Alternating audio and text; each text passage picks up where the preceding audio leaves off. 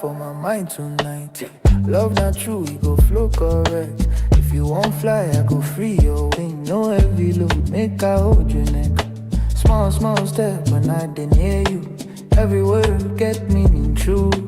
If I fall, make I fall like rain. Slow motion when I call your name. Step back, make I look this blessing well. Now God give me this kind fine girl. If now you ever choose for me, then tonight get rhythm, we go feel. Relax, your vibe sweet past melody. Soft laugh like rhythm and blues for me. Every move like guitar sound. Pull my soul, make it spin around. Titi lie, make we take time slow. Make the moonlight guide our flow. Gentle touch, while we go rush when the time now. Slow motion, love, slow motion dance. Make the feeling get one chance. Take your time, no the rush. Make the rhythm lead both of us. Your body get madness for motion. Turn around like wave for ocean. No fast life when the vibe is deep. At the moment breathe, make we keep. Girl, your pull strong like gravity. Let's go. I don't love, but the night's still free. Long time, I deal with this chance. Now the stars are singing. Oh, this night got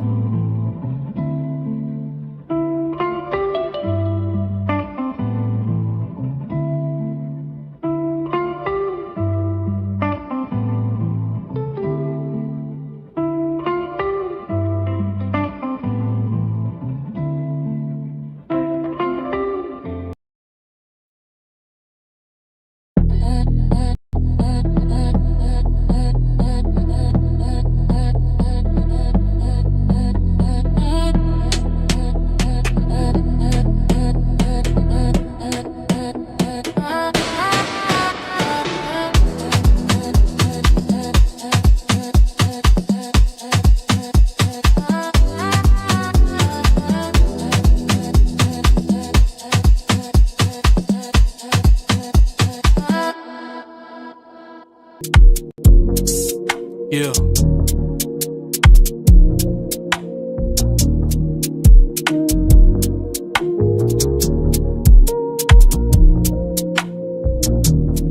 She know me as king, but today I told her she'll see me as sin or a god. Bow down, it'll give me your eyes. I come before you, but not as a mirage. To be the answer to all of your prayers. Get it now instead of waiting on later. Need a man that isn't stricken by greed. I'm only stricken when you get on your knees. Girl, don't pray for me, you can pray to me. It's blasphemous if you don't believe. Cause I bear the fruit, but not off the tree. But I bear the fruit to show you you're free. Don't pray for me.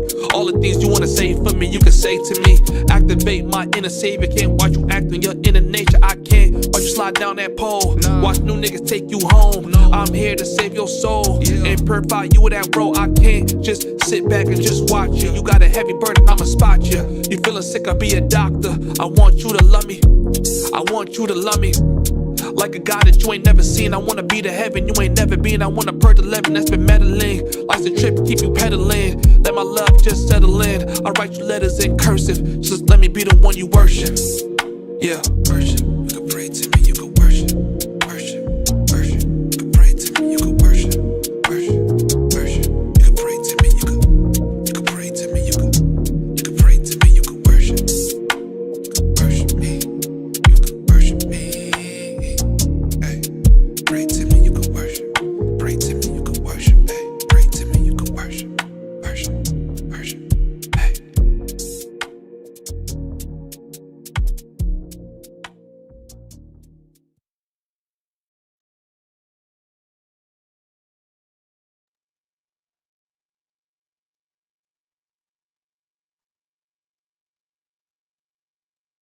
What up, chat? What up, chat? Can y'all hear me? Can the chat hear me? How are we sounding? Can the chat hear me? Microphone check. Shout out to everybody that's in the building with your boy today. Once again, it's Mosa from the Homieshub.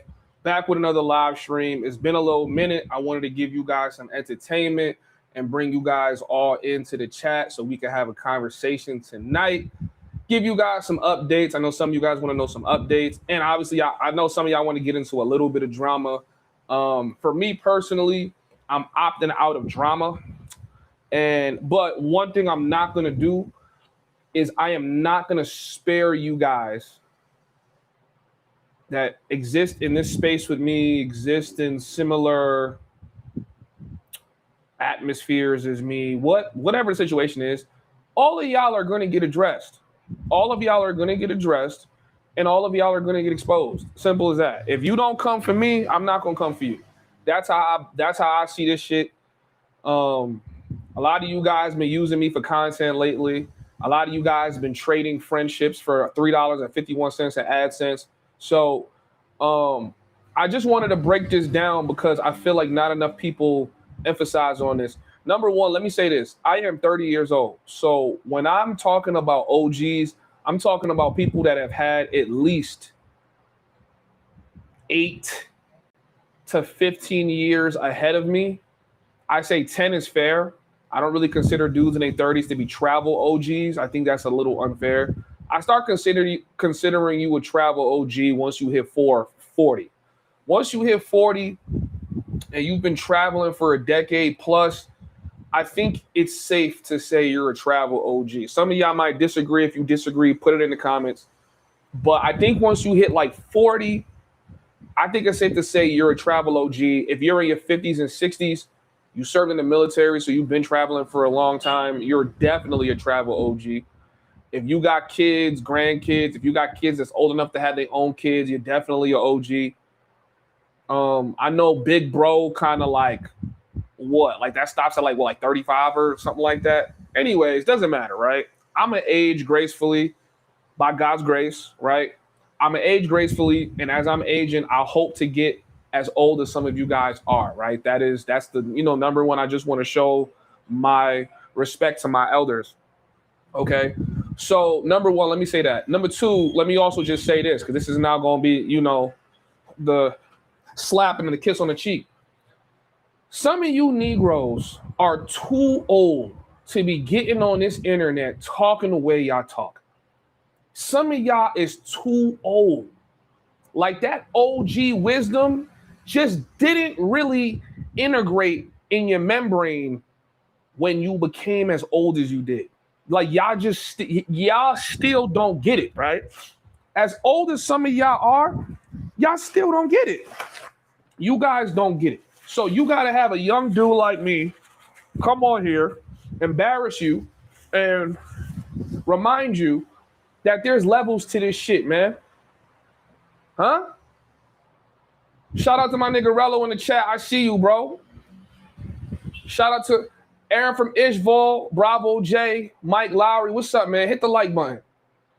Some of you old niggas still have not figured this shit out. So I'm going to break it down for you, right? I'm going to break it down for you, simply put, and then we're going to get into the bullshit just a little bit. We're not going to go too crazy. We're going to get into the bullshit just a little bit. But I just want to remind you guys, I have already exposed everyone I needed to. I made a playlist of it because I feel like some of y'all think, first of all, let me say this too. When I expose y'all on YouTube and I don't clip it, put a thumbnail and put a title on it, it means I'm sparing you. If I have not uploaded a video on you, I'm sparing you. Once I get to uploading videos on you, titling it, thumbnailing it, now I'm at your neck for real. So a lot of y'all have never had me really go at y'all. Y'all had me do my little rants on live stream, but I don't really go at y'all, right? Please do not ignite my AdSense account when I start going at y'all. Because it's not, y'all know how I do my breakdowns. Like, I'm gonna almost do a little documentary on you. Like, bro, I have endless receipts on all of you guys. If you take every moment y'all have of me on the internet and try to make a hit piece, it's not gonna mesh well, because there's nothing I do on the internet that I'm ashamed of. Period. If I do something on the net, that's because that's who I am. So let me just say that. Number two, I got overwhelming evidence of all of you dudes that speak against me. I got too much receipts, too many screenshots, too many video clips, too many live stream transcripts. I don't watch none of this stuff. I don't have to. As soon as I see a dude speaking on me, I just download the live stream. My AI does the rest. So a lot of you guys be talking out your mouth, but I get it. It's for content, right? It's not it can't be personal against me, because look at me and look at you. So this can't be personal against me. It's got to be because you guys need to find relevance. It's been a 20 versus 1 in this space for me for the last 3 months. I've been going at 20 to 40 niggas every other day. Every other day there's somebody spinning up a live stream about me, throwing a hit piece at me. This one guy, he's gonna get the jab to the nose, even though he didn't really say my name. He's gonna get the jab to the nose only because he's coming at the end of an already engaging war, right? Like, I'm not supposed to hit this nigga this hard, but he's gonna get punched this hard because I see it's becoming popular to go at the Homieshub, and I get it, right? You guys in this space don't like truth. You don't like when somebody come on here and break down the truth. This is truth number 1 that I've said many times, and I'm gonna keep saying to y'all. You old niggas, you bald-headed, big belly niggas, the game is over for you. Period. It's done. It's done. The only way you're getting pussy today is if you're paying for it. Period. Period. Unless you paying for it or you found some nasty big back that's desperate for a man. Sorry, I gotta close this window. The game is over for you, bro. Stop trying to compete with young niggas. Stop having these conversations about whether young niggas are paying for it. You're having a stupid and meaningless conversation. Some of you travel OGs been traveling for 20, 30 years. You have countries you've been visiting since 2009, and you cannot speak a lick of that language. Some of y'all been living in Thailand for 10 years and can't speak a lick of Thai. You can't do nothing. So you know what that automatically puts you in, old head? It makes you a trick. You got a trick. You're always going to trick. And that's good because you probably got the retirement, you got the pension, so you could and give it to shorty. Us younger dudes, the game is different for us. We don't play the same game as y'all. Even if there's money being exchanged, we don't play the same game as y'all. It's a totally different game. And if you know, then you know. I don't have to explain it. I feel like some of these older niggas have to understand it. Let's break down some very simple mathematics. When you come overseas, when you are an American, there is a money expectation of you. Whether you paying up front or you pay on the back end, you're gonna pay. The difference between us young niggas today and you old niggas today is young niggas already understand this. You old niggas try to convince yourself, like, nah, y'all not supposed to be doing that young. No. Stop it. Because we're in a different age today, bro. It's a totally different age. We got to take women out on dates, pop bottles, do this, do that, for the possibility, for the chance at getting some box. The young niggas who already did their shit in the States have already figured this out, and they said, fuck all that. If I'm going to spend $150, I'm going to get a baddie, and I'm going to fly overseas. Now, there's nothing wrong with that. The only thing that I caution is, as a young dude, and I say this to all the young dudes, try to learn and get some box by risen and spitting game first before you just go to paying for it, because you're going to miss out on a lot of education, and you're going to become one of these older niggas that is super bitter because of his divorce, the child support he paying every month, and now you making YouTube videos going at young niggas like a cornball.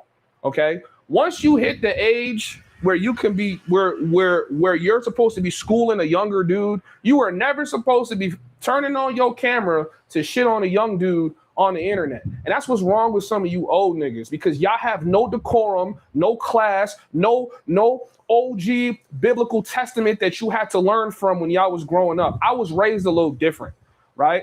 We don't do that popping shit on the net and then nobody fights in real life. We don't do that trying to shit on a young nigga while he trying to figure it out. We don't do that. None of my OGs do that to me. I'm not going to do that to none of the young niggas as they're coming up, because now I'm 30. So I'm big bro going to unk. I try to get my younger bros in their 20s some solid advice, right? Shout out to some of you guys that's just going to Thailand. I'm telling you guys in Thailand right now, yo, bro, before you just get to just throwing money at a chick, try to see if you could just talk to some of them, man, and try to, Thailand's not a good place for you to go if you're just getting your feet wet. But if you saying to yourself, I don't want to play this game of the dating game. I'm not mad at you. Okay?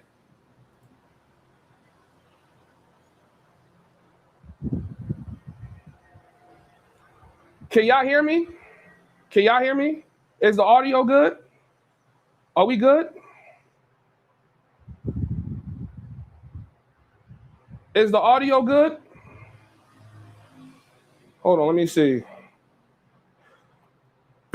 You're a retired villain. The only reason I'm gonna let you rock in the chat is because you sent a super chat. Other than that, you was about to get packed up, but you sending too much bullshit, so you're gonna have to send a cash app or you go into the upper room.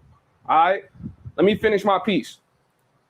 If y'all can hear me, put a 1 in the chat, because I don't want to start going off before y'all can get the whole embodiment of this dinner that I'm cooking for you niggas tonight. Okay? Can y'all hear me? We clear? Okay, cool.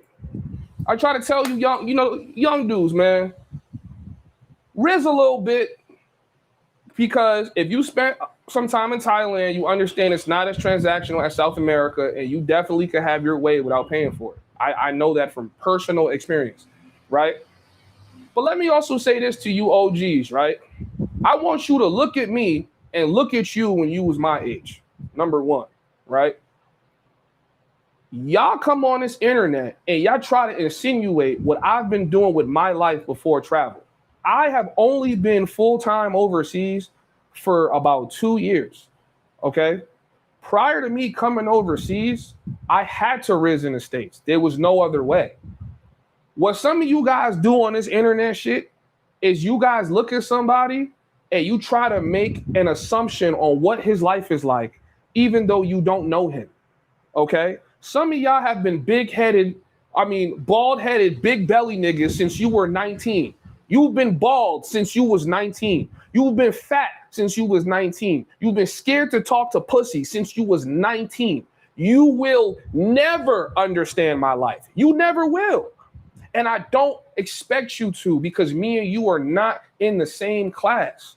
So now that I have gained mad experience, spun mad plates, ran through mad Johns back home, if I make the decision that I want to come overseas because it benefits what I have going on in my life right now, I don't expect you to understand when you've been driving a truck for 20 years, or you just got your retirement and you don't even understand digital nomad, making money online. You don't understand none of that shit, right? This is where the older niggas got to hang it up. Like, yo, bro, hang it up, bro. Hang it up. Hang it up. Enjoy your life for you. Stop speaking on young niggas. Stop insinuating you know what a young nigga's doing with his life.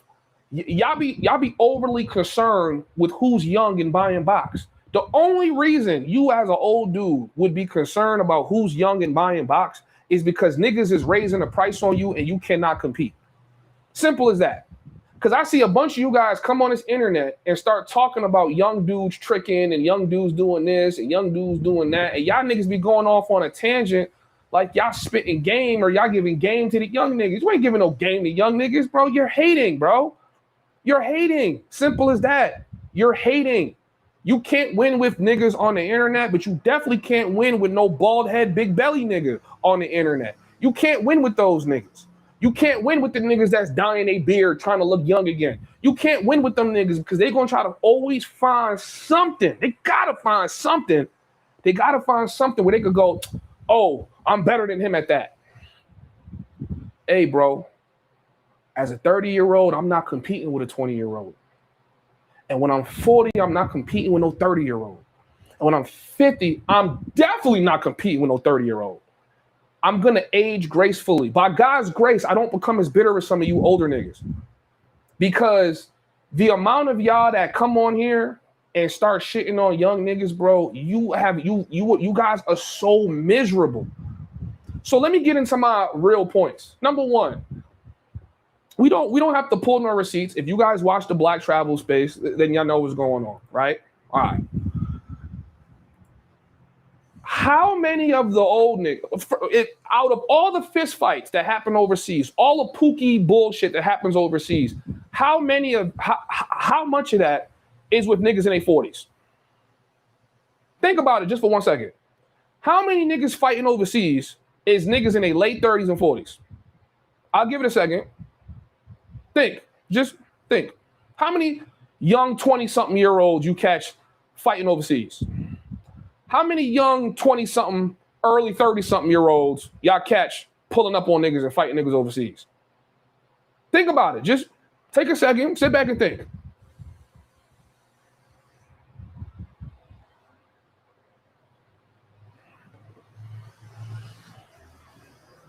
Zero. The answer is zero. The majority of the YouTube beef, niggas pulling up on each other, fighting each other when they are supposed to be enjoying retirement, enjoying their life, enjoying being in another country, it's all older niggas. This just goes to show you, no matter how cheap shit is, no matter how friendly and easy it is to get some box overseas, these niggas will always be miserable. They will always be miserable. There's nothing you can do about that. And now they take their misery and they station themselves in places that you go to on vacation. And they go there repeatedly because they got to give up on the U.S. They can't do nothing in the U.S. They can't get no box in the U.S. They can't get no job in the U.S. The rent too high in the U.S. These niggas is fucked up, okay? Everywhere they go, they fucked up. So what do? They spend the majority of their time overseas. That's cool. Live overseas. It's a good life. You got one life to live. Be happy. But y'all niggas don't be happy. Y'all niggas be miserable. And every chance you get, if you don't already live overseas, you're always trying to make sure you get a flight to be overseas because you can't be happy where you at.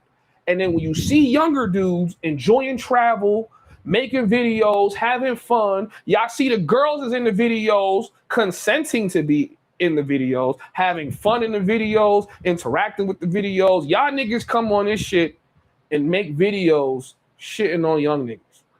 I'm telling y'all, as a young dude that has visibility in this black travel space, I have done nothing but receive abuse, stalking, dick riding. Every uncomfortable gesture a man makes to another man has been thrown towards me by older niggas. It's never no young nigga. It's never no dude in his 20s. It's never no dude in his early 30s. It's always some nigga pushing 40, pushing 45, or pushing 50. It's always these niggas. And the only people that's gonna respond negatively to what I'm saying are niggas that know that the shoe fits. If the shoe don't fit, this is just gonna be just something else for you to just sit back to and just listen to while you doing whatever you doing. Those of you other niggas that's sitting there about to start clipping it, sending it to your WhatsApp chats, yes, nigga, I'm talking about your bum ass, okay? I'm talking about your bum ass, okay? So, what has been happening to me over the last couple months? This is the only thing that I can assume, right? I come on the internet, I say my piece on a 2-hour, 3-hour, 4-hour, 5-hour live stream. Somebody gets super sensitive about it and sparks up a live stream dedicated to the Homieshub. You guys either go at something I said or you highlight someone else going at me, acting like you're not perpetuating the situation. A lot of you niggas don't travel full time. Some of y'all don't travel. A lot of y'all don't have creativity to make content, right? You can't make no fire content. So a lot of you guys are living off of drama. You're living off of talking about who's buying box, who's not paying for box, who's posturing this, who's posturing that. This is a conversation I've been having in this space since I entered the space. I realize now this conversation is a distraction to the momentum of black men finding freedom, right? It's a distraction. It's a distraction. It takes away the focus that as an older dude, you cannot compete with a younger dude. So you gotta find a flaw. And what men do is they use women because they can't do anything else.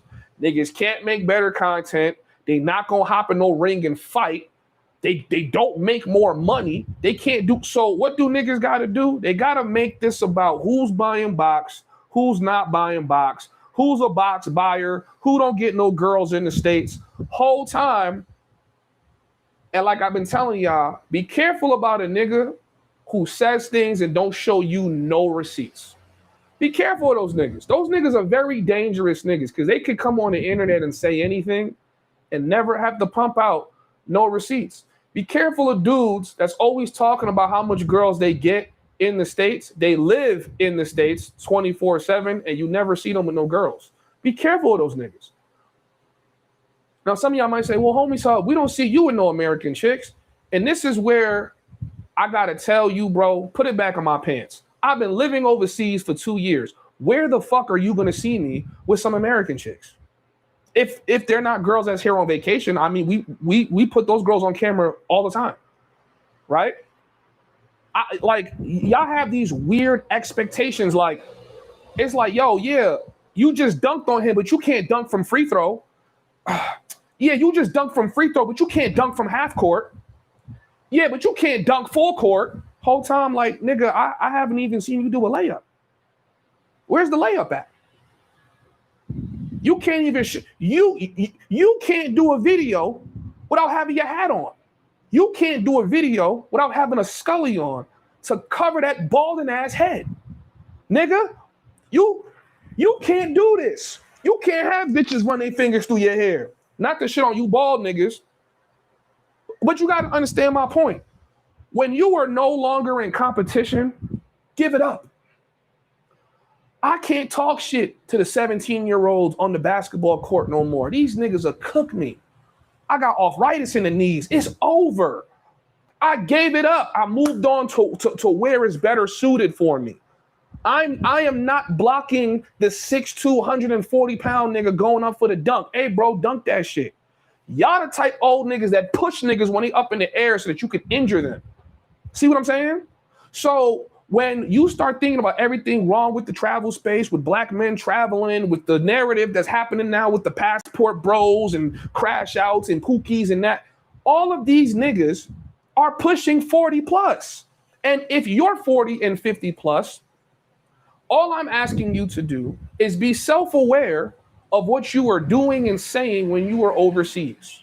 Be self-aware if you're a YouTuber of what you are putting on the internet and how you are treating guys younger than you. Because you guys are making it where a guy like me who wants to look up to his elders and wants to respect his elders, I can't respect y'all. There's nothing respectable about y'all.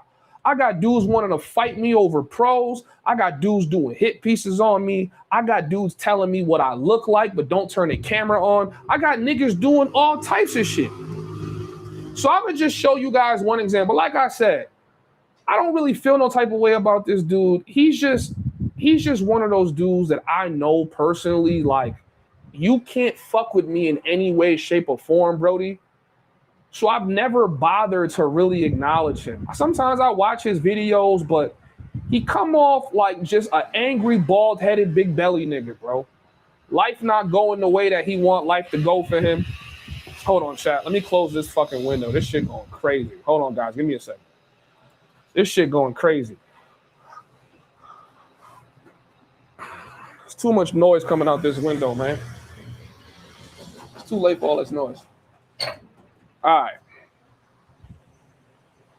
Travel is supposed to be a luxury, chat.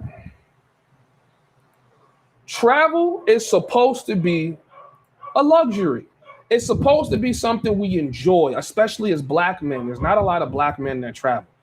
Somehow, and see, this is what I be trying to say, like, yo, niggas, as much as I hate when white men speak on black men, as much as I hate racist people, there's got to be some truth to what they see in us. Because how the fuck do you have such a minority of black men with passports, and yet everybody in the passport space as it regards to media is beefing with each other? This shit is a sickness. Like, it's really a sickness for real, for real. All right. Let's go to this video real quick. I'll pull this nigga up because this nigga is just one of the prime examples of what I'm talking about. He's just one example. Right? So give me 1 second. I'll pull him up real quick. All right. Travel time with Paul. Travel time with Paul, right? So let me say my personal thoughts on travel time with Paul. Ever since the inception of me watching this dude's channel, the only thing it comes across to me is this is a nigga who is constantly in a vehicle and wearing an oversized shirt and can never, almost never talks about anything else besides niggas paying for peace leave. I have never seen this nigga create a vlog, piece of educational content to help people move around. He comes across to me like a trucking Uncle Ruckus. He just hates niggas. And this is my honest opinion. I could give a fuck whatever the fuck he gonna think or say after this. I really don't. He come across to me like a traveling Uncle Ruckus. Like you truck, you claim you don't buy box, yet you go to Thailand. Well, he did say he buys box, which doesn't make sense to me. I don't understand how box buyers are talking about other box buyers. Like this whole space is filled with niggas that just don't like they buy box, but they don't like the way you buy box. Like, yo, bro, like you're not supposed to buy box like that, bro. You're supposed to keep it on the hush. I make money talking about life here. I make money doing what I do. I make money talking about the dynamics of doing X, Y, Z. We live in the age of information. I'm sorry that your favorite hoe is now popular and she's now charging you double. Get your money up or go find a new hoe. Simple as that. This is my problem with a nigga like this, right? This is my problem with a nigga like this. Look at me and look at you, bro. If you take us downtown to any club, any state, and say, yo, go bag 5 numbers and you got to hit at least one of them by the end of the week, you're going to lose that competition with me every time. And here's why you lose. I'm just going to be honest with you, right? Number one, look at what you look like and look at what I look like. So you niggas assume that because you have to buy box, every nigga who's your skin complexion also has to buy box. This is what's wrong with y'all niggas.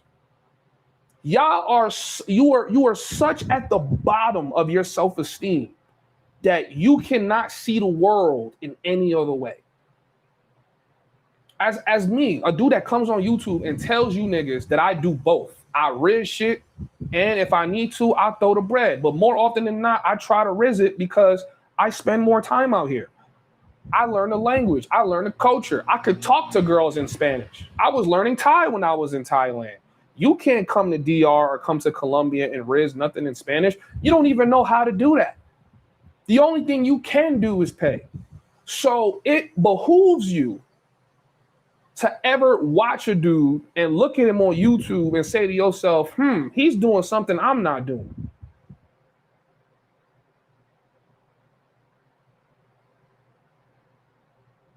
I've always tried to avoid talking about this dude because every time I watch his shit, I'm subbed to him, by the way. I'm like, yo, this nigga's so miserable, bro. This nigga can't stop saying peace leave. And you can never just make a video without going 1.5x. Nigga, I didn't speed up your video. Why are you speeding up your video to upload? Why am I never seeing the crib? Nigga, you always in a vehicle. You're always in a vehicle. So you're not convincing me. You pulling up state to state, smashing and doing your thing. I'm not buying it, nigga. I'm not buying it. I'm not. I'm sorry. I'm just not. You were overly obsessed with who's paying for box instead of living your life, nigga. Get that retirement right. Get in that gym. Get in that gym so that you can look like this. You feel me? When you look like this, you don't gotta buy box all the time, nigga. You could just walk up to some shit and just talk to it, and she's going. You can't do that. You could probably lift your titties up if you find a girl that's in a shit like that. This nigga be tweaking. This right, and he's an American. He's not even a citizen of Kenya. But the only reason she wasn't successful because of the child wasn't his. So you don't think they can start getting you guys up on these type of crimes where these dudes normal be. Oh my God, man. Let me have the first thing you had when live. I'm trying to hear that. Gonna mess it up from you buying box, cause it ain't like you was going over there macking like it's the 90s on the. Kill me with that. Trying to down talk somebody. The Pookies. They gonna mess it up. Oh, they gonna mess it up from you buying box, cause it ain't like you was going over there macking like it's the 90s on the female. You was paying for the box. What you scared? The Pookie ain't gonna have to pay for the box. He just gonna get out the plane and walk up. Nigga, you got one tooth tippy-toeing out your mouth right now, nigga. You got a whole tooth tippy-toeing out your mouth. You got a do-rag under the hat. Yo, chat. The jokes make themselves. The jokes make themselves. There's no way you gonna sit here and talk about who's paying for box and who's not buying box. You give me vibes, you get to the next destination and you meeting hookers off of Craigslist at the motel. You don't give me no vibes that you risen anything. I don't get no vibes from you that you're rising anything. I think you go to bitches and you try to talk to them and they go, ew. Ew. Like, no. I have a boyfriend. Like, nigga, you not risen nothing. What are you talking about? And I've seen all the videos you done on Austin Holloman. You was cool with him, and then you get on the nigga, bro. I'm telling y'all, chat. I'm staying away from all these niggas. I don't want nothing. Don't talk to me. Hey, can we collab? No, I'm good, Brody. Do your thing. Because once you see the way I move, it's gonna be hit pieces. It's gonna be, because you're not gonna be able to fathom the idea that young niggas is going overseas and having a way. You guys cannot fathom it. You can't fathom it. On one of these 304s like they doing in Thailand now with his natural charisma and just get off the strength of that without coming out of his pocket. Is that why you mad? You trick ass. This nigga got his whole bottom grill look like it's throwing up the middle finger at me. Nigga, your face, your head alone looks like it's probably the weight of a bowling ball. You don't even have a neck. You look like niggas stacked a milk dud on top of whatever the fuck is under that shirt. And you got a wrinkly ass shirt on. You got a do-rag under the snap. Bro, this is all just nasty work, bro. This is all just nasty work. I hope that's a big ass truck and you not sitting in the trunk. This is just nasty work, bro. I ain't never seen this nigga do a video that wasn't in his car. I've never seen this nigga do a video that wasn't in his car. And this, I'm sorry, Paul, because you probably think I'm like angry at you, but I'm not angry at you. I'm angry at everything you represent about this space. Old bitter ass niggas that can't do nothing but chit chat about other niggas. Bro, go out there and go make some content. Don't worry, he gonna sub me in his video right now. He's gonna, start doing what all these old niggas do, right? I just want to highlight what this nigga look like, how he talk in his living environment before we get into why I'm telling y'all that these travel OGs and these older niggas are actually ruining travel. Every time I look up travel or passport bro or this, it's one of these old niggas talking about other niggas buying box. You niggas can't talk about nothing else. You were overly concerned about what niggas is doing with they dicks. And it's really for two reasons. Because you getting priced out the game or because y'all be gay. And you're overly concerned that nigga throwing money at a girl and he not throwing it at you. Ass Negro. Coming from niggas that trick at that. It's not even like it's niggas who's married, but this is coming from niggas that all trick. Just keep in mind, everybody that come on here, these passport bros, we're paying for box. They also are paying for box. Then you gonna try to say, she a stripper, she selling box. Man, you a career box buyer. So you can't talk about nobody selling no box when you buy. If dudes like you didn't exist, she wouldn't exist. Okay, all right, so here's where this nigga start talking about me. Hold on. For the box. When you buying box, cause it ain't like you going over there macking like it's you around here buying box. Spent the live trying to talk about. All right, here we go. You jumped on the just to get the views. I ain't never said I was a real one. That's just going around, going to different restaurants, trying shit. It always had to be about you femme sneak. Look. So now he's talking about YouTube content creators that's sneak filming. You could tell he's not really like familiar with my content. He's probably talking about a bunch of other guys mixed into one person. But just listen to him talking about guys that are like sneak recording and sneak filming. We don't fall into any of that category at all. But we'll let him tell it. Guys, we know. He's not familiar with us, right? I'll just play the video, chat. Oh, 99. Well, free 99. My bad. None at all. But you had to go hop on the plane, and because you want to live abroad full time, you thought YouTube was gonna be your way out. So instead of being creative like a real traveling content creator, and I don't know who he's talking about here. You feel me? Like, we've been doing this for 2 years. I break down how much money I make almost on like a monthly basis. I break down how much money I make. We know YouTube is not a full-time thing for me. We do shit on the side. And we're young enough to live overseas full-time. There's not a lot of young niggas doing what I do. I'm an anomaly in this space. And now not only do I teach niggas how to do that, I also show you guys how to have your way in the relationship aspect with these girls. And depending on the country, I break down whether you got to do heavy P for P or if you're going to be able to riz. And we give you guys real life examples. We do it on live stream. We don't set up a vlog. We do it on, y'all are watching my interactions with girls in real time. Have you ever seen this nigga with a woman? If you've seen this nigga with a woman, put a 1 in the chat. If you have never seen him with a woman, put a 2 in the chat. I've never seen this nigga with a woman. If you have seen him with a woman, put a 1. If you have not seen him with a woman, put a 2. I want him to come back and look at the live stream chat. never said I was a real one. That's just going around, going to different restaurants, trying shit. We do all that, nigga. We do more than that. It always had to be about you femme sneaking, creek camming females just to get the views. Who is he talking about? That's what I'm trying to understand. The guys that are popular for creep camming in this space are all in their 40s and 50s. Who's the creep cammer? I feel like you could go on my channel and see that we don't creep cam. So I'm trying to understand. And then let me ask you this: why y'all Negroes act like y'all ain't used to the peace sleeve?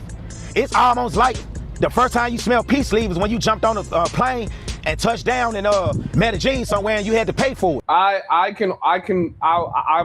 willing to put money up with any nigga, and I have the receipts. I probably have hit more pussy in the States before I ever hopped on a plane than everybody who has ever gone at me. Like, period. Like, that's not even.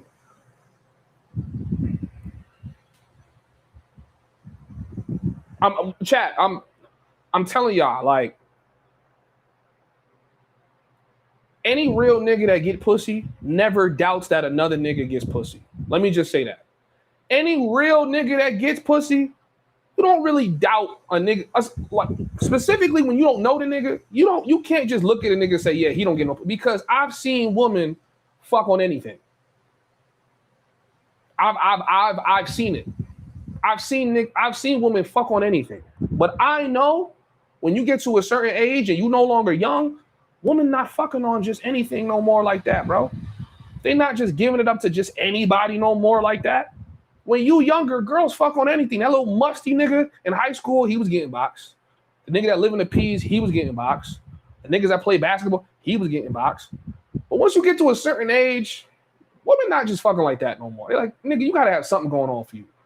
As a nigga sitting in your car nonstop, and now we have entered the transactional realm. So if you wasn't knocking shit down loose for the free ski before everything became pay for play, GG's, nigga, y'all are never catching up. I'm like, Will.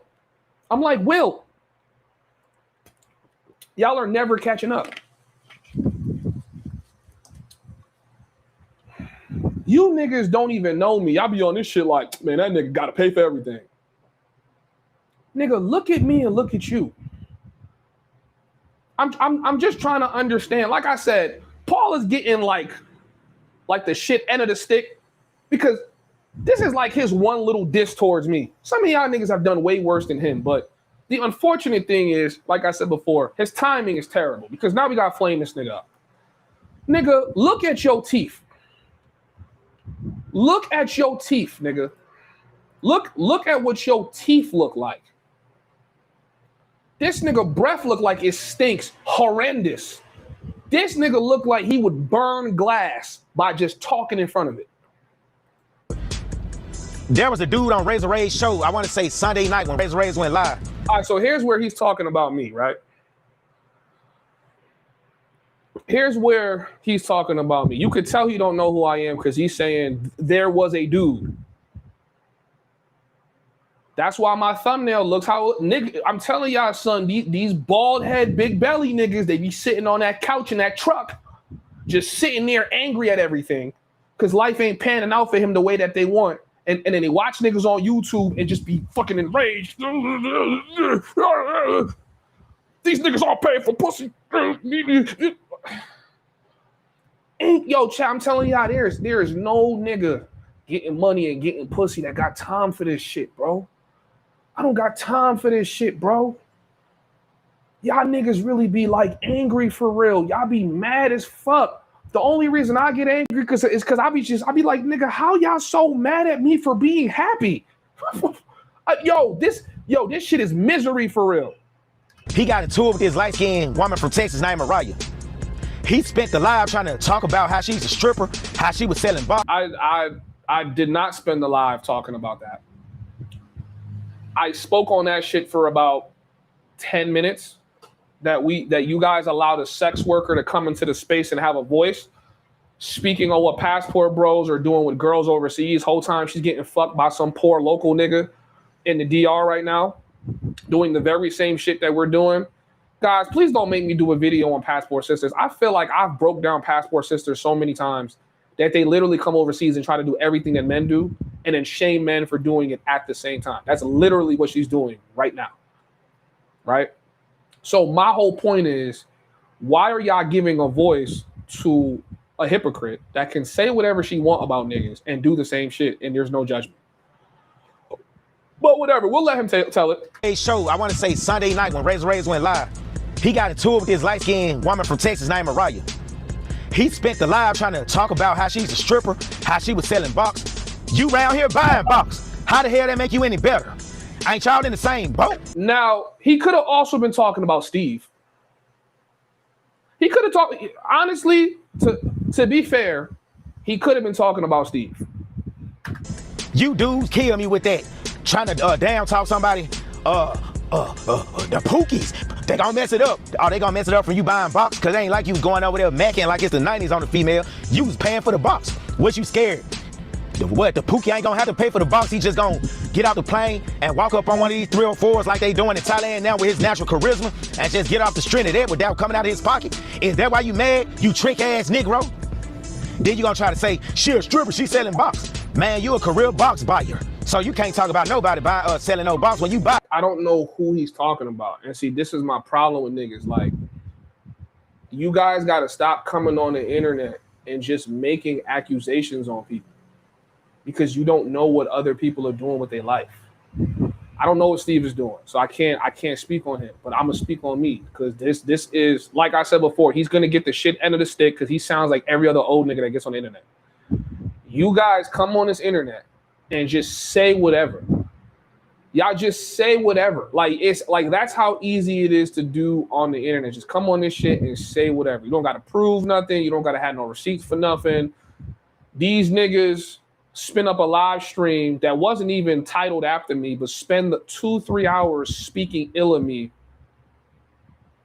with no receipts. And then their excuse is, well, you guys take down all the videos, so nigga, I make my videos members only, and every other nigga you're subbing on your platform makes their shit members only. If you don't got $5 to pay for members so that you could add some credibility to the hit pieces that you're putting out on niggas, chat, I'm just showing y'all, like, if you can't see, all I want for my black men in this space of media, when you're watching us on YouTube, I just want you guys to use reasoning and analysis when you assess these YouTubers.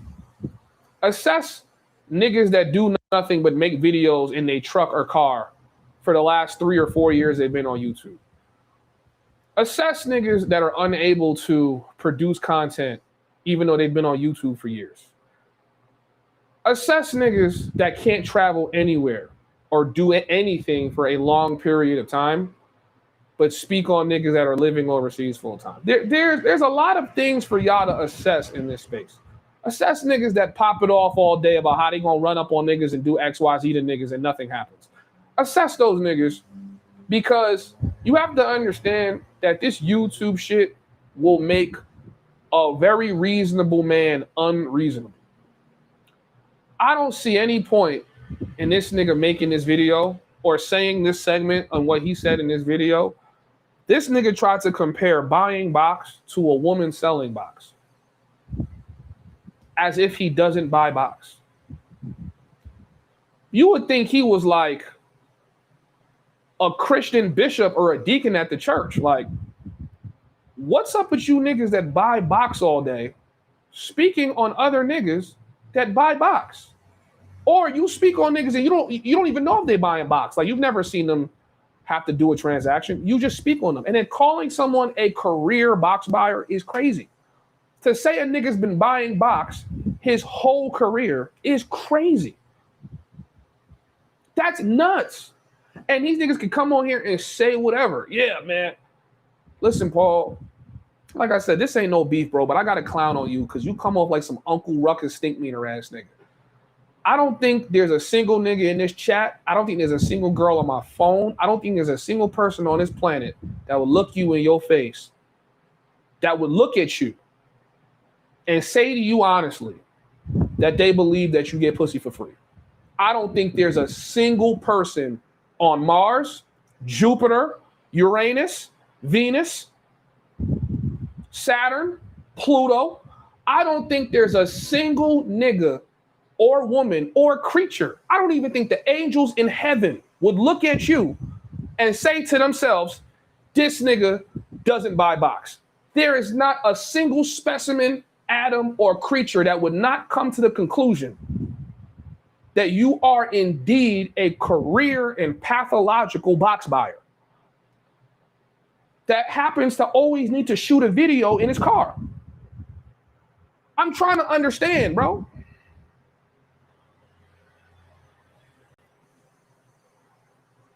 I'm trying to make sense of it.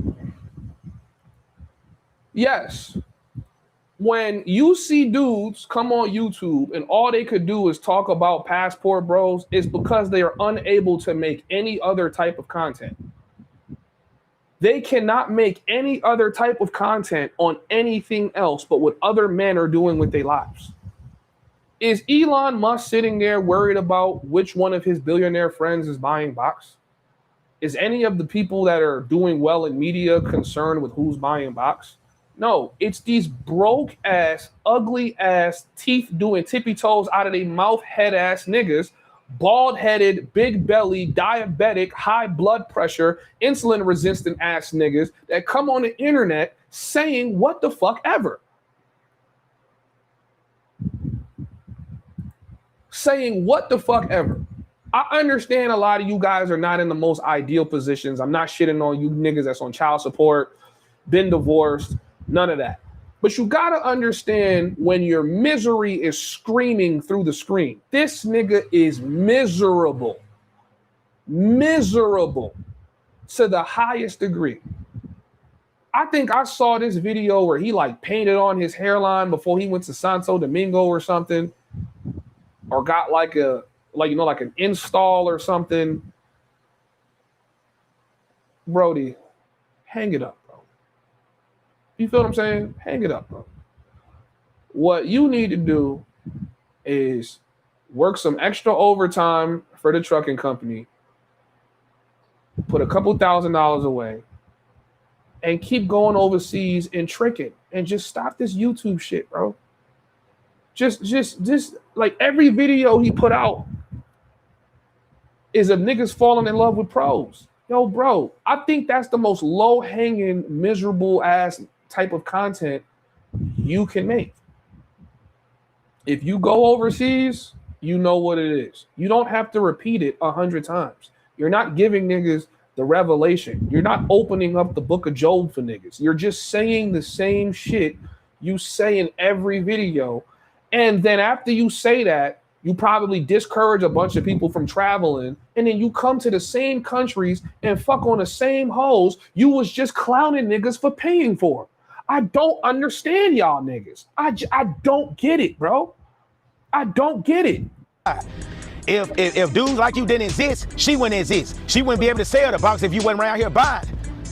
Does that logic make sense to you, Clown? I know it gotta make sense, right?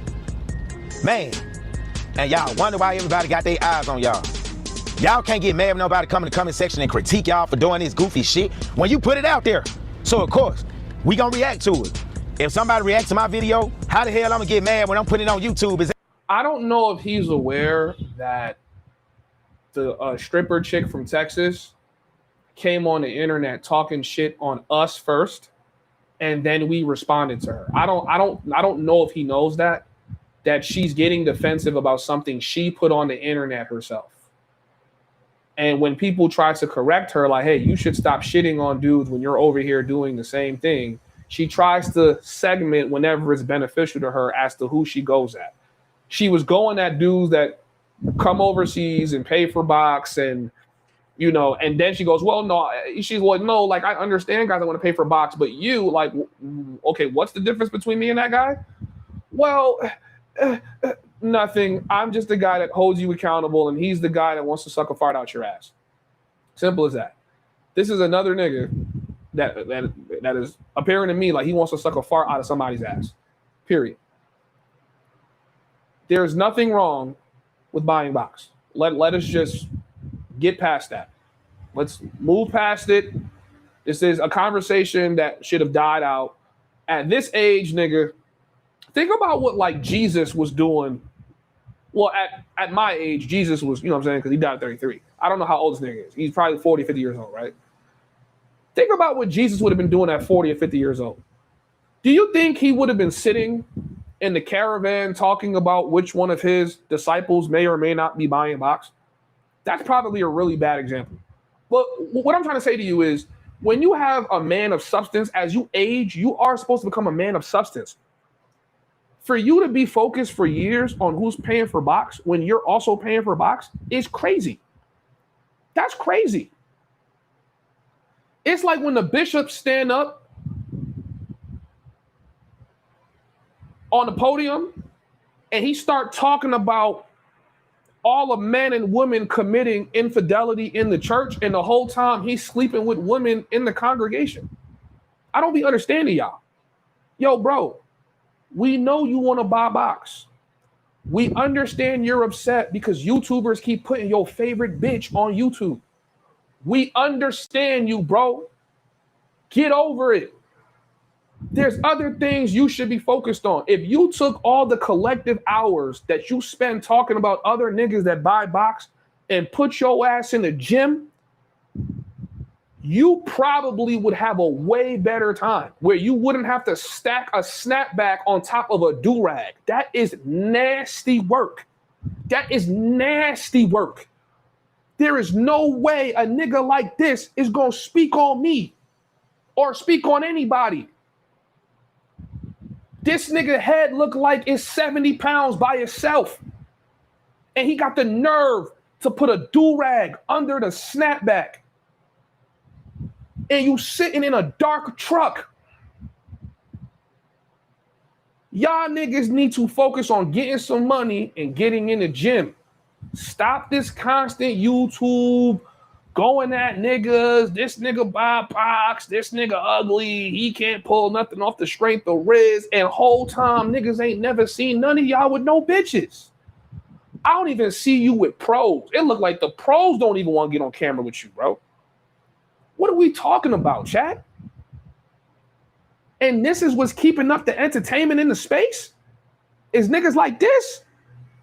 Come on, bro. This the real nigga in the space. This the nigga that's going for the low-hanging fruit. Oh, let me expose passport bros. Let me talk about the passport bros, because it's the easiest thing to talk about, because I can't show myself having fun with no woman. I can't talk about foods or dishes. I can't talk about languages. Nigga can't do nothing. The only thing he gonna do is drive that truck, try not to fall asleep, crash and kill somebody. Go and hit a motel, buy some box, sit his DJI on the truck dashboard and make another video on a nigga. And that's his life. That unless he got a hard stop, something that make him do something else, he gonna do that shit for the rest of his life until his colon catch up to him, or his prostate, or diabetes, or a heart attack. All you fat niggas that come on this internet, bald head, big belly niggas that want to talk about what other niggas is doing with their dicks, I want you, before you turn that camera on, to go jog down the street and jog back and see if you still got energy to sit there and make these bullshit ass videos. Okay? Shout out to my nigga Aaron from Ishval, comes with the $30, says, nah, you cooking, son. Yo, bro, I appreciate the 30, man. Shout out to my nigga Aaron, always coming through and showing some support. Can we just take a moment during this live stream for you guys to hit the like button? All right, we got 151 people in the chat. Make sure you guys hit the like button, bless the super chats, bless the cash apps. All right. I am no longer reading comments from random niggas in my chat. I just want to make that clear. I might read through it real quick, but I realized that I need to show more love to the people that actually support the channel and carry with what y'all want to say to the stream and not these random ass niggas. All right, so if you want your comment read, send a super chat, but I will no longer be reading anybody's comments that are just random niggas in the chat. Let's do a roll call. Shout out to a retired civilian, even though he's in here hating, he comes in with the $2 super chat. Says, you and Steve versus me and Al, y'all not tough. Okay, bro. I'm in Medellin, Colombia. I have a group of people that we box and we train with. If you would like to see how tough I am, you are more than free to come join and box us. We do not need to use gloves. For those of you guys that think boxing with gloves makes you less of a man, we could 100% bare knuckle. I just want you to know that I like to use elbows and knees, and I headbutt niggas. So I want to see how tough you are when you pull up to Medellin. All right, I'm here though. I ain't going nowhere. The only thing age guarantees is wrinkles. Okay. Said Black Tiger is not gonna listen to you. Shout out to Sydney Sweeney. Said Yer was good in the hood. What up? Said, are you doing Riz Cam in the USA? I might. If I get a good cameraman, yeah. Hell yeah. Said, let's not even call them OGs. What are they? Said they old heads.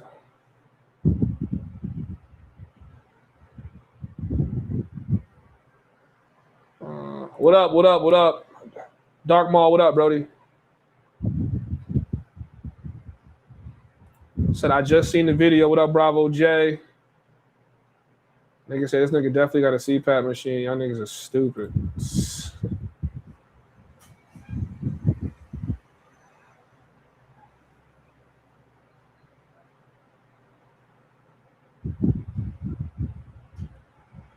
Say he buying that trucker street meat. Yeah, man.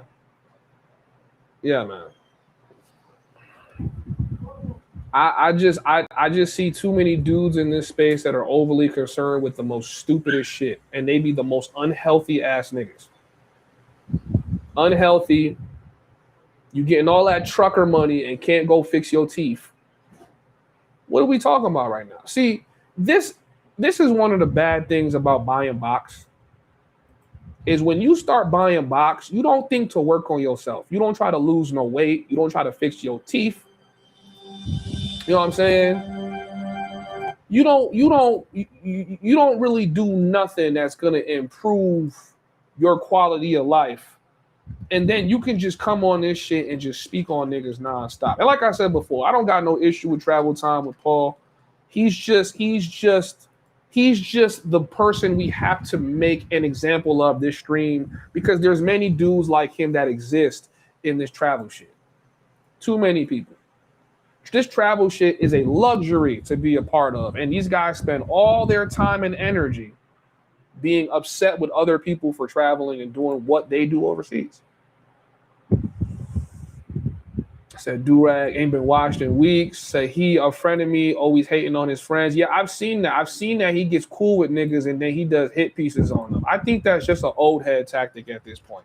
I think once you get to that point where you see you're not really elevating and you start to like plateau, I watch a bunch of niggas that go from being your friends to being ops, nigga. I don't know. I think before I become that bitter old nigga, I might have to go become a monk in a temple or something. Like I can't, bro. I can't let the fall off kill me that bad.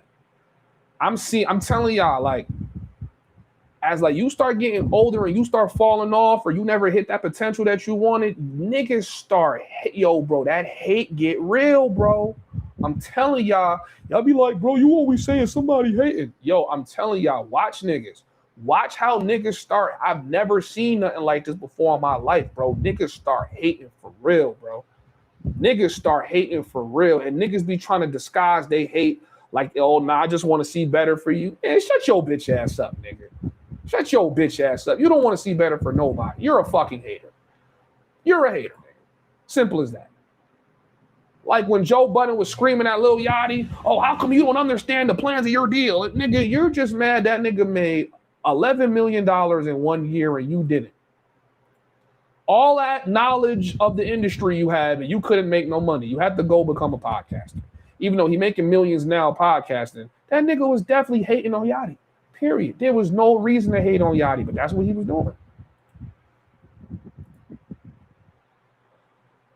So he's simping for the stripper baby mama. Yeah, that nigga definitely throw her some dollars. Said I used to respect him until I realized all he does is hate on people head that he hangs out with.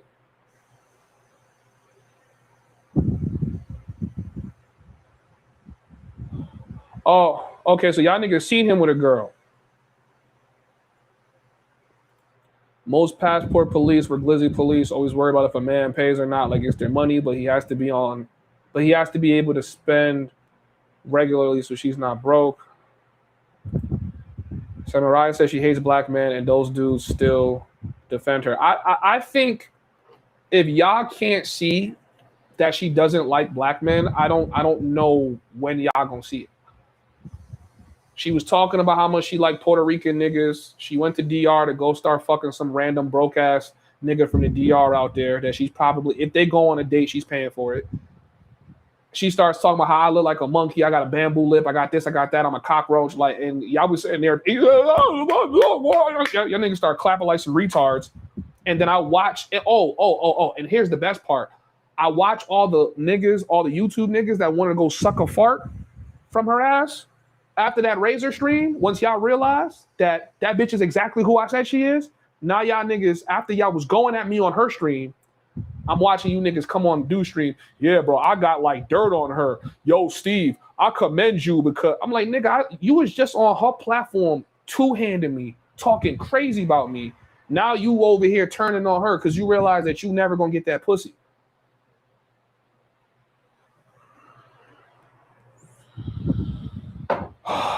Man, I'm telling y'all, do not be surprised when I just change up my content. I need to get away from these niggas. These niggas are lames, bro.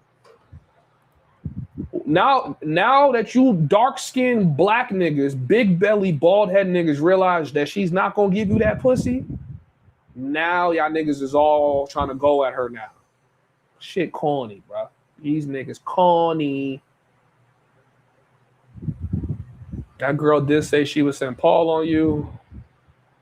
A box buyer is definitely better than a box seller. I'm sorry for the double standard. Bro, any nigga that tries to compare a bitch that opens her legs and lets random niggas shove something in her compared to a nigga that's paying so that he doesn't have to work to go shove something in somebody because he has the means and the resources to do so, for you to even call that the same thing means him himself, you are just as terrible as a box seller. Said, man, we got to tone down all the beefing in the travel space. Nah, these niggas need to tone it down. I'm chilling. So the problem with these guys is that they never have no money, they never put boots on the ground. They have no clue how these countries really work. Even locals have to pay. And in America, you have to pay. So they old and miserable. Male jealousy is a very dangerous thing, bro. They kill, bro. Shake my head. These clowns don't know anything how these things work, and a woman traveling isn't the same thing as a man doing it. No, trust me. I know niggas that kill over jealousy. I know a couple niggas that'll put themselves in the headspace of losing their life because they're jealous. So, you know, like when I zoom out of the travel space beef for a second and I kind of look from like a bird's eye view, I realize it's just a bunch of old niggas trying to trick you out your spot. And it's not just old niggas, it's just miserable niggas, right? Like, even if I'm 37, 38, but I'm doing better than most of these niggas, I get more hoes than these niggas, I get more money than these niggas, I'm living in countries that they can't live in, having my way and doing my thing. You could be the same age as a nigga and he gonna hate. But what I see personally in my life, most of the dudes my age, we don't hate on each other because everybody doing their thing. Everybody making their money, everybody chilling with the chicks they want to chick, having their assortment of chicks, eating as much as they want, going out and partying, and still got money. Most of the dudes that I know that live right now, that are living overseas, they're building their businesses, they're getting into sports, they're doing things in their later 20s that they wouldn't have time to do if they were still in the States. They'd be working a job and paying bills. And when you get out of that, when you're not pressed for like money, like I don't have to make 10K a month realistically, because that, like I said before, that doesn't drastically improve my life right now. It doesn't really do anything but give me more money to trick with. But that's what the majority of young guys are doing, though. They're coming overseas, they're making good money, and then they go, shit, nigga, I want to make more. And that excess money, they end up throwing it back into the economy. Unfortunately, that's the truth. But that's what bothers a lot of like the older guys that's on like the fixed retirements and can't really grow on YouTube because they don't have that excitement and they don't have that charisma and they don't have the patience to edit a video and make it good and get views.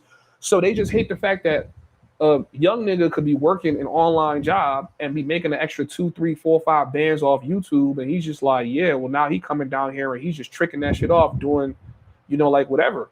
And it's not just young niggas. This is just what's happening in the passport bro travel space. This happens all over in every space when it comes to celebrities, basketball players.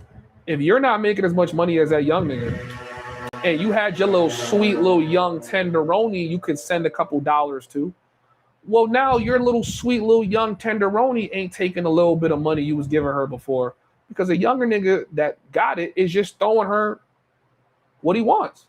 And now it's worse when you're a content creator, because as a content creator, every girl you give money to, you're making the money back. So it's like, oh, I could throw 100 inside the slot machine. I'll probably get 200. So you like, damn, nigga, you just out here tricking. Like when you're a YouTuber and you're monetized, it's not tricking, bro. And I know it's really hard for you guys to understand that shit. I know it makes you guys mad as fuck. But here, let me bring the camera closer so that y'all could look at me and be upset. When you're a monetized YouTuber and you make money on YouTube, it's not tricking, bro. It's not tricking. It's the cost of doing business. Tricking is when you're doing some shit to get a bitch to like you. When you're doing some shit because you know that you're going to make the money back and you're going to get some good content and you're going to have a good time, it's just the cost of doing business. So I get it. Some of y'all don't know how to make money off putting girls on camera, right? Having a girl just chill and go to dinner. I get it. Y'all don't get it. But when you see a nigga with a lot of views, or you see him use a clip and put it in multiple videos, look at how much views that those videos get and see if he's monetized. And I promise you, whatever he spent in this third world country to put that girl on camera, he made the money back. You'll never understand that because this game is new to you old niggas. You're still figuring this shit out. And you don't have the charisma or the looks to have a girl want to be on camera with you. So you guys call it tricking. These young niggas coming over here tricking. I don't know how you're going to call, like if I'm chilling with a girl and I'm not giving, and there's no camera on and this is not monetized in any way, shape or form. Yeah, I guess you can call that tricking, right? Because I'm like, I'm just giving her money just to be here. But if the camera's on, and Lord knows, if I got a girl on camera, I'm making money from it. If the camera's on, we could be doing anything. We could be, guys, I got videos of me doing fucking anything, right? And I got a bunch of girls that I don't pay to be on camera. But when I want a girl to do a very specific thing and have a good time and vibe and not think about nothing, I say, shorty, all you got to do is sit down with me and chill. I'll throw you a little of this. a little that. She go, okay, cool. And they be having so much fun doing something they've never done before. They end up just giving you the box anyway. But you'll never understand that because you don't want to understand. You know what I'm saying? Like you just want, oh, I gotta pay girls to be on camera. Like y'all just say whatever. Like, bro, what girl wants to sit down, watch you make money in front of her while she's on camera and you gave her nothing? I think these conversations about buying box and giving like money to women, I think it's all coming from broke ass, bum ass niggas. Get on your grind, bro. All right? Get on your grind. Because you guys that spend all this time talking about who's paying for box and who's not paying for box and who's giving money to women, y'all niggas sound like you broke. I thought trucker niggas got money. I thought truckers got to the bag. That's what I thought. As a trucker, if I'm getting to the bag, I'm not worried about what another nigga spending on some box. Nigga, I got it. And if you really got Riz and the charisma like you say, doesn't matter if other niggas is paying thousands of dollars for box anywhere in the world. Nigga, you not paying. I don't care what another nigga gonna give her. I'm not giving her that. I don't care that niggas give you $100. I'm not giving you, I'm not even gonna give you 50. You gonna come do this shit because you want to, and if you don't want to, then you can go home. Or it's like, damn, so that's what you charging me? I don't got that, but I can give you this. That's my game. It's either if I don't have to, I won't. And if I have to, and I feel like I really want to, I will. Simple as that. Nobody loses sleep. But y'all niggas lose sleep about this shit. I don't really get it.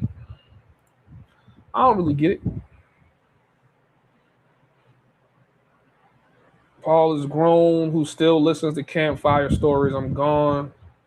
It's $5K for porcelain, veneers in Colombia, $4K for a hair transplant, full package of turkey. Yeah, this nigga Paul grown and broke. Nigga could never talk money. Look at you. Shout out to you, D. Hester. I haven't seen you in a minute. What's up, bro? Shout out to my nigga Morgan. I know I'm super late reading these, bro. Comes with the $9.99. He says, Gans, Ronan, and all these old military dudes do exactly what Pookie does abroad. They act high and mighty. I've never given Gans any kind of attention on my platform besides when he started blowing me on like Mariah's channel. But I do want to say something about that nigga for just 1 second, right? Yo, Big Gans, or like whoever you are, I saw a comment you left on CC's channel like a year ago where you said, I was looking at you expecting me to know who you were. Hold on, let me just bring up the screenshot because I want to show. I want to show you guys because y'all gonna say that I'm beefing with niggas in the space. I'm not beefing with niggas in the space. I just be calling out the fuck shit that these old niggas be doing in the space. You guys gotta read this comment and look at how, and just think for a second how retarded that this comment sounds. Right? Look, chat. Look, chat. Let me show y'all niggas this comment real quick. This was probably one of the stupidest comments I've ever seen in my life. Look at this shit real quick, right? Where's it at?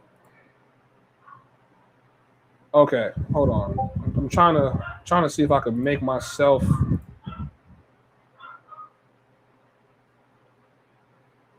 Hold on, let me just pull this shit up.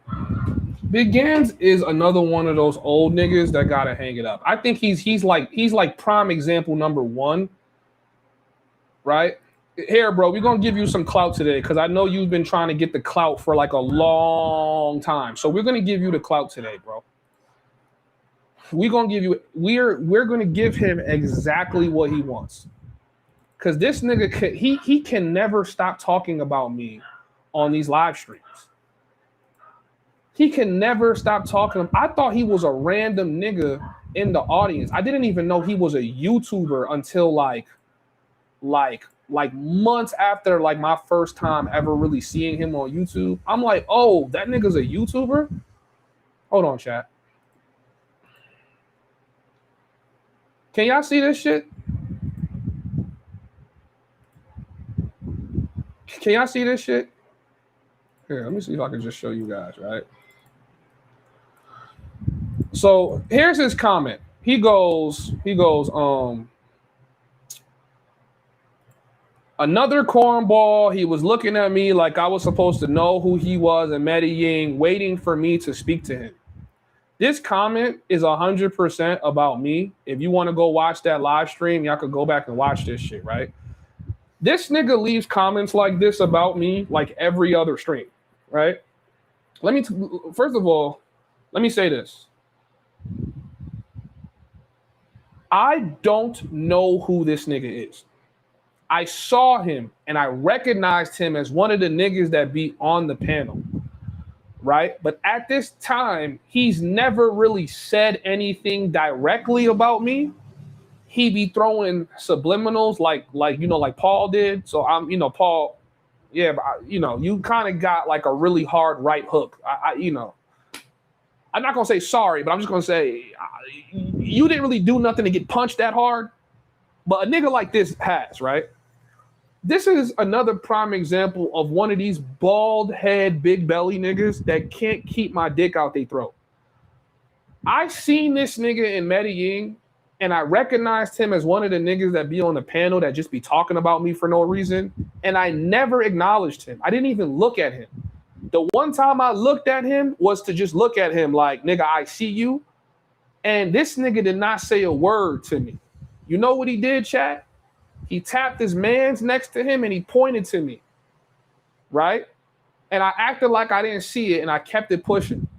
But I see all you niggas. If you're one of the niggas that hop on panels and you talk crazy about me, I know who you are. But at this point in time, there was nothing for me to, because he didn't say nothing directly. After he saw me, I have never seen this nigga not stop meat riding me. He meat rides me every opportunity he gets the chance. And then he comes in my live stream chat like a couple weeks ago and tries to say, oh, I've never been on this side of YouTube before. Nigga, cap. Stop lying. You old niggas gotta stop, bro. I remember this nigga doing like a live stream video where he was basically trying to say, oh, the girls prefer the older guys. Like, nigga, listen to me. When me and Nate saw Big Gans, we thought that nigga was like a elderly citizen handcuffing prostitutes walking up Calle 10. I'm like, yo, that nigga look mad old. Like, he looked like he 60. I'm like, that can't be the nigga on the panel talking about young bitches want old niggas more. Like, nigga, you look like as soon as that nigga put the condom on, they gotta start clear, just to wake his ass up so he don't die in the pussy. Like, nigga, like, bro, what are you talking about, bro? You don't do anything significant besides spend your retirement money chasing box, and you coming on here talking about me. Oh, I was supposed to acknowledge who you was. Nigga, I didn't even say nothing to you. I recognized you from being on live stream panels. I don't even recognize you from your own channel. And then you coming on my channel, oh, I've never been on this side of YouTube before. Nigga, get the fuck out of my chat, nigga. I have never came to your stream and commented nothing.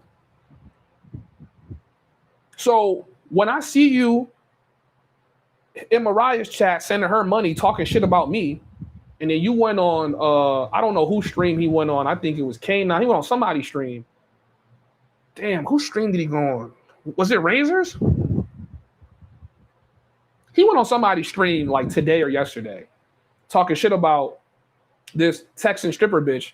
And I just wanted to send a super chat so bad, but y'all know me. I'm trying to stay out the drama. I'm like, bro, you was just on her live stream sucking farts out her ass, talking about the Homieshub. That nigga a cornball, or he can't this, or he can't that. Yo, bro, I promise you, your old ass would never say that shit to me in person. I promise you that you wouldn't, bro. You would never come to me directly and call me a cornball by yourself. Because he was with some other nigga that was some husky ass nigga, but y'all could have both got it. Like, I'm like, bro, y'all old niggas got to cut this shit out, bro. I'm a young nigga doing my thing. I don't be worried about you niggas. You niggas be worried about me. You talking about me being a cornball, expecting you to acknowledge who I was, waiting for, nigga, who are you, nigga? You are a nigga that look like you pushing 60, and on top of that, Like, he not even like handcuffing no fire shit. Like, nigga, you renting out cars to go put prostitutes from Parquilleras in it, nigga. You not bagging no shit from the Pueblos. You not going up to Copacabana and chilling in fincas. Nigga, you're going to the club, pulling out some prosties, giving them $100, probably $150 a piece. Like, nigga, you're one of the niggas killing this shit for niggas, bro. You are coming over here handcuffing the most basic hoes, walking them to the Uber like you a super player. And we looking at you like, nigga, we just ragtagged them bitches last week for $30. Nigga, you about to get that bitch 100? Yo, bro, I'm telling y'all more and more, and I'm gonna keep saying it. I do not belong in this space. These niggas are fucking crazy. All right, these comments. According to Paul, he owns a small trucking company, and everyone else in this space is broke.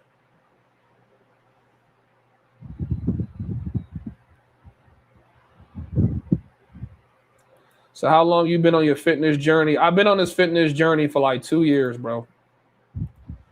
I've been on this shit for like 2 years, maybe 2.5 years. I've lost like 30, 40 pounds. I've gained weight back through muscle. Now it's just trying to just keep some of the, you know, just try to just slim down a little bit. I hate to show my body on stream because some of y'all niggas be like, hey, yo, pause. But this might motivate some of you niggas to get your ass in the gym, all right? Because some of you niggas are built really, really, really bad. Like some of y'all niggas are built really, really bad, and y'all are way too worried about me, and y'all need to be worried about yourself. All right. Hold on, I can't even find the fucking picture of myself. But y'all can go on my Instagram. You can keep track of my fitness journey. I share my updates on my physique. It's been a little hard for me to cut some of my weight because I got like stubborn weight. I got strong legs, strong arms, strong back. But like the stomach is always the hardest thing to lose, my nigga. But if you want to keep track of my fitness journey, I update my shit right here. Y'all can come here and see me through the weeks, see me chisel out, see me do all that. This was 2 weeks ago. I'm just focusing on just building the muscle. And this week I'm just going straight clean diet. You niggas need to just worry about being healthy, bro. I'm here trying to be healthy. I'm not trying to shit on none of you big belly niggas because I have a big belly too, but you know what I'm saying? Y'all are way too worried about me. So I'm running right now. I'm way too handsome to be overweight. Yeah, man, I was looking at my older pictures, man, and I was just like, man, bro, you were so skinny, bro.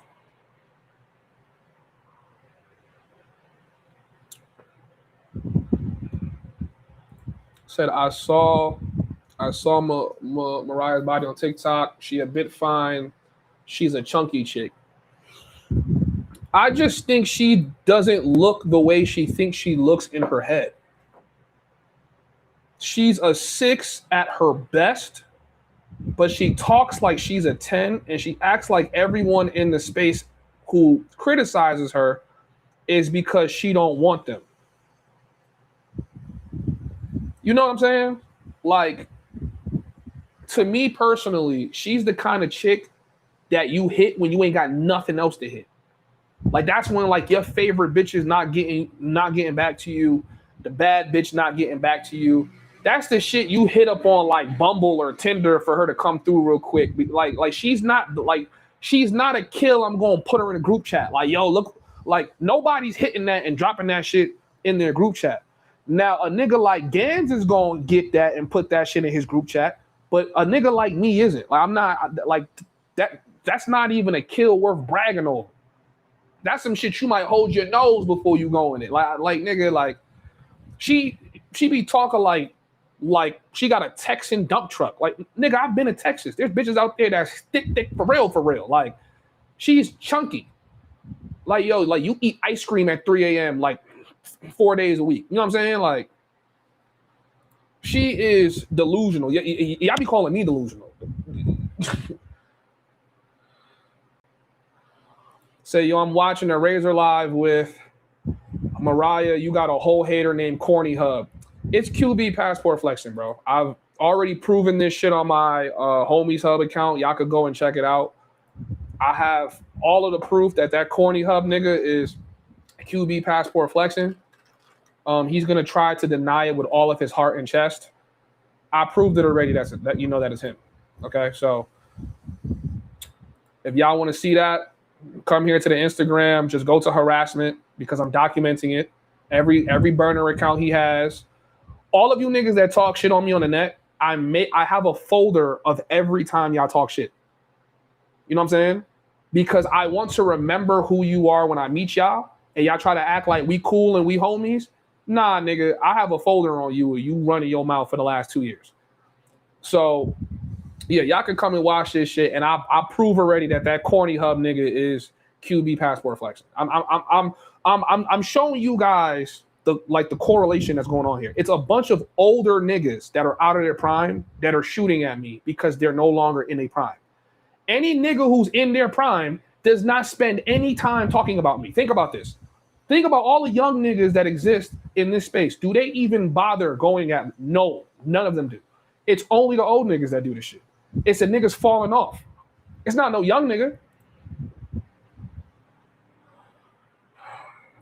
She like all the big girls, keep the camera zoomed in on her face from the neck up. Facts.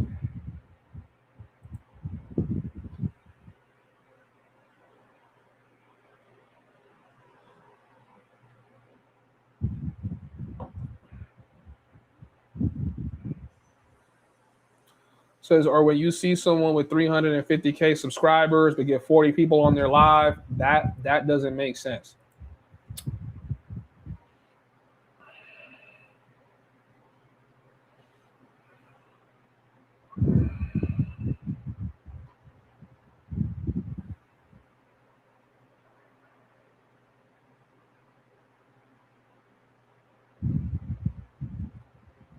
Nigga had a quarter zip holding a pro hand. Nigga, that nigga came out wearing all white.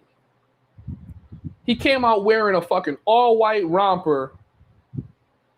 Now, let me say what he did do. I know that he gonna brag about this like this is cool. He rented or got a driver and got a truck, right? So he come out with the all white romper, white shoes, real old head shit, like some old head like Jamaican nigga, right? He pull up to Glow. I see the nigga. I'm like, yo, this nigga look mad old. And the only reason I know him is because he was throwing subliminals about how young niggas think they better than, because obviously during this time, this is when I was going at the old niggas like full force.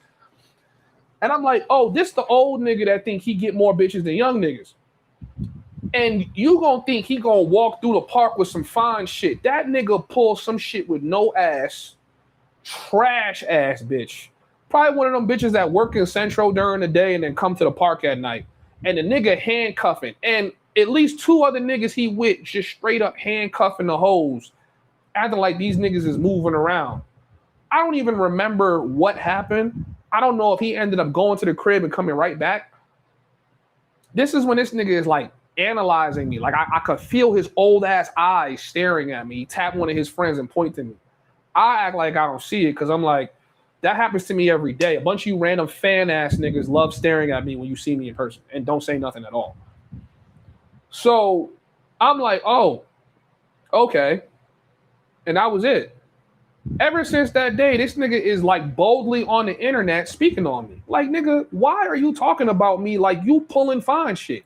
You pulled a 6 and gave her $100 and you was handcuffing her all the way up to the crib. Probably got to the crib, put it in, took it out, and then came back to the park to cut it to, you know what I'm saying? Like, nigga, bro, worry about yourself, nigga. That nigga looks so old in person. He looked like somebody's grandfather. Somebody's grandfather is out here speaking on what young niggas is doing and what young niggas should not be doing.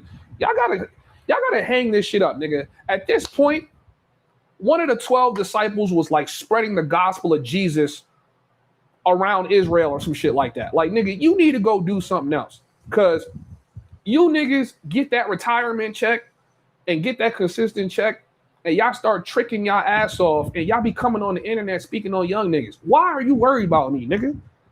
Because I'm not worried about you.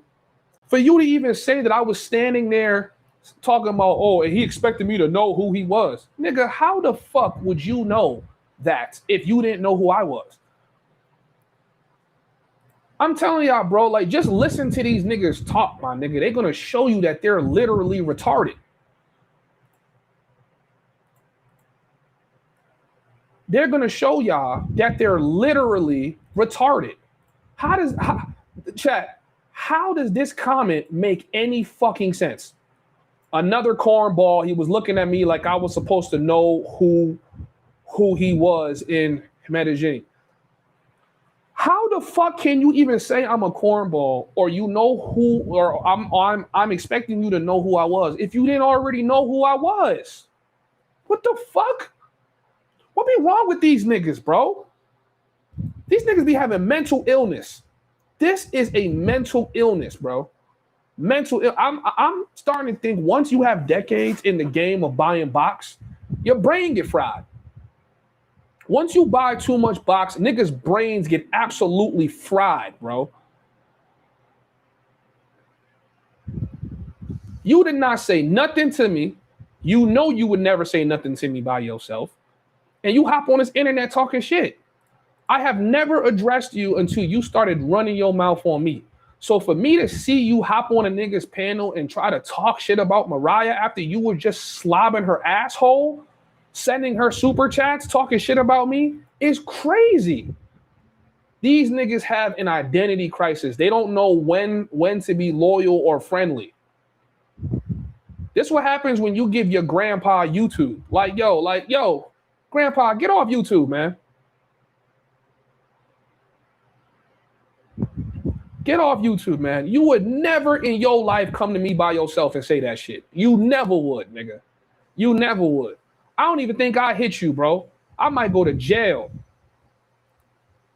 for beating the elderly, nigga. That's gotta be a felony. That nigga so old, if you breathe on that nigga, he gonna fall and collapse.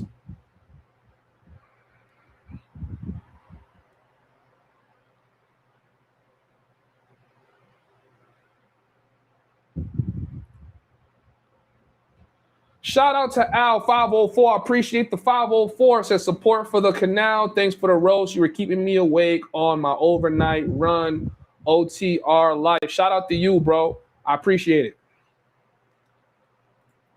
She definitely be talking like she's a 10, and we can all see that she's a 6 at best. Yeah, listen.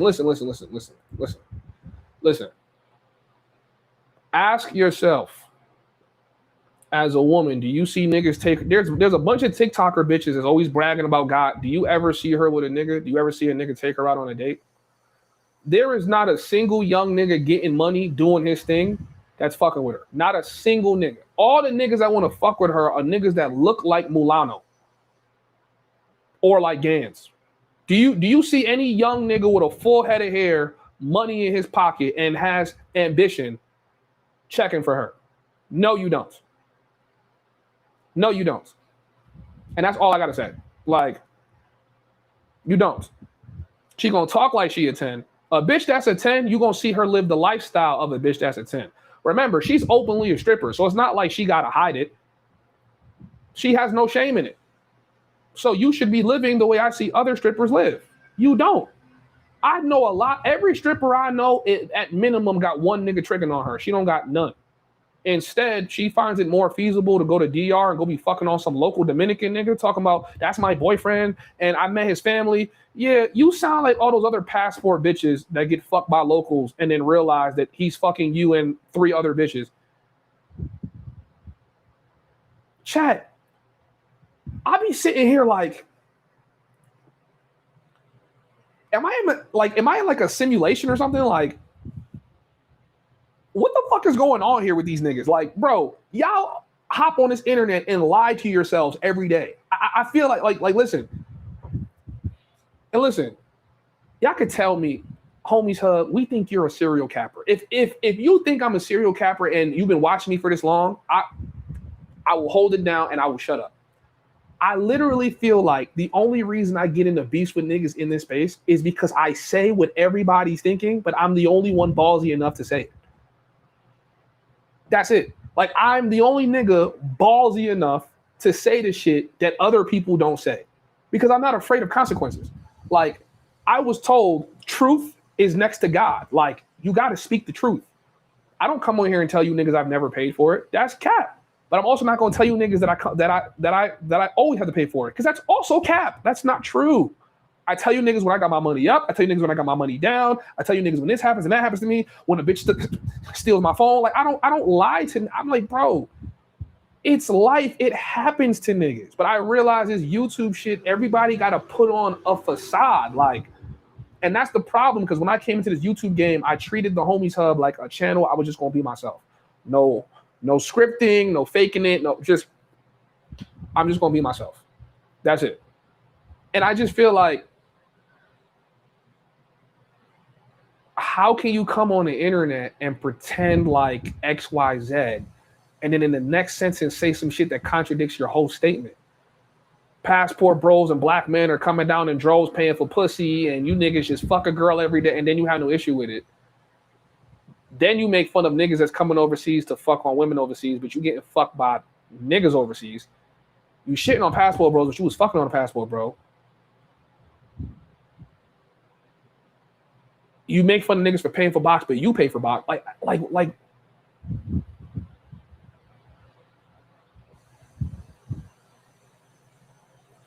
I feel like everyone's trolling me at the same time. But that, like I dead feel like, yo, I've like there has to be a coordinated effort where everyone's like, let's troll this nigga Homieshub and go at this nigga. Meanwhile, contradicting ourselves in the same sentence. Like a nigga that tells you I go after niggas' girls and literally was going after my girls. Like, I don't understand the mentality behind these niggas. So it's like,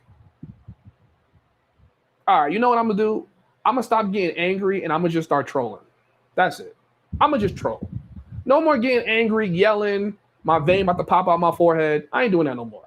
I'm gonna troll y'all niggas because I could clearly see this shit has gotta be an ongoing joke. And I was not invited to the comedy club. So I don't understand that these niggas are coming on. Like, bro, like, you can't be serious. You can't be threatening me for months saying you gonna pull up to Medellin and stalk me till you find me. You come to Colombia and you don't come to Medellin while I'm here. Like, I don't get that shit. Like, how do you even do that?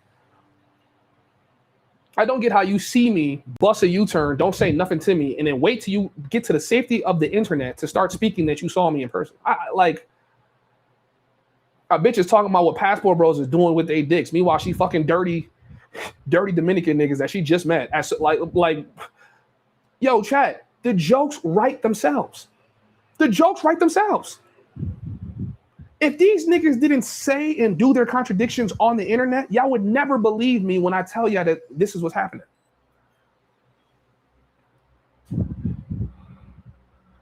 You should react to this Razor Mariah live. Nah. I'm not giving her no more views. I'm tired of it. It said a white romper is kind of crazy. Yep. Said 30 is not young. 30 is young. It's just not old, but it's young, bro. Mr. OG Davis says, I ask about your fitness journey because you talk about big bellies when you got a big belly. Nigga, do you not see what I look like and see what you look like? You can be fit and have a belly, bro. It just means I have to lose my belly. It would be different if I was some bad built ass nigga. Like, I'm still an athlete, bro. You're not gonna outrun me, outbox me, you're not gonna out-hoop me, you're not gonna do none of that. Outlift me, nothing. I hate fatty women, especially in America. Why? Because it shows a lack of character, entitlement. You a broad and the only thing you're good for is your looks and you can't even take care of them. Yes, bro. So that's my thing when women talk about fat niggas, right? If you're a woman, and see, here's one thing that I'll tell you guys about like Colombian women too, right? The women here inside of Colombia, they're not opposed to dating big belly niggas. They date big belly niggas. Most of the men here are not in shape at all. Like, they're they eat a lot of what's the word I'm looking for? Bread, rice. You see it in their physique. So the women understand the men, it's okay when they have a little belly. But as a woman, you're not allowed to be fat and try to make demands like you're a bad bitch.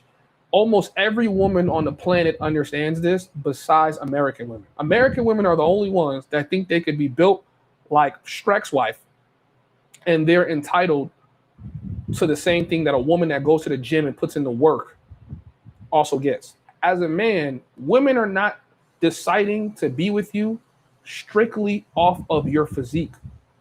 Women decide to be with you based on who you are, your character, your ability to provide as a man. You should still be in some decent shape. You should still be well groomed, right? You don't want to be a big belly, bald headed nigga with no money, because now no bitch gonna want you. But what's more important than your physique is your character as a man. And if you have good character as a man, you're going to be well groomed. You're going to smell good. You're going to take care of yourself. You're going to get your teeth fixed. You're going to do all of the things that's going to improve your looks, improve your wallet, improve your situation. And then women are going to fuck with you. Right? And then obviously game helps as well. Right? But as a woman, women run off beauty. Your brains and your career and your ability to act like Candace Owens is not going to make a nigga be with you. It's not going to make a nigga take you serious. It's definitely not going to make a nigga want to step up and be a stepdaddy. That's not going to happen for you.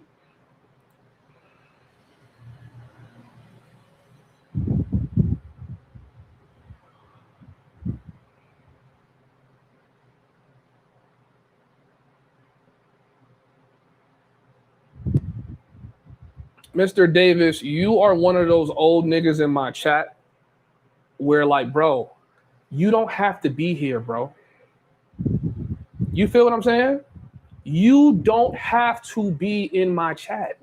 You don't know me. You've never met me. You don't know if I'm tough or not. I tell all you niggas that come in here, you ain't tough, you pussy. Are you willing to test it with gloves on? If not, shut up. Nigga, you could go watch something else. You in here typing Twitter finger, YouTube, and you ain't send no bread. So we gonna do this, right? Since you want me to acknowledge your presence, you got 2 minutes to send a Cash App or Super Chat before you go to the upper room. I want you to put your money where your mouth is, nigga. Talking shit in my chat is no longer free. If you gonna come in here and just talk from behind a screen, you gotta send the bread. Because I'm gonna tell you something about me. I don't duck no fades.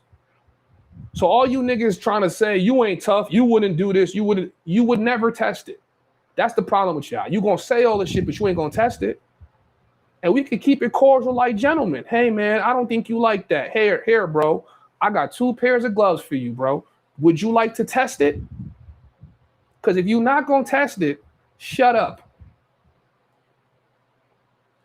Y'all are no longer allowed to talk shit for free in my chat. You niggas going to have to start coming with that bread, nigga. You come with some bread, nigga, I'll let you share your meaningless fucking opinion in here. Your opinion is worth just as much as my toenails. Nothing.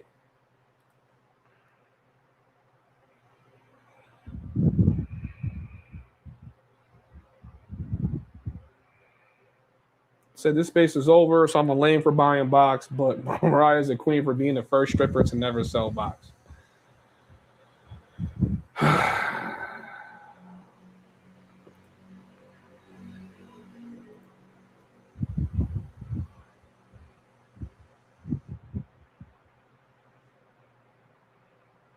Carbohydrates, yes. My fault, carbs.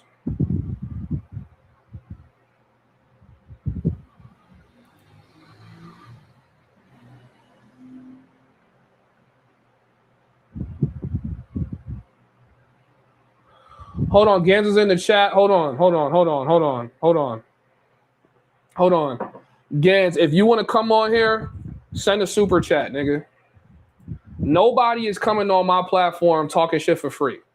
You niggas got all this money to buy pussy. Send some money, nigga. Send some bread and y'all can come on here. Cause you gonna send money to virtually suck farts out of bitch ass, but y'all niggas can never send no money when y'all want to come on here and just say whatever about me, whether it's true or false. Y'all gotta send some bread.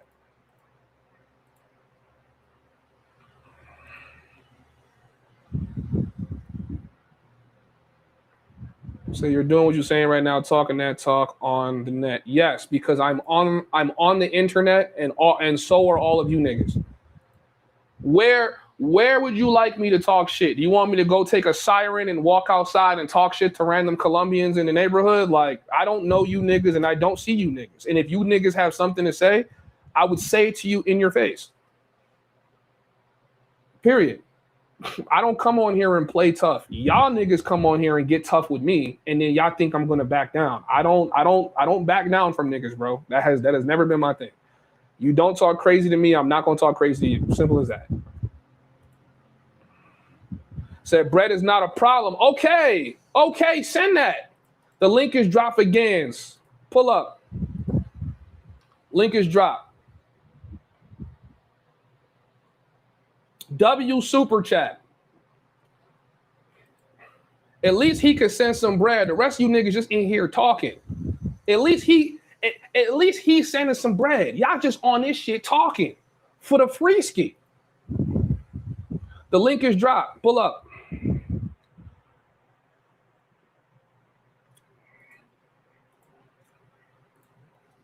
And bro, when you get on here, let's have a respectful conversation. I'm not trying to start yelling.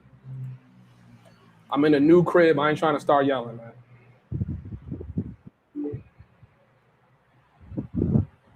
Can you just show your cam? You don't got to stay cammed up. I just want to make sure I'm not getting flashed by nobody's penis before I bring you up.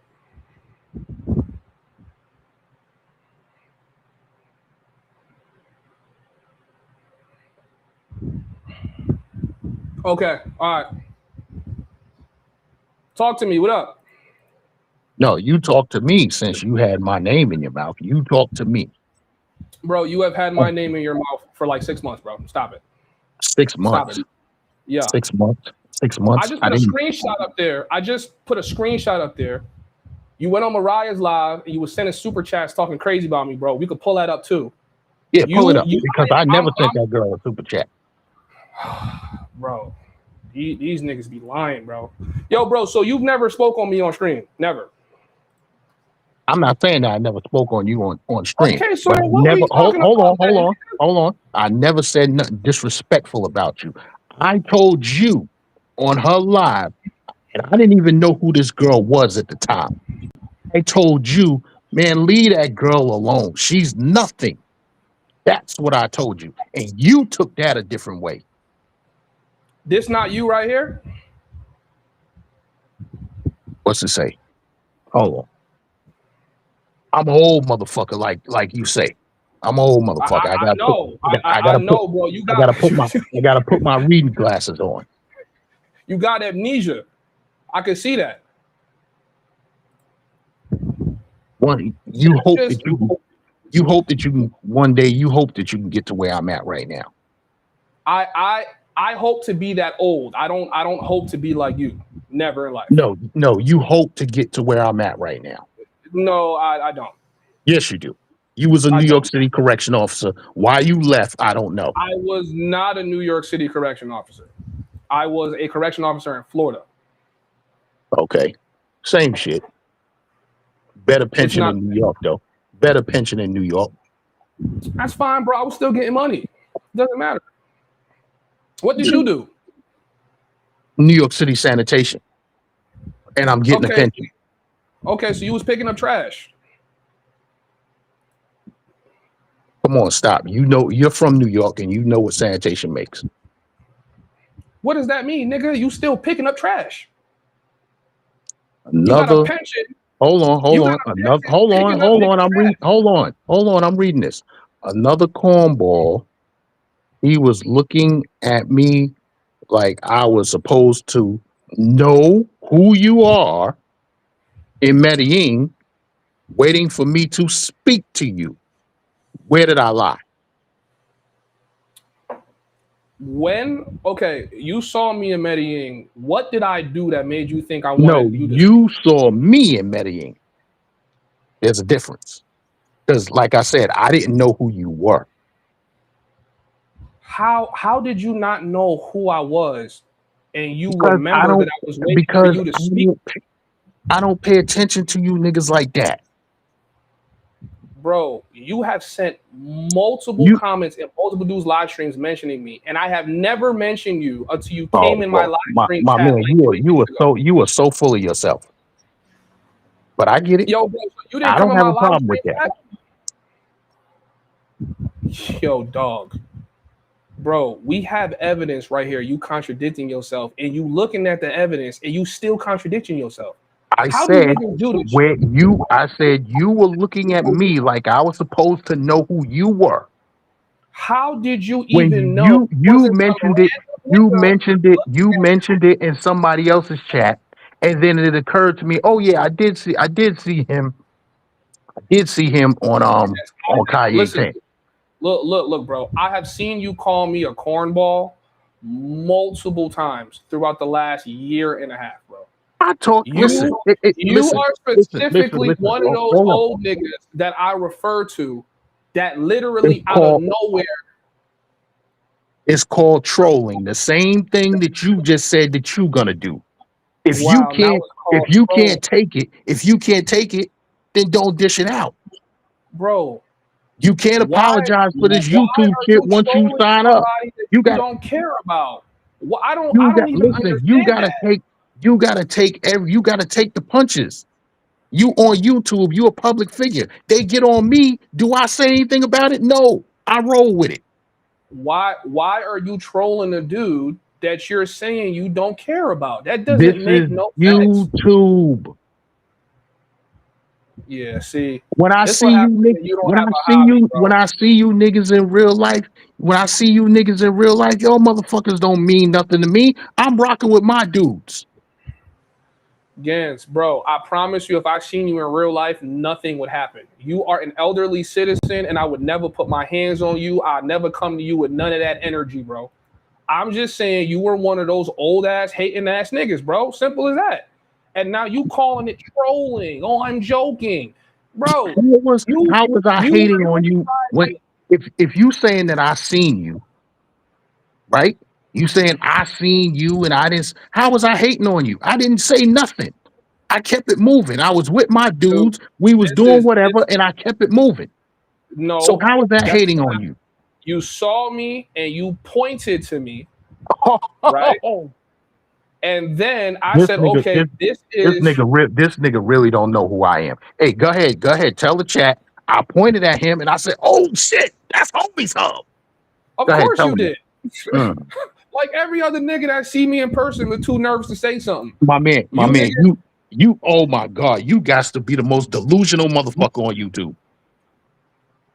If you really think that I pointed at you, if you really think that I pointed at you, my man, you really don't know who the fuck I am. You I don't, really bro. don't know. You You really just don't look know. like a senior citizen. My man, I will buy and sell you 10 times. Trust and believe that. Please don't buy and sell me, bro. I don't want to be bought or sold by any man, bro. Yeah, I'm good. yeah, exactly. I think I'm good, I'm bro. that nigga. Okay. All I'm saying is that you showed me you were that nigga when you came outside inside a white romper and you was handcuffing some prostitutes out of glow. I thought that was, that was some that nigga shit right there. Mm-hmm. Some Right. shit you wish you could have did. Handcuff prosties? I'm good, bro.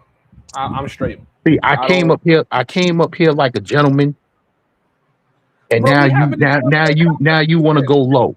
Come on, man. Bro, Listen, we could talk the same shit. You talking about bro, me handcuffing a prostitute? Come on, man. You chasing a stripper. who? Okay, see, look, now we lying. That's why I'm I told you. That's why I told you in your chat, and you blocked me in your chat, or was it her nah, chat? I said nah. it might have been her chat. I said, Homieshub, Leave this girl alone. She don't like you. How Had you how just did had I you block? had you just left all of that shit alone, we wouldn't be here right now. You wouldn't be Oh, going back and forth with her right now. do you know how the She beef wouldn't. started? Homies, listen to me. Listen to me. She wouldn't even be lit on the internet right now. She got lit because of arguing with you. Okay, so here's my question, right? Do you even know how the beef started? Do you know how it started? Listen, I don't know. You're not listening to what I said. I said, homies hub, leave. I said, Listening. leave that girl. Listen to what I'm saying. I said, leave that girl alone. Had you left her alone, she wouldn't have never went on Razor Rays. She wouldn't be at where she's at right now. I don't know how the Yes. beef started. It doesn't matter. Had you No, left it her alone matters. at that point, she'd It be it, it, just another girl talking whatever she talking. Nobody it would be matters. paying attention to her. But It because you matters. kept the beef going excuse me, I'm an old man, I'm losing breath. Because you kept the beef going with her, now she's at where she's at. Trust me, she would have never been on Razor Rays had you left that girl alone. Think Okay, so about now what do I'm you want to saying. hear do you want to hear the story so that you could understand it? Go ahead. Okay, cool. She was a fan of the channel. Someone sent me her content. We didn't know who she was.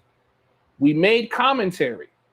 Our conversation was about women that travel overseas and start paying dudes and trying to sleep with local dudes. We said we don't know if she's one of those girls yet. We can't say that.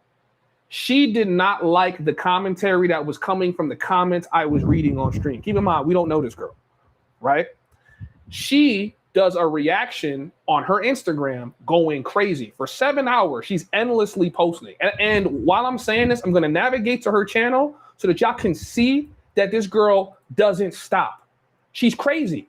We spoke on her one time and she was doing content and making subs for weeks.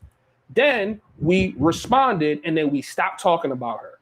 This girl has figured out that if she talks about me, people are going to keep watching her shit. So all she does now is throw subliminals. Look. I'm showing you because you seem to just think that I'm picking a fight with this girl. Look. This is 1 video, 2 video, 3 video, 4 video, 5 video, 6 video, 7 video, 8 video. This is another video too. 9 video, 10 video, 11 video, 12 video. This is what she does. If you say something about her, keep in mind, we didn't know who she was. If you say something about her, she's going to endlessly make content on you. Now, you guys are catching it on YouTube weeks later. You don't realize she's been doing this on Instagram for weeks. She will randomly just tag me or make a post about me in her story for weeks. Eventually, I'm going to respond. I was like, okay, like you still going. Like we already moved past it. Like we did the apology. You still going and you still going and you still. Now, at this point, it's a storyline that people care about. Oh, this girl and this Homieshub guy is going back and forth. He must want her. That's not what happened, bro. She hated the fact that we brought up the fact that she's living inside of Colombia with her kid, meanwhile judging passport bros. And all the passport bros came together and said, why are you here? You speaking about who's sleeping with who's paying for what, why are you here? And that's what she's on full-blown defense mode about because I'm the guy on YouTube with a louder voice. She's way more popular on Instagram, but I'm the guy on YouTube with a louder voice. So she figures she's going to create a narrative that I can't stop leaving or talking about her, and that's literally not what's happening. And then I watch niggas like you perpetuate that I'm bothering this girl. Meanwhile, you don't even know the timeline of what's going on. Those are 12 videos I showed you that she uploaded. Go to her live streams. There's like 6 more. Anytime she thinks she could get views talking about me, she's going to do it. Okay, I understand where you're coming from. But the fact remains, listen to the OG for once. I don't know if maybe you had an OG in your life. Maybe your father wasn't around. Maybe that's why you got so much hatred for the older cats. I don't know what it is. But listen to an My father was OG. around, and my father does not act like y'all niggas at all. Listen to an OG for once in your life. And I'm speaking to you as a gentleman, not on YouTube. I'm speaking to you like I'm your uncle. Leave that girl alone. Leave it alone and just let her do what she's doing. You know what I'm saying? Had you did it when I told you to, we wouldn't be where we at right now.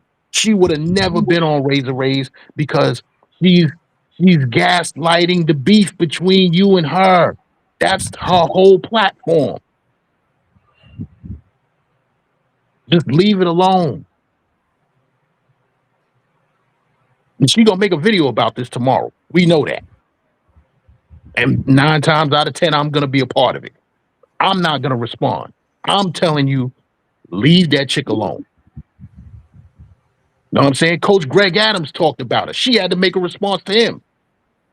Do you know how big? I'm like, do you know how big Coach Greg Adams is? He got 300,000 subscribers. You make a response to him, he's not looking at that shit. You feel me? Yeah, but here's the thing, right? I'm gonna leave her alone, and I've said this on stream before, because she's benefiting from the beef more than I am, because the Simp Brigade. Exactly. Now you understand what I'm saying. No, but I got it once I watched her grow like 400 subs off of going at me. I'm like, there's no way. We're like, for her, she enjoys beefing with me because it's the dopamine of constantly having people take her side because people want to troll me. As soon as I stop speaking about her, she's going to have to make content on her own. And then she's going to start beefing with other dudes to try to be relevant. Where I regret, which I said on Razor Stream already, is I should have never entertained this shit past the first back and forth me and her had. But I'm like, it's content. The people want something to talk about. They want something to watch. I didn't know it was going to snowball into, oh, now she's in the space. Because if for me, it's also kind of a win because every time she does something, they're going to attach her to me every time, which I don't think is a smart content strategy for her. But she don't care because like the little sex worker she is, if she going to get $1, she going to do it. I'm like, long term, that's not a good content strategy to keep attaching yourself to me. Niggas don't know me because of her, but they know her because of me. That's it. So she's going to do what she's going to do. My problem is not really with her at this point in time. My problem is with niggas like you.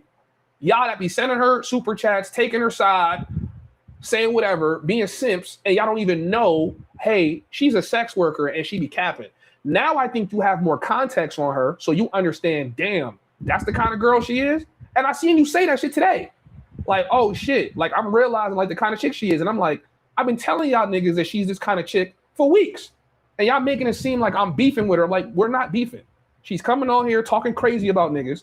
And when niggas expose her, she goes on an expose of non-stop videos and rants and Instagram posts, making it seem like dudes are obsessing over her. She has literally 20 videos of me on her channel. That's OD, bro. That's OD. Well, I don't remember sending her a super chat. If I did, I didn't know what was going on at the time. But the fact remains, like I said, just leave that. And it's okay. I understand you're a troll. But to me, that's D-riding. Like, yo, bro, you don't even know what's going on. And you talking crazy about the Homieshub. Like, why don't you figure out but obviously you guys don't want to figure out the story because I'm just a fun nigga to hate in the space. That's it. Homieshub, I don't hate you. I ain't got no problem with you. We seen each other one time. It is what it is. Honestly, I don't hate nobody in this space. I got too much going on in the real world to hate on a motherfucker. I'm putting too much work in my life. You know what I'm saying? I done put too much work in my. This is the name of my next live. Y'all getting it right here on the Homieshub. I built myself brick by brick, which means I done put too much work in my life to worry about what other motherfuckers are doing. If I come on the internet and have and joke and roast, it's in fun.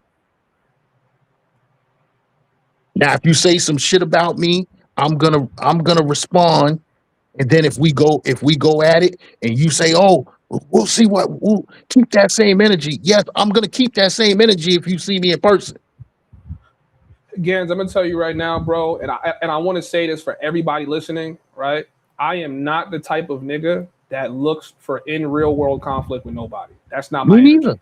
Me neither. So I'm just letting you know that if I see you out there's no you nigga, you've never threatened me. You never said you was gonna smack me when you see me. So I don't have that energy for you. All those niggas that talk like that, those are the niggas that I have that energy for. Me and you, we just having a conversation about trolling or talking shit to each other. That's fine, bro. I'm not like sensitive over that. I still think you part of the Simp Brigade, but bro, I don't got no beef with you, bro. I'm just saying, yo, you be talking a lot of shit. You know what I'm saying? Homie's hub. And I know she's listening. She gonna clip this, so clip it. I'm not simping for her. She is not my type. I am the Megan Good type. That's my type. You're not my type, ma. And this ain't nothing. This is no disrespect, not a headpiece on you. I'm just letting you know you're not my type. So I'm not simping. I'm cordial. I'll be a gentleman. If I sent you a super chat, then it is what it is. But don't think that I'm talking shit because, oh, I can't bag a chick. Like, trust and believe that I can. I ain't got 3 kids and 2 baby mamas for nothing. But go ahead. Well, listen. If you say you trolling, I hear you. My whole point of this live stream was to basically just point out that too many of the niggas your age are acting like absolute children on the internet. If you excuse it, man, and you own it, there's really nothing else for me to say. Like I said, I don't got beef with you. I don't got smoke with you. There's nothing for me and you to have beef or smoke about. I just think you one of them niggas that talk shit on the internet. And every time there's a live stream where someone's talking about me and you're in the chat and you have something to say, it's usually never positive. So that's my stance on you. I just look at most of you older niggas as being straight up haters. Like that's really how I see it. Okay, that's your opinion. You was on Raise channel the other day, and I was moderating the chat. I did not type one single negative thing about you. That was the only time I've ever seen you have an equalized opinion where you basically were trying to make it 50-50. But I think at that point, as feeling like the real nigga in you, wherever it is, it came out and said, nah, I can't fully side with this bitch. Because, and I'm glad she went on Raise because y'all could see what I've been dealing with for 3 months. Like, yo, that's the kind of person she is. And y'all all saw it. Yeah, she got exposed. Yeah. You traveling off child support money, you coming down here talking about what niggas is doing with local women while you fucking on local men. I don't understand where the homies hub is the perpetrator in this. I'm not the one spinning up 50 videos on her. I'll do a live stream that we don't even title after her. We've done 2 videos on her. We did a live stream, and then we did her having the back and forth with the Medellin tourist chick, which wasn't even a hit piece on her. That was more so pointing out the fact that these Medellin people don't want the Americans here. And she was defending Passport Bros. This was the first time she's ever changed her stance and started to defend Passport Bros. And we covered that news. Outside of that, we're not going at her. We're doing these regular 4-hour live streams. We might talk about her for like 30 seconds, and she'll watch the whole live stream. Just so if she comes up one time, she's gonna spin up a 3-hour live stream with my face on it. The bitch is crazy. She's nuts. Well, it is what it is. So, like I said, homies hub, I ain't got no problem with you. So that's where we at. All right, man. I appreciate you for coming on, though, bro. All right. You a real nigga for coming on and throwing that super chat, man. These other niggas just be in the comments talking. So I appreciate you for coming on, bro. There's no smoke. All right. All right.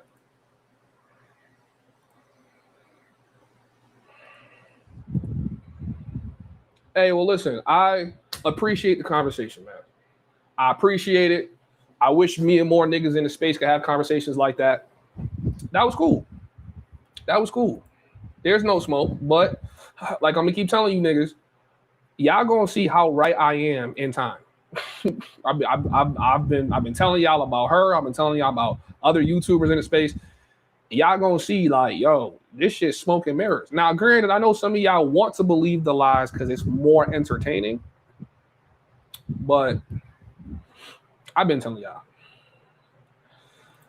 So she's deaf, causing mad internal beefs in the space. This is what happens when we let chicks in the space. I don't really think she's causing internal beefs. I think people are using her momentum to expose themselves. That's what I think. I don't think any back and forth I was having with Gans had anything to do with her. It had nothing to do with her because the screenshot I put on the screen was from a live stream from CC over a year ago. So it has, you know what I'm saying? They have nothing to do with each other. Even when it came like to men's tuition, I don't think she was the cause of that. We had a back and forth before she even came into the picture. I think you guys are just seeing like how many niggas are simps in the space.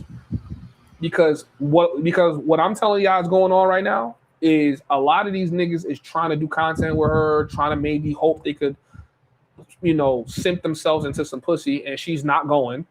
And because niggas realize she's not going, now they're saying, oh, well, Homieshub had a point. Now I got a point now that you see that she's not fucking with y'all. Basically. Says I wouldn't trick on her either. I just rewatched Mulano versus QB, and I got secondhand embarrassment for Uncle Fester looking. Both them niggas can't fight. Both QB as a nigga who played basketball in high school and maybe college, you're 6'3" or 6'4", that nigga can't fight. As you can clearly see, that nigga can't fight, and that is why he has never entertained the idea of boxing me at all. He's the only other YouTuber that has actually boxed niggas in the space. And you can clearly see after we was talking about putting up money to box, that nigga was not trying to do that. He started talking about, hey, sir, you be careful what you say on the internet. You know that's a crime. I said, nigga, it's a crime to invite you to a boxing match? Yeah, I'm good, nigga. I see the type nigga you is already. And then, Mulano, bro, I'm not going to beat your ass for free, bro. If I beat your ass, for you, it's going to be off camera. I don't want you, nigga. I know you have got to be the biggest clout chaser I've ever witnessed in my life. This nigga don't know if he want to suck or swallow. Like that nigga come over here, then he go to Mariah, then he come over here, then he go to Mariah, then he go to QB. Like I'm like, nigga, you just gonna ride whoever got the bigger dick at the time. Like, nigga, we could box in private if that's what you want to do. No live stream, no videos. Like I want to beat your ass in the comfort of you not getting no clout from it at all. Cause that nigga don't give a fuck if you beat his ass, nigga. That's one thing that I'll tell you about that nigga. He don't care if you whoop his ass. He just want the attention from it. Can't give niggas what they want. The day an attractive woman makes content on Passport Bros is the day I will pay attention. I don't even think it matters if she's attractive or not. I don't think it matters if she's attractive or not, bro.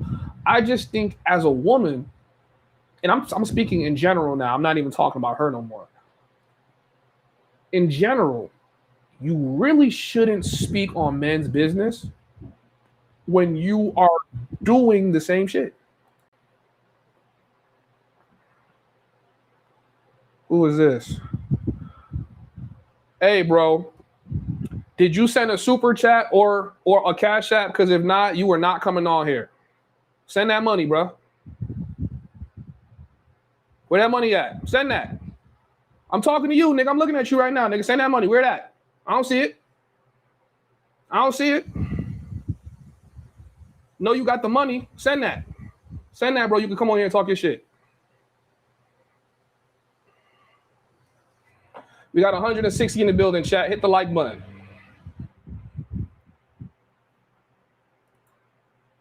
So let me just stick to my RuneScape because I don't know what's going on. There's nothing going on, bro. I'm just on here talking shit, bro.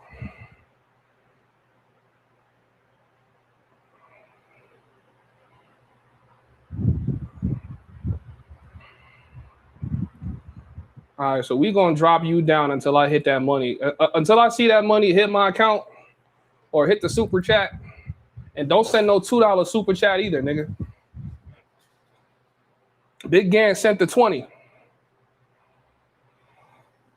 Said, does she even have her kid?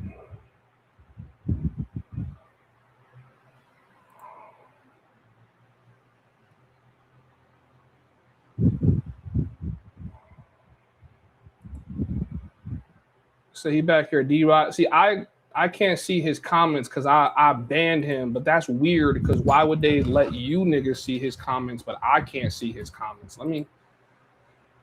I can't see when he comments in my chat at all. But hey, if you're a moderator, don't let niggas talk in the chat for free. Once they start sending 2-3 of them bullshit ass comments, nigga, clip that shit. No more free shit talking, nigga. I got money for hoes, but don't got money for nothing else. Hold on, let me see.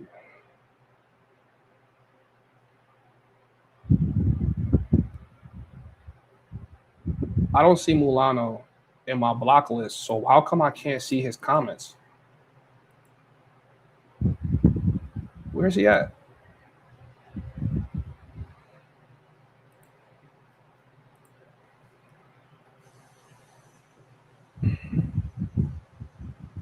RuneScape streams lasted exactly 2 streams. I was actually going to come on here and play RuneScape tonight, but I just felt like flaming niggas. I don't care, bro. I'm a troll niggas on stream because, to be honest with y'all, I'm so tired of the travel space.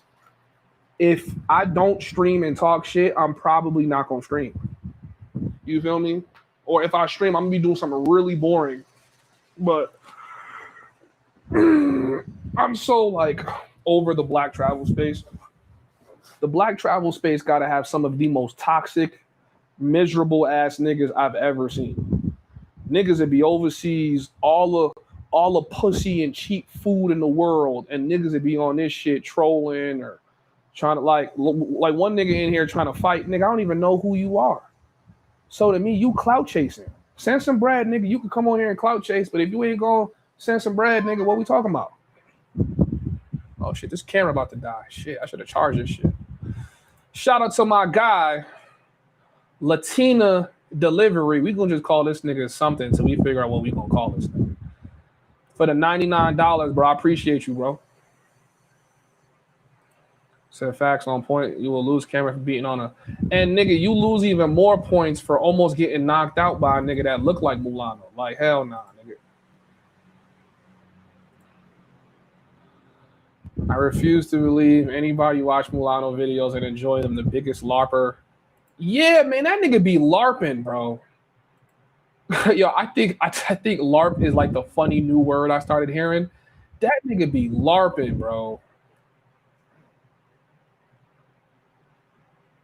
Bro, send the bread, bro. You keep hitting the link, nigga. I ain't dropped the link for you. Send the bread, nigga. Where the bread at? You in this shit trying to clout chase, nigga. Send some bread.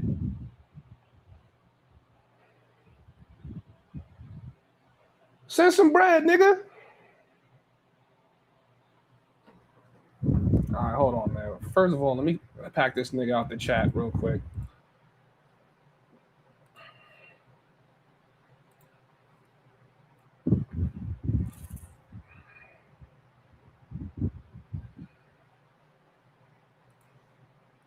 Hold on.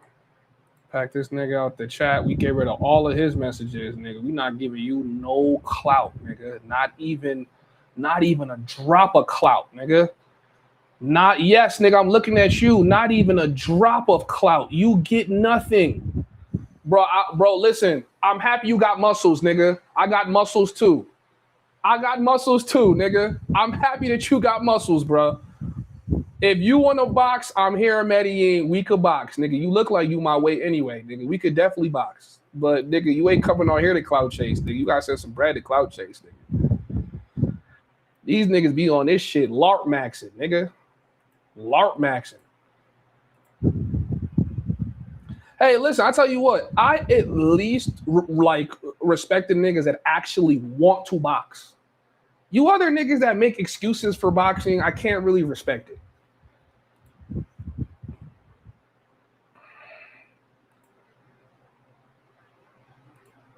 Jory Pierre, what up, bro? What's up, man? I haven't seen your name in a minute, bro. Said, what's up, fam? I just wanted to big up your channel. What's good, bro? I appreciate you, bro. You say he chilling in the backstage. Yeah, nigga, he's some big ass brolic nigga. Nigga, I still knock your ass out. That shit don't mean nothing to me. But bro, you ain't gonna come on here and clout chase, nigga. Not for the free ski. Not for the free ski. We could box it private, but you ain't gonna get no clout off it though. Not for free. Hell nah, nigga.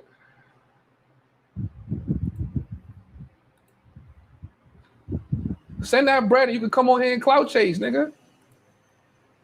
Send at least 20. At least 20. Hey, bro, send 20, bro. You can come on this shit and talk shit all day. All day. But nah, nigga, you can't come on here for the free ski, bro. We ain't doing that. All right, chat. So I know I've been on here talking shit. Yeah, you know, y'all are on here for the drama. We could get to some traditional Homies Hub content now, okay? Is there anything else you guys want me to address before we switch topics? Is there anything else y'all want me to talk about before we switch topics?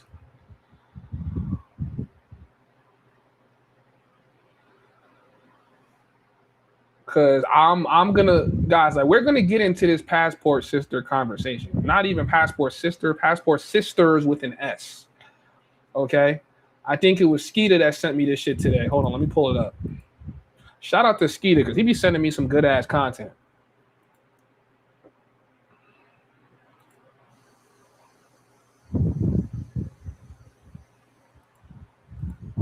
Let me see. Let's pull his content up so that y'all could see. When I be telling y'all these women travel for dick, y'all be on this shit thinking I'm lying. I be trying to tell y'all niggas, you know what I'm saying? He said this is traditional shit. Look.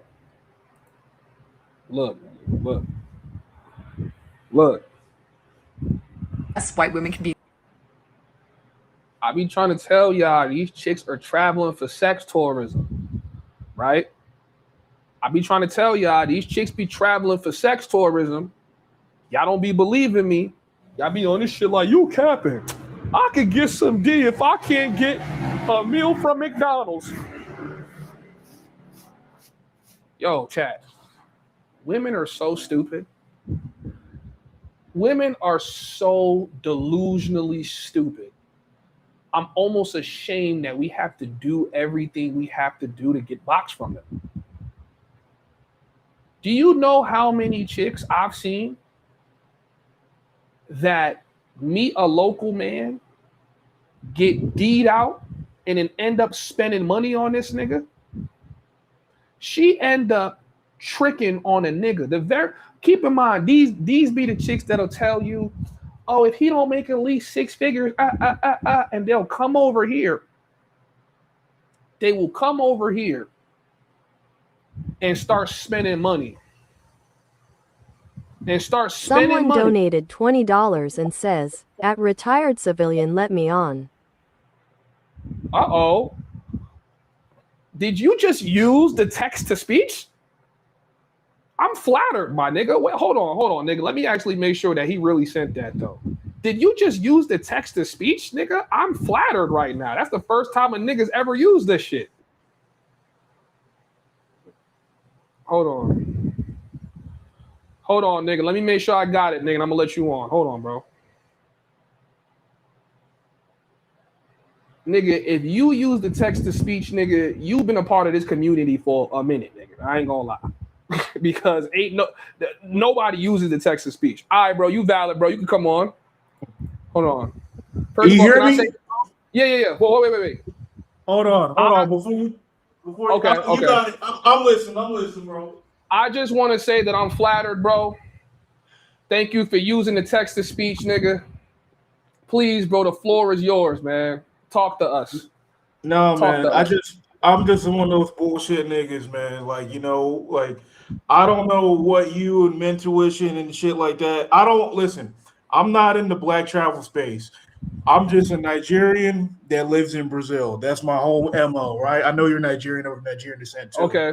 So okay. I don't know I just, I've been in Brazil for the past 6 months, and I check on, so I haven't been. Sometimes the live streams pop up, and I just saw that Steve and Al were live.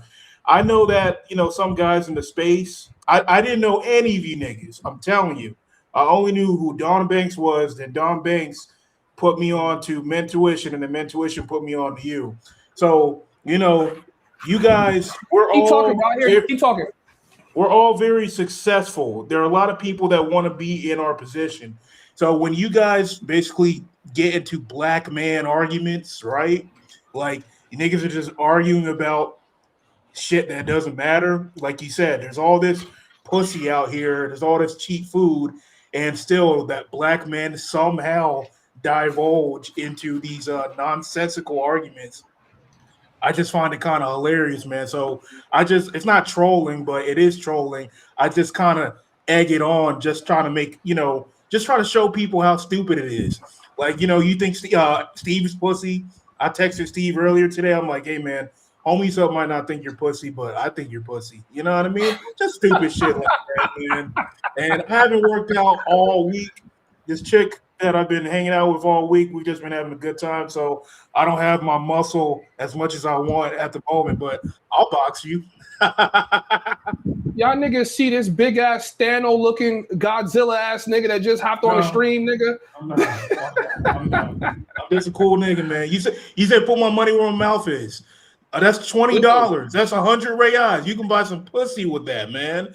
I was like, damn, do I want to call out Homieshub or do I want to buy some pussy? And I was like, nah, I'll give it to Homieshub. He deserves it. Listen, man. Look, I definitely appreciate you coming on, supporting the stream. As a fellow Nigerian nigga, bro, it's hard for me to have smoke for Nigerian niggas, but you definitely look like you in my weight class, bro. I would definitely box you, bro.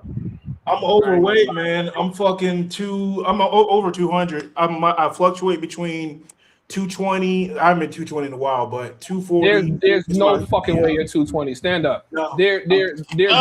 I don't want to stand up, my nigga. How tall are you, nigga? 220? No, I'm 5'10". 5'10". Not 6'0". Bro, I'm 6 foot and like 240, 250. You look like you got 20 pounds on me. Yeah, you're in my weight class. We're probably we're okay. That nigga is not 220. I'm a little chubby right now, man. This is my default state. Like I've just been having a decent time. I've been drinking a lot more alcohol down here, and I recently got a good marijuana plug, and so I've been smoking good weed, man. So, I'm just trying to focus on my work, focus on getting my semi-permanent visa. You know what I mean? My long-term visa, and then I'll go back home and get back into my real routines. I can come back in great shape for Carnival during the Brazilian summer. I've never been to Colombia, man. So you should come to Brazil, man. I know Steve and I have been trying to get you out here to Brazil.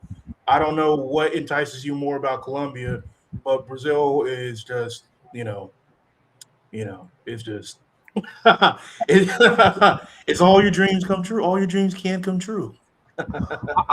I'm just more comfortable here because I could actually speak Spanish. I know my way around several cities now. So for me, I think I'm just scared about the Portuguese because I don't want to feel like I'm not able to interact as much as I want. Because my fear is I'm going to love Brazil, but I'm going to have to start all over again. I'm going to have to become familiar with everything again. And it's like here, I feel so comfortable in Medellin. I know where shit is at. I know who to hit up when I need something. And outside of the chicas and going to the club, I really have people I could trust that live here. You know what I'm saying? But yo, hold down the chat, man. Talk to the chat real quick. I'm gonna switch cameras. So introduce yourself, bro.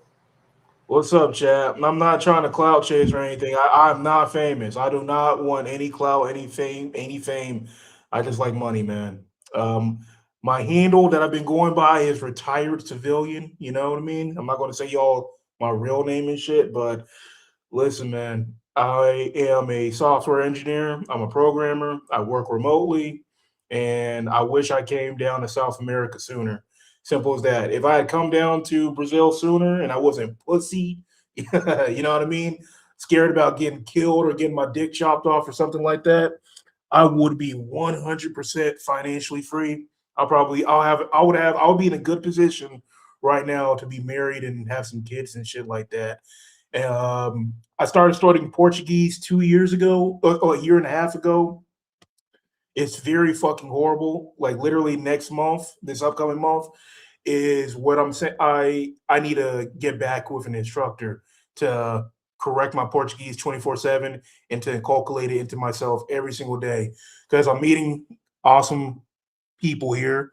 Man, I got good friends here, all across different ages. Of course, you're meeting beautiful mixed women who are very genuinely interested in getting to know you in a very serious fashion. It's amazing, straight up. There's some caveats that come with that, though. Homieshub is Nigerian, man. I'm Nigerian, half Nigerian. There are some third world isms that maybe some people who are just completely Black American maybe are not even privy to that I've noticed. And, when you're dealing with the local populace. But if you can come down here, even to as much time as possible. 1 week is definitely not enough. 2 weeks is definitely not enough.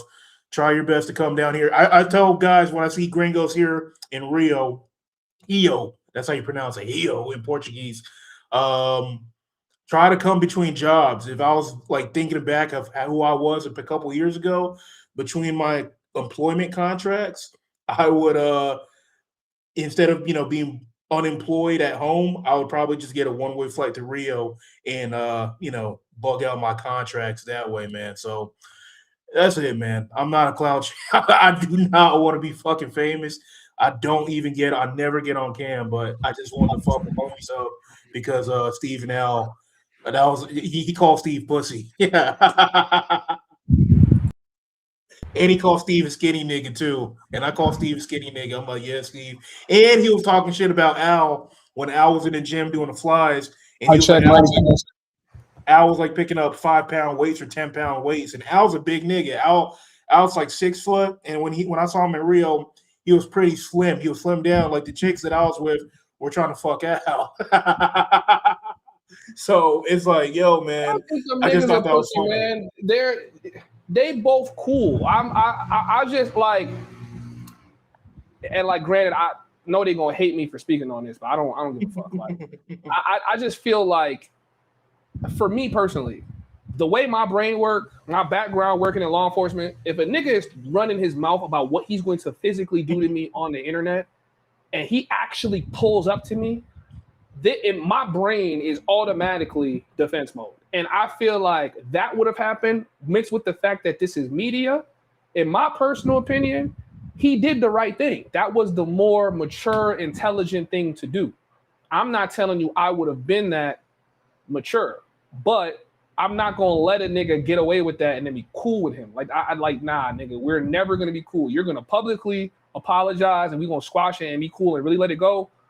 Because you just let a nigga have a reference point of looking like he tough. When I know he's seen multiple niggas that he was gonna do something. Oh, we gonna see each other. Will we see each other? Saw niggas and nothing happened. So I'm like, nigga, you're his only trophy he got on his like cupboard. You know what I'm saying? So, but nah, Steve's not pussy and Al is definitely not pussy. I don't think neither one of them niggas is pussy. You know Al's not pussy. I've seen Al put paws on there. Everybody has seen Al put paws on somebody. Listen, but Al is my guy. But Al can't see me in no boxing ring either, nigga. Stop it, bro. Stop it, bro. You my man. Actually, stop it, bro. Like you said, you were. I joked around. Like when I first entered your chats, I called you. I said, "Stop rapping. Nobody wants to hear no fucking police ass nigga rap." Right? You weren't a cop. You were a correctional officer. I got friends who are COs. I'm not a street nigga. I've been in street situations. I've been in shootings. I've been in shootouts. So I understand the mentality you're talking about. Somebody threatens you or somebody just comes with that machismo, you're going to greet it with that shit, right? I play around with that, but like when somebody's threatening my life, it's TTG. I bet you could fight, man. I bet you can beat some guy's ass, man. Like, I'm not trying to fight. We can fight. I don't even think I even come on the net to try to portray I would beat everybody's ass. I'm just saying, yo, bro, I'm like, if like I've already been through that. Like, you feel me? Like Like, so it's not whether I would win or lose. It's the fact, like, if I have to take it to a certain point, I don't want to. Like, Gans can't come up here. I didn't say, yo, I'll be, because he didn't come to me with that energy. So I'm like, bro, I'm not going to greet you with that energy if you ain't coming to me like that. And that's the type of nigga I am. I'm being completely honest with you, dog. I only know you. I only know Man Tuition. And I know Lord Williamson and I know Don Banks. I've paid Men Tuition and Lord Williamson for consultations before I came out. So I'm not in. I know you guys make money sustainably via the internet. You know, I work a job. I'm an engineer. I work a job. When you guys make money through the internet, you guys collaborate. You guys are media personalities, essentially public figures. I get the lens that you're looking at it. You take this shit pretty seriously. I get that. Me, as a consumer, as a guy in the background who's private, it's all a joke to me when you guys fight. And then also when I can get your attention, essentially, I just like to remind you guys, because all I do is just post on my IG story from my American friends back home, my audience. And the people that like your story, that don't like your story, it's just a quick reminder, if I can get your attention, that you're very blessed, bro. Like I saw that stream when you guys were in Colombia, and it just looked like it was like the connection was timing out, but it looked crazy. You're in a very blessed position, man. You're 30, you're fucking 30. I'm 31. You're 30, you're fucking abroad for a long period of time, sustainably long periods of time. You don't have a lot of peers. So always look at the big picture. Always realize how blessed you are. It's so funny. I liked your channel because the thing is, you broke things down in a very quantitative way, especially like the video you're talking about inflation. You're talking about dating and inflation. And it just resonated with me because that's literally what's happening, what I'm experiencing in a practical sense. And my eyes just got open when I came down here and I started interacting with Brazilian women, man. I just feel like I wasted a lot of resources back home, like for real. Like, how you feel about the Brazilian women? They're the best. They're not the best. I'm not going to say that. They're not the best. They are women are women, man. Women are fucking women. That's all you need to realize. And whoever you are, that's what you're going to attract when you go anywhere. Who you're attracting into your life, etc., is just a reflection on who you are. However, when you're down here in a country like Brazil, maybe Colombia, maybe South Africa, you're just even fucking the UK. When I went to London to see my cousin, it's you're going to have an edge, bro. You said it best, to be honest with you, when you said you are basically like a celebrity. Like, I studied your content, like not just like for you. I'm not on your dick. You just offered really good quantitative data. You said when you come down here, man, you basically are like a celebrity. And so you're going to have an edge like that. You have an economic edge. You're going to have a gringo edge. You know what I mean? Because when you speak English, you're perceived as smarter. You know what I mean? More it's just, to these people, like you said, to the locals. If a guy can come down here, and if a Latin American chick is going to always think, if you can come down here and live in my country, you're rich. That's it. That's her definition. Period. So, anyways, I'm just keep going round robin. I just appreciate you even entertaining me, letting me come on. But women are women, and a lot of Brazilian women, the mulatas, the negras, the beautiful mixed women with their big ass afros, they just remind me of, I guess you could say my mom. My mom's not Yoruba, she's Edo. She's from the city. Really? So, yeah. So you might be the only Edo nigga I've met in years. I'm actually from Edo. I might know your family, bro. No funny shit. I never said that on stream. Niggas don't know what tribe I'm from, but yeah. Yeah. Oh, you're Edo? Shit, man. I don't listen, bro. I don't speak the only two things I know are, Bawoni and Bele. All right. I know that's Yoruba. I know that, right? I grew up in a 2-language household. But my mom, like many Nigerian Americans, they never passed the language down. And bro, there's no reason to learn it. I was thinking about that. I think I'm gonna learn it to teach my kids, but when you go to Nigeria, there's so many languages, and the people that are of our tribe only speak that language or English. So it's like virtually you're never going to use that language unless you're speaking to your tribe's people. And then what's the point when they speak really good English? You feel me? It's like I understand, but like as you grow up and you become a man and you become, experienced in life, you realize you probably have a whole bunch of foreign friends, man. I got my Pakistani friends, right? When they speak Urdu to each other, and that language carries so much more than just a language. It's fucking culture. I think the reason why, let's say, a lot of Nigerians, you say there's no point, and I don't like that that reasoning, because it's an admittance of it's a colonization mindset, even though whatever, but that the British culture was more dominant or just superior to the local tribal culture, and we're just going to adopt these British ideas, and we're going to drop completely everything, language being the most important. Language is the most important. It carries the spirit of it. The only reason, listen, your real name's Mimosa, right? Mosa. Mosa. My name is Marcel. It's short for my whole name, but Mosa is my actual birth given name.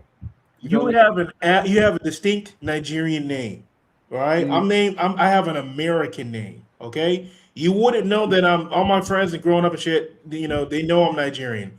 You wouldn't know I'm Nigerian unless I really told you. You'll just think I'm a nigga from off the street.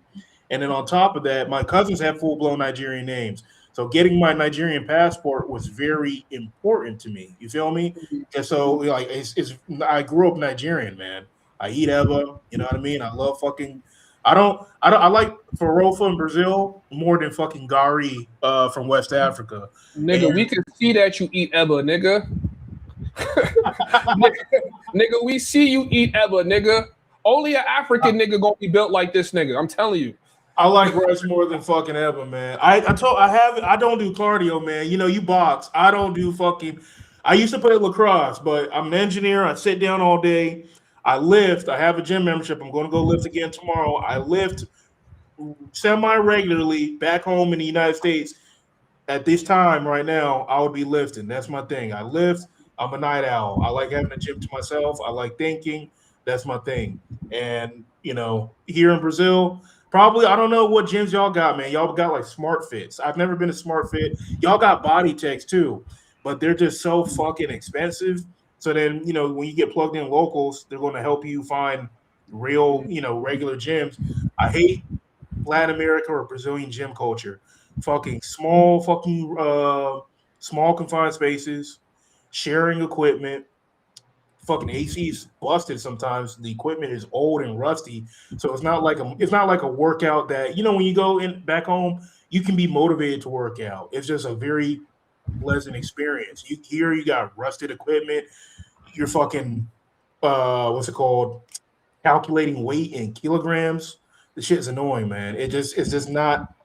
It has a lot of friction when you work out. So it's like a chore. It really is a chore instead of like a therapeutic experience. But it's still good, man. It's still good. The beach season is kind of, I don't know how the weather is up in Colombia. It's like winter, fall right now in Brazil. So I like even at the beach yesterday, I just kept my tank on. So it's whatever. But when summer comes, fucking December, January, February, I got to get my I gotta get.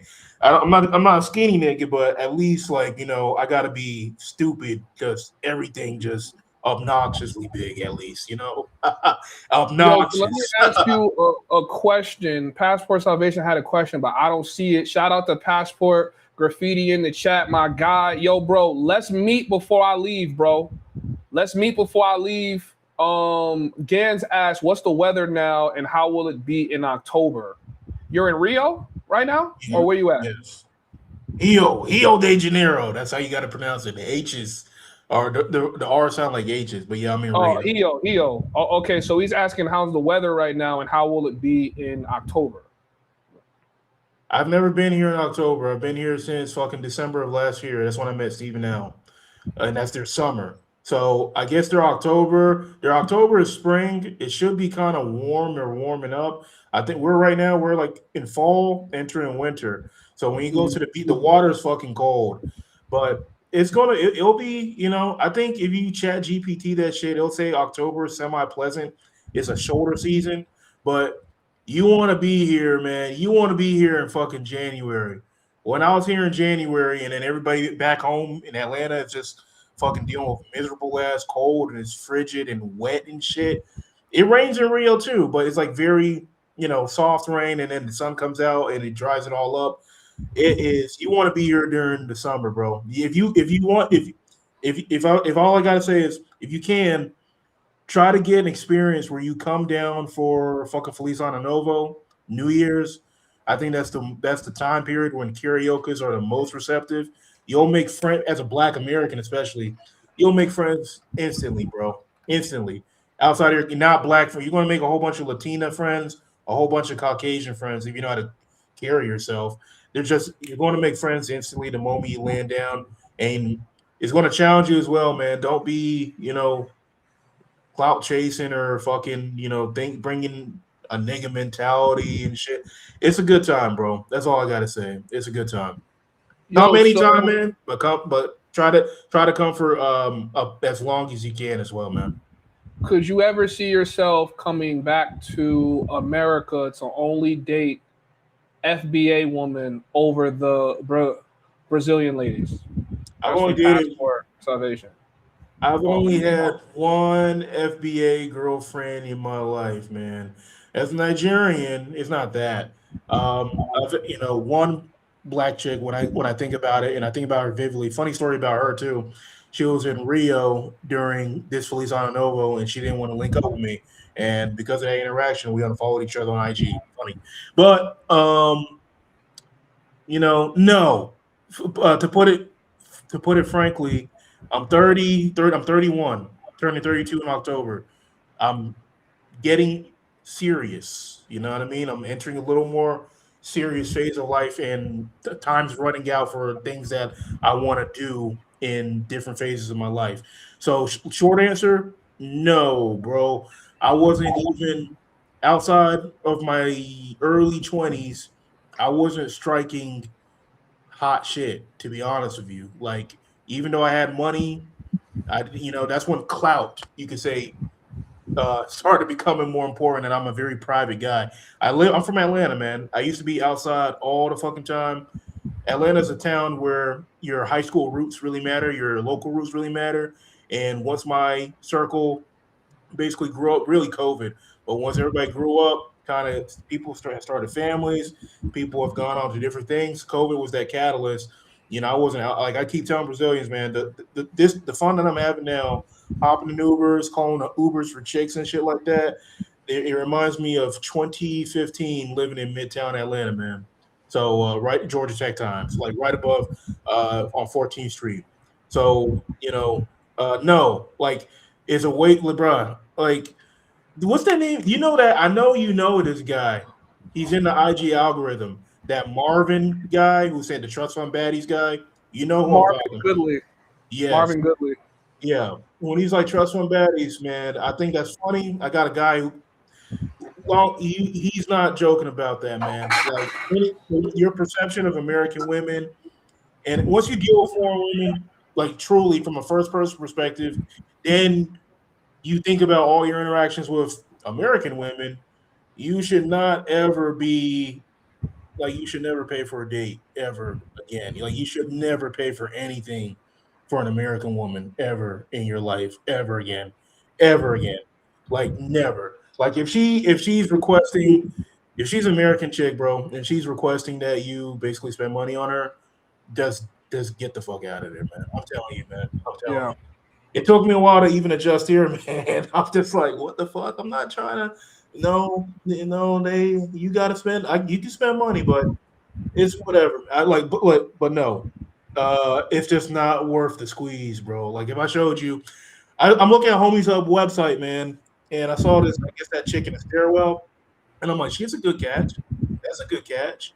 You know, like, is he going to take an American chick that comes with really fucked up, busted software over that? Nah, I probably wouldn't. It's going to be a very rare, special circumstance. But like I said, man, I'm more of a guy. I'm a guy. I like trying to develop some equity, some form of rapport with a chick. And I'm 32 now, and the way the culture is set up these days is just not. Here's my little epiphany, and I'll close this out. I flew to California October of last year to go see a chick that I met on Twitter. And I spent quite a bit of money on the flights and everything, and going out to Cali, rental cars and shit like that. Just trying to give, and I already had my flight and shit booked to Brazil. Didn't know what to expect, you know what I mean? But I was just like, yeah. After that interaction, nothing wrong with her. If there was something wrong, but it's not. It's my fault at the end of the day. I was just like, bro, never again, never again. Like the return. Let's just say, let me put some numbers on it, okay?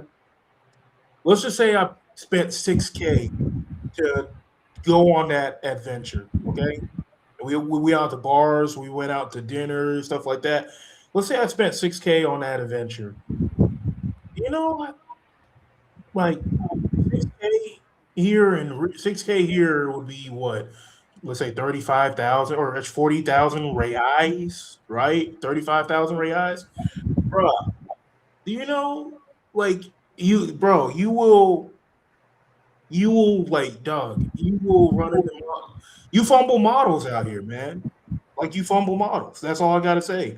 You will fumble models. Like you're gonna be running into models. Like seriously, bro. Like I don't know how to, like, I got my DSLR photo for the second round trip, this SLR, because I'm an artiste and I like taking pictures of beautiful women, man. But you will fumble fucking models, like, bro. Like I've found doppelgangers. I got a funny guy on Twitter that says, "Yup, it's over, bro. Just find a stripper that looks like her, your high school sweetheart or your one true love," shit like that. I've met doppelgangers of chicks that I've dated back home. Funny enough, I've met some really bad chicks out here. Some really bad chicks, like, and it desensitizes you, man. Like I've been here for 6 months, right? So I'm desensitized to beautiful women now. Lord, wait, hold on. Listen to that, because now y'all hearing a whole nother nigga say the same shit. Once you've been out here and you see these beautiful baddies 24/7, you're going to be desensitized. But I always try to remind myself, if that bitch was standing in the middle of my job back at home, Thank you. How many niggas will be reporting you to HR, trying to get you just so you could never even smell a put. And I'm talking about this is a regular bitch just walking down the street. So it's like, yeah, bro, I call it cocaine water. I think you gonna get so adapted to drinking cocaine water, you're never gonna be able to drink regular water ever again. Like you start drinking regular, like I think if I go back to the States, I might fall into depression. I was thinking about that. No, you will. No, you will. I might fall into depression, like nigga. Like once I pay that first Uber back to the crib, it's like, oh hell nah. Hell no, dog. Fuck no. You have firsthand knowledge. You know how much you are. When I came for 1 month. Listen, bro. I originally booked for New Year's and Carnival. I was going to stay here December, January and February. I came to Rio after, like, during New Year's, stayed in January, and I said, all righty. Number one, I got Brazilian American friends, and they always told me growing up and shit, Carioca's people in Rio leave Rio during Carnival because it gets so crazy. You know, when you hear like what's Carnival and shit like that, they say it gets so crazy that natives leave Rio to go to Sao Paulo, right? Dude, it is just. I came back home after that first month. I got rid of everything. Got rid of all my I put all my shit in storage. Gave some of my belongings, my critical belongings, to my mom, and I moved down here. Simple as that. I'm not moving down here because it's this place is a big part of my life now. Like Brazil is I've always been infatuated. I have Brazilian friends. My OG is a white guy, but his wife is from Sao Paulo. Like I've known about Brazil for a long time, but I've just wanted to do it right, which is why I took Portuguese lessons and shit like that. Doesn't mean I can speak Portuguese, but man, like all I know is this is a big part of my life. And I think Homieshub said this, man. It all comes down to how much money you got and how much of the language you can speak, and simple as that. Like Don, I wish I was doing it when Don bit when I was 26. But it's okay. I'm 30, 31. We got time. Bro, you're still young as fuck, bro. You talking like you like 70. No, man. When we start losing the hair, that shit. I told God, man, God, please let me come to Brazil before I'm bald, and He let me do it. Listen, bro, you are already good. As long as you can stay trim, you could be bald, nigga. You just can't be bald and fat. You can't be bald and fat. Now we fucking up. But yo, tell the chat where to find you, man. They're definitely very intrigued by your story. So if you want to share your Instagram or like whatever, let them know where they could find you. Drop it in the chat. Hey, I appreciate that, man. I really do appreciate that. I'm not drop it in the private chat. I'm gonna pin it. I got you, man. It's you could just I have like a little bullshit one called Sell in Brazil because I didn't know how I was going to document, my journey in Brazil. It's funny, man. I was a pervert, porn addict, whatever you want to call it. Nigerians, they just want to stick to, they just like fucking, right? Gucci third leg, man. Anyways, I came down here and it's just I just took a chill pill. I just took a chill pill, man. It's just like when it's so abundant, man. Seriously, man. Nah, if this don't scream sex pad, I don't know what does. But yo, y'all go ahead and tap in with them. That sex pad with the bikini, I'm definitely not. Homie got the Brazil bikini with eyeballs on it as a profile picture, bro. That's a profile picture, but the pictures, like, you look at chick. Peep that book right there. The Yorubas in Brazil, or the Brazilians in Yoruba land. Oh, that's fire. We got a deep, it is a deep connection. It is a deep infatuation I've always had. Like, you don't, bruh. I'm going to Bahia. It's funny, the chick I'm rocking with right now, she is a Bahian, but I'm going to Bahia at the start of August, man. I can't wait to see, I got a book called, I think it's called Palm Oil Plantation or Palm Oil Country or something, because they have palm oil. Bahia is a really big exporter of palm oil, and obviously you're African, you're Nigerian, so you've probably eaten a lot of palm oil in your life. Just the connection between everything, man, even the native Brazilian, Afro-Brazilian religions and how that goes back to the Nigerian voodoo, the typical ones, even Carnival, which is basically has the Sambas, deep African roots. The idea of Osun or Oshun, just the different deities and gods. And I'm a Christian. I'm a Southern Baptist Christian. That's the faith that I practice. But from a historical context, I look at the traditional Nigerian religions before European colonization, and then how those religions spread over the slave trade to fucking Cuba and Brazil. Oh, those are the only Latin American countries I'm interested in.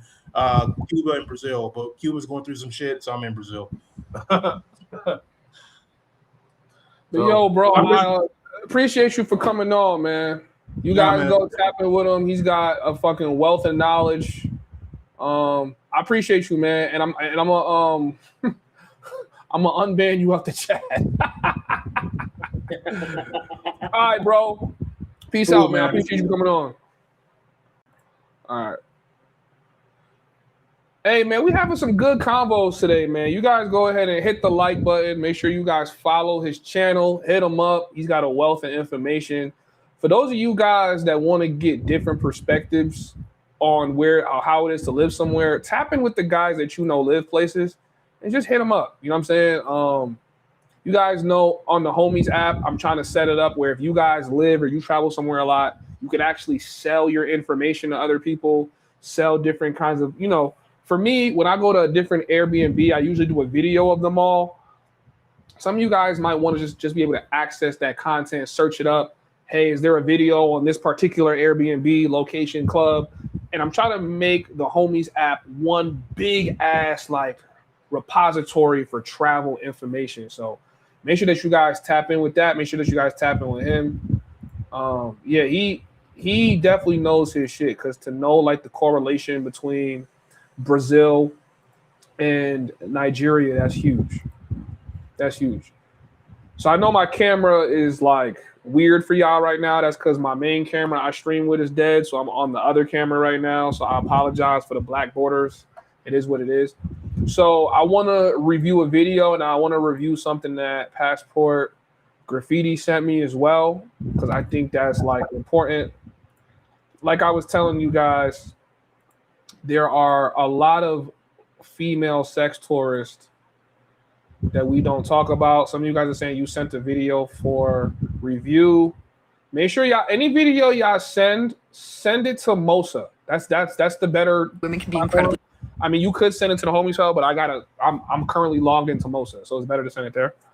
Anyways, let's go over this video real quick. Yes, white women can be incredibly creepy towards black men, and instances of sex tourism prove it. If you don't know, some of the highest rates of sex tourism are among white women traveling to Africa in order to engage in sexual activity with black men. Kenya, Gambia, and Egypt are some of the most common, and when these women travel there, they often severely underpay them. Not to mention that a lot of people who are forced. So y'all think women won't pay for dick? Women, the same way niggas ain't really paying for pussy, right? Niggas are paying for their ego to be stroked. Women are not paying to have dick. They're paying for to what's the word I'm looking for? Women are paying men when they come overseas, or tricking on men, because they're doing the very same shit that they try to make fun of guys for doing. They're doing more like she wants to feel superior. She wants to feel like he can't or won't want anybody else. That's what, and see, now this starts becoming the whole like, damn, what's the word that I'm looking for?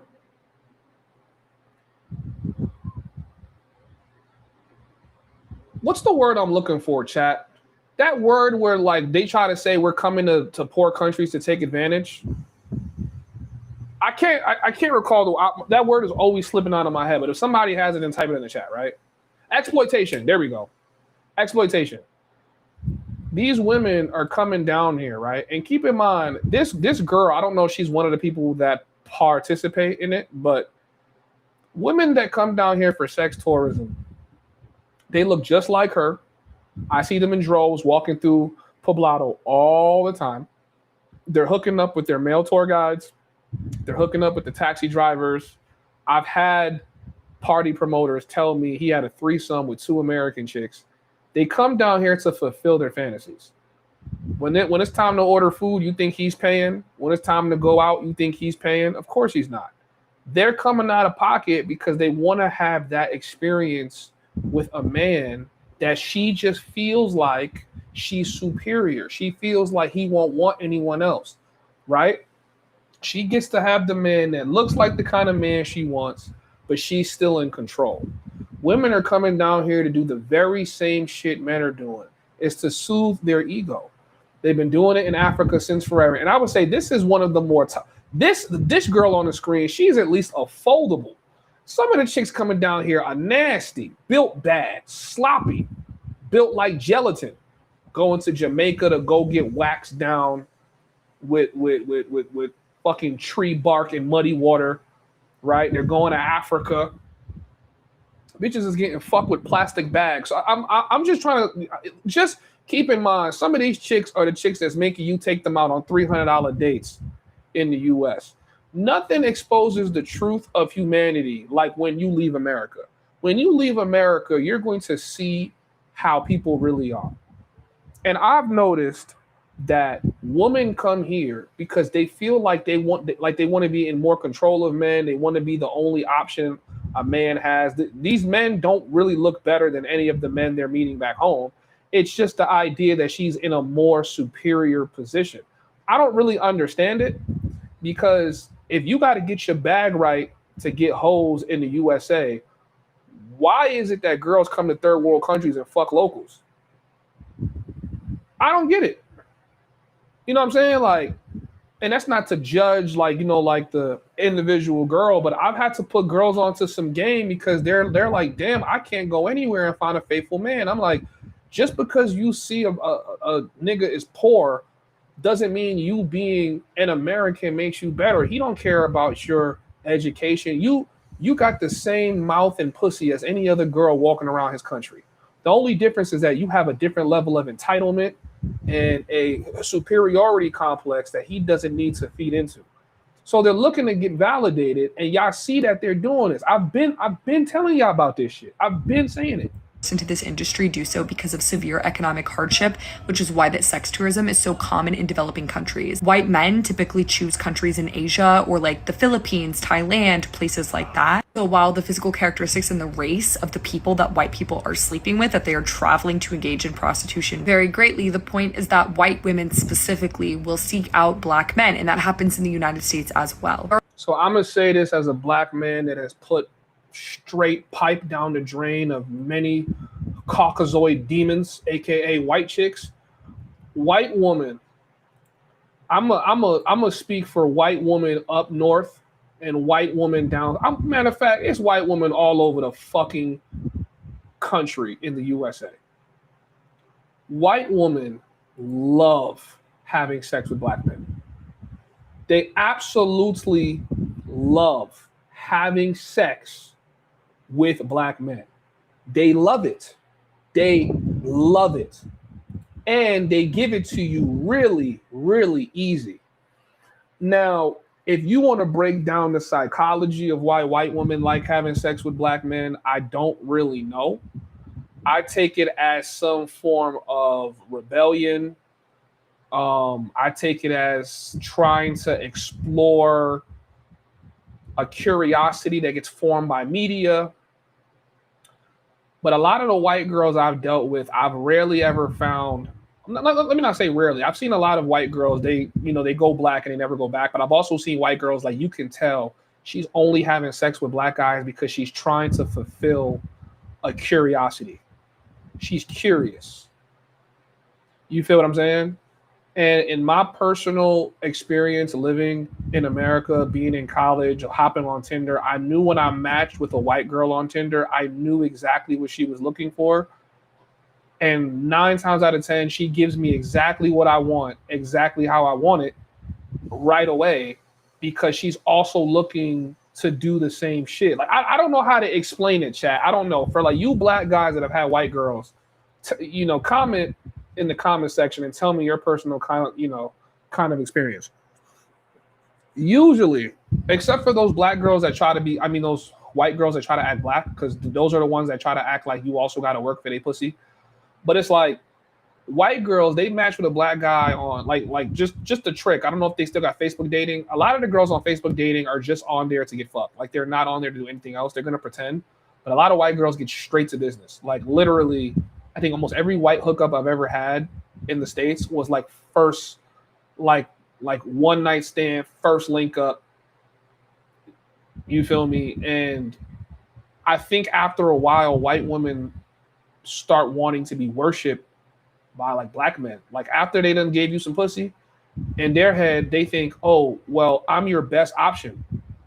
And because I'm your best option, I'm not the same as Shaniqua, XYZ. You should treat me like a queen. And I've had this black girl tell me that she has a brother that's married to a white woman. And he's like, that white woman wants that man to worship her at all times.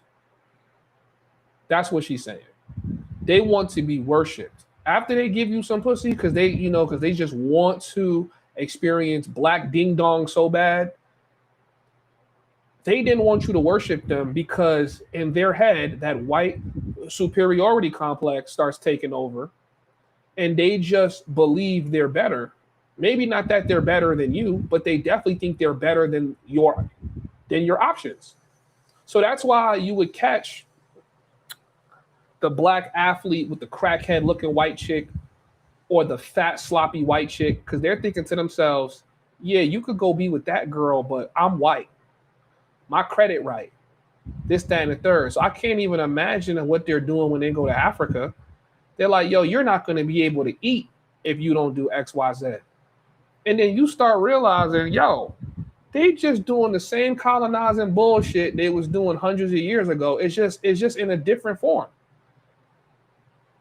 I feel like the only woman, the only white woman that I don't view their sexcapades as being like racially motivated are the ones that actually have black children. I think those are the ones where I think they get so intoxicated in being with black men, they just say, fuck it, I'm gonna have black kids. I think once a woman push your kid out intentionally, it speaks for where her like her psychological is. I've said the same thing when it comes to like Colombian women, right? If you're dating a Colombian chick and she's got a kid, but she tell you she loves black men, but two of her kids or one of her kids, none of them are your skin complexion or don't even have a trace of melanin in them, you cannot believe what women say. You got to believe what they do. Did she have a black child? Did she have a black baby? Did she push out a brown baby? And y'all gonna see a lot of these light-skinned Pisces don't be having no black kids. They gonna fuck black dick all day, but she's not about to get pregnant by no black dick. I'm telling y'all, it gets so sick. Some of these girls want to get pregnant by a black guy just so they can abort it. Like I'm telling y'all, like, I feel like the psychological behind white women gets really sick. Like it gets sick. It gets sick, my nigga. It gets sick. Now, I'm not gonna tell you that the light-skinned Pisces operate like that. I don't think so. I think they kind of just do it on some like status symbol. Dark skin is just not of high status. She's pale as hell. You know, she probably want her kids to be her skin complexion. And then you got the chicks that like the Thai chicks that live in Pattaya that want to have black children. They just have a fetish, but their fetish is turning into actual, real, burning desire. Because a lot of them are having mixed babies now because that's what they want.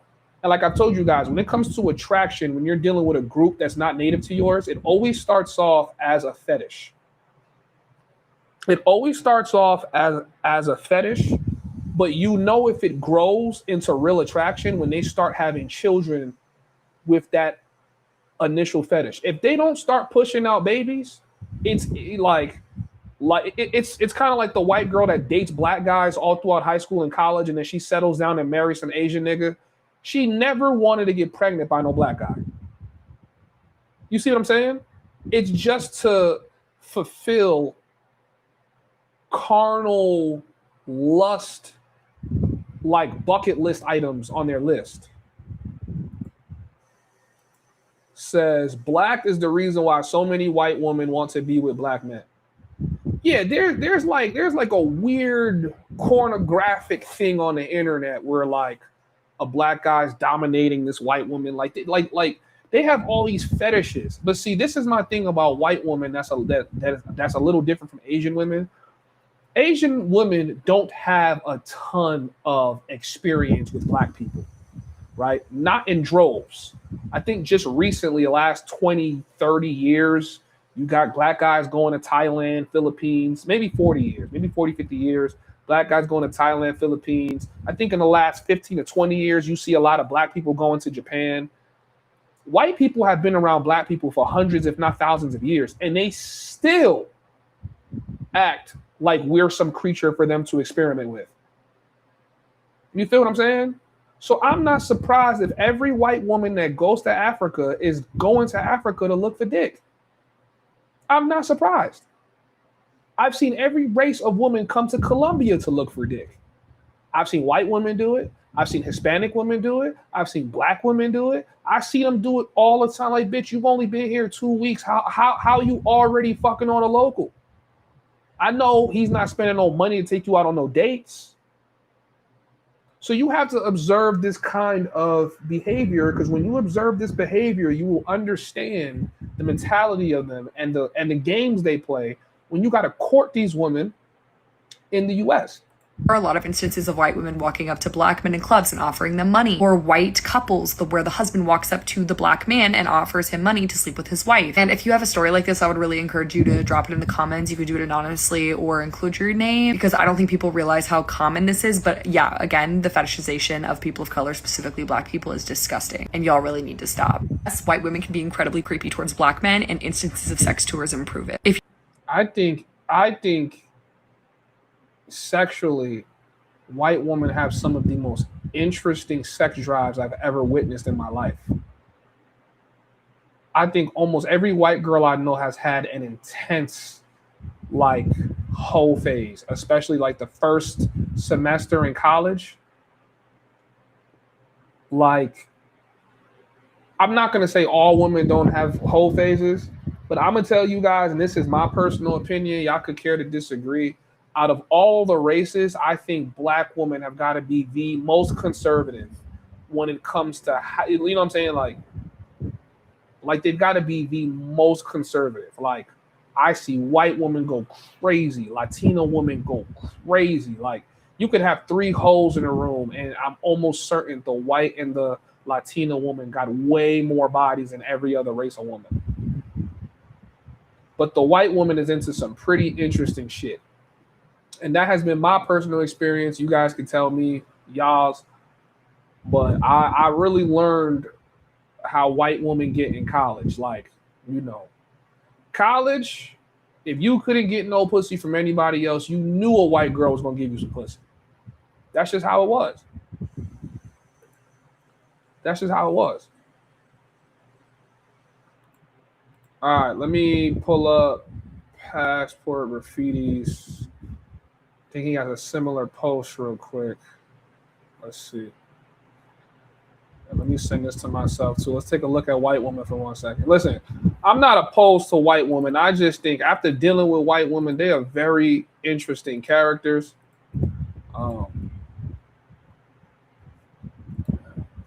Very interesting characters. But I don't, you know, I don't think I could be with a white woman seriously. It's just it's hard. It's hard. All right. Let's play this video real quick, chat. Hit the like button, man. Can we take 1 second for you guys to hit the like button? We will have to end stream soon, unfortunately. Maybe we could go for another hour. But if you guys could hit the like button, bless the Cash App, it would be greatly appreciated. Shout out to my nigga, Tyree, comes in with the 30 ball. As soon as I said it, says for being a 304. I appreciate the Cash App, bro. I appreciate you, my guy. Guys, hit the like button. Let's get the likes up. I do want to leave this stream up so that you guys can enjoy the content. Let's go. Did you know that there are women from all over, I'm talking America, Europe, and Canada, who visit impoverished countries and areas to exploit young men? Take a look at this next clip from a documentary I discovered. That nigga is fucking this white girl all stupid. I could already tell. He knocking the caucus out that shit. Giovanna is Italian. She's 33. She fell for Edison, who's just turned 18. We talk a lot about male predators, but what about these women? That young man just turned 18. I could tell this video is going to make me go off on a rant. So I'm going to just play it and stop pausing it. All right. I want to just replay this video for y'all, and I'm going to play it in its fullness before I commentate. Just listen to this shit. Did you know that there are women from all over, I'm talking America, Europe, and Canada, who visit impoverished countries and areas to exploit young men? Take a look at this next clip from a documentary I discovered. Giovanna is Italian. She's 33. She fell for Edison, who's just turned 18. We talk a lot about male predators, but what about these women? That young man just turned 18, and who knows if they met prior to him turning 18. And that woman is in her mid-30s. Everything seems to be possible here. The barriers of Western society are abolished. There are no beauty criteria. There are no professional points of reference or problems related to differences of age. They know that these young men and boys are desperate for money, so they take advantage of that. This is sickening. These are people who do awful things, then go back to their family and pretend like nothing has happened. Hey, if you ever want to get some easy pussy, go to Jamaica or go to one of these places inside of Africa and just act like you are native there. And watch how much white coochie pull up on you. Yes, yes, yes. I am so happy that you are here. Please come. Please come. Let me introduce you and be your tour guide. I will take good care of you. And just listen. Think smarter. Don't work harder, okay? Think smarter. Work smarter, not harder. Y'all niggas want some white cootie cat? Act like an impoverished nigga in these countries. And why these girls gonna flock to you. But just know you're gonna be doing some nasty shit. All right? This should absolutely concern you. Yeah, that's nuts. Shout out to Passport Graffiti for the video. When are y'all gonna realize that I've been living overseas and I've seen it all? It's not just white women. It's not just white women. Women come from all over every race. When they're on vacation, they're looking for dick. And most of the dick that they gravitate to are foreign men. And y'all be thinking, oh, because women in America don't want y'all. Do you know what women in America do when they come overseas? They make fun of niggas for being broke and not having nothing. And they go and try to make love to niggas like this. And you see a walrus whale on there kissing on this because she know no nigga that size gonna want her. They want to believe the illusion that these men want them, cherish them, love them, but cherish and love them in a weird way. I think the thing that confuses me the most about women like this that come overseas and do all this shit is because guys, you have to remember something, right? Women still operate with hypergamy. And this has always been the phenomenon I don't understand. I'm not even going to act like I understand everything because I don't. The phenomenon I don't understand when it comes to these women is if you were naturally hypergamous, why do you come to third world countries looking for men? Like, is it that because these women are already well off, they kind of dig in the dumpster? Because think about it. Think about Bill Gates' wife or ex-wife, Jeff Bezos' ex-wife. I'm pretty sure they're not looking to date a trillionaire. They're probably going to date a regular guy working a regular job. But I think they seem to think in their head, well, I'm a billionaire. I could take care of you for eternity. You should love and cherish only me. I think, was it Jeff Bezos' wife? I can't remember, but she was engaged to a guy, and I guess they called off the wedding. Maybe she caught him cheating or something. And it's like, they be so heartbroken. It's like, yo, you put yourself in the same position as a man where you believe your resources earn you the right to somebody's love, and you realize it still don't work that way. I think, like I said before, when women come overseas, you see the world for real. If you've never left America, you really don't know. You don't understand anything. When you leave America, you realize, yo, you live in a psychological matrix.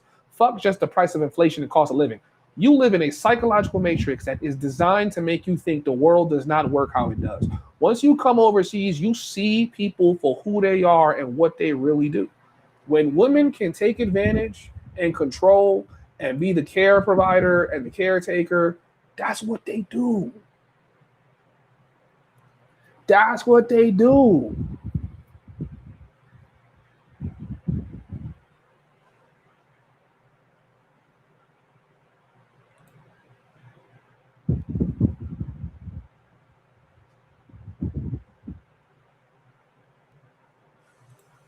said hypergamy isn't real. It's just women trolling y'all.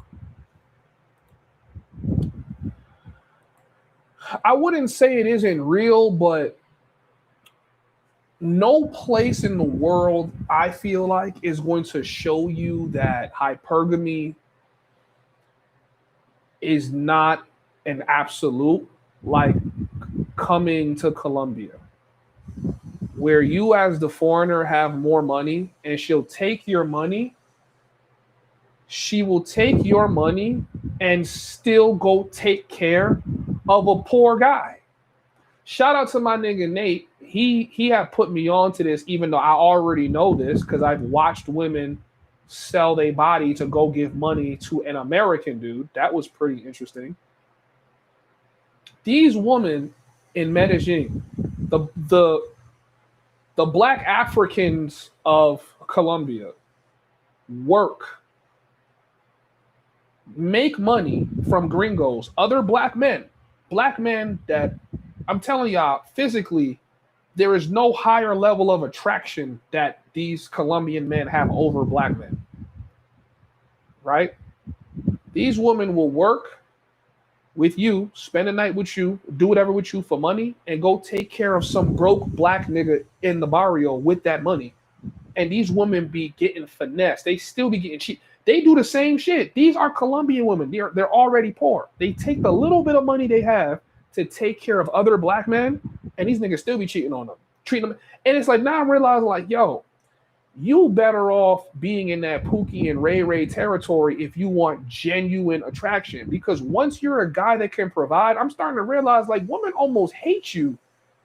The fact that you capable, it's like they like it. Guys, I don't know. I'm not an expert. I'm telling you guys what I'm seeing myself. It's almost like they hate you for being able to provide. So they come, they shorten the time that they spend with you, they extract as much as they can, and they go give it to a nigga that can't do nothing for them. So he's putting me on that a lot of these black Colombian chicks be taken care of. And if y'all want to know what poverty is, go look at what one of these Afro-Colombian, these motherfuckers is poor. They're more poor than regular Colombians. They're poor. These women will be out all night running that money up to go take care of some broke ass nigga that don't work, don't do nothing.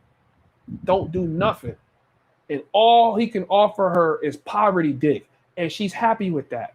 As long as I'm getting, you know what I'm saying? As long as he's giving poverty D, she's going to provide for him. And I thought that was interesting because they be crying to each other about it. I'm talking about fine, beautiful, thick, voluptuous black Colombian woman. She can't have the love for you that she has for another poor black Colombian nigga. And I'm like, yo, chat, have we been lied to our whole life? Like, nigga, I'm 30 years old and I still can't figure out why the Pookies and Ray Rays of the world get the pussy without working for it. Now, if you're a Pookie and a Ray Ray and you want the pussy to yourself, now that's another story. It's not going to happen. She's definitely going to go mess with the nigga with money. But she's going to have her most genuine, not require nothing from you when you're incapable. Maybe one of you older gentlemen that really understand what I'm talking about can break this down for me in the chat. Because I don't get it. I don't understand the need to want to be with poor men. I don't get it. Someone says you got to treat them how their men treat them. You can't. You can't treat them how their men treat them because they know you have money. They know you have money. It's different when they know you have money.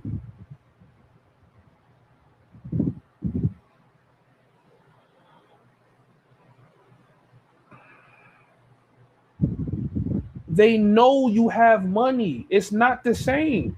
Once they know that you have money, you can't even pretend like you don't have money. You can't. You can't. Because if there's anything women hate more than a broke nigga or a simp that has money to throw, they hate a nigga that has money and don't want to spend it. They hate a nigga that wants to live with principles and rules. Oh, you have money, but you want to be cheap. You don't want to do this for me. You don't want to do that for me. It's like she's more mad at the fact that I have the money and don't want to spend it than she is mad if I didn't have the money.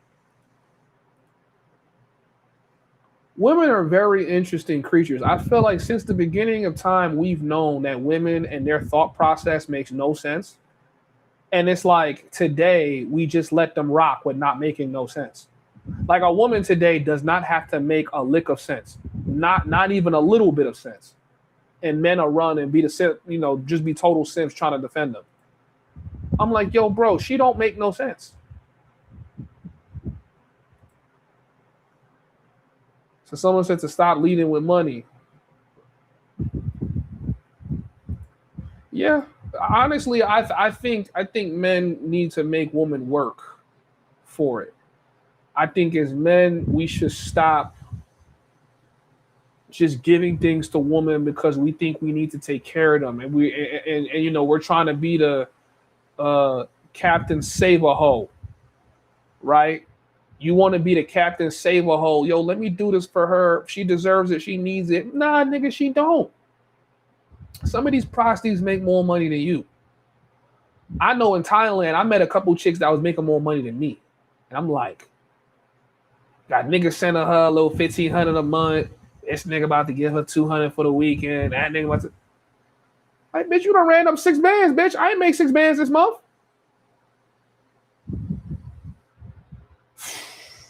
Yo, man, this shit.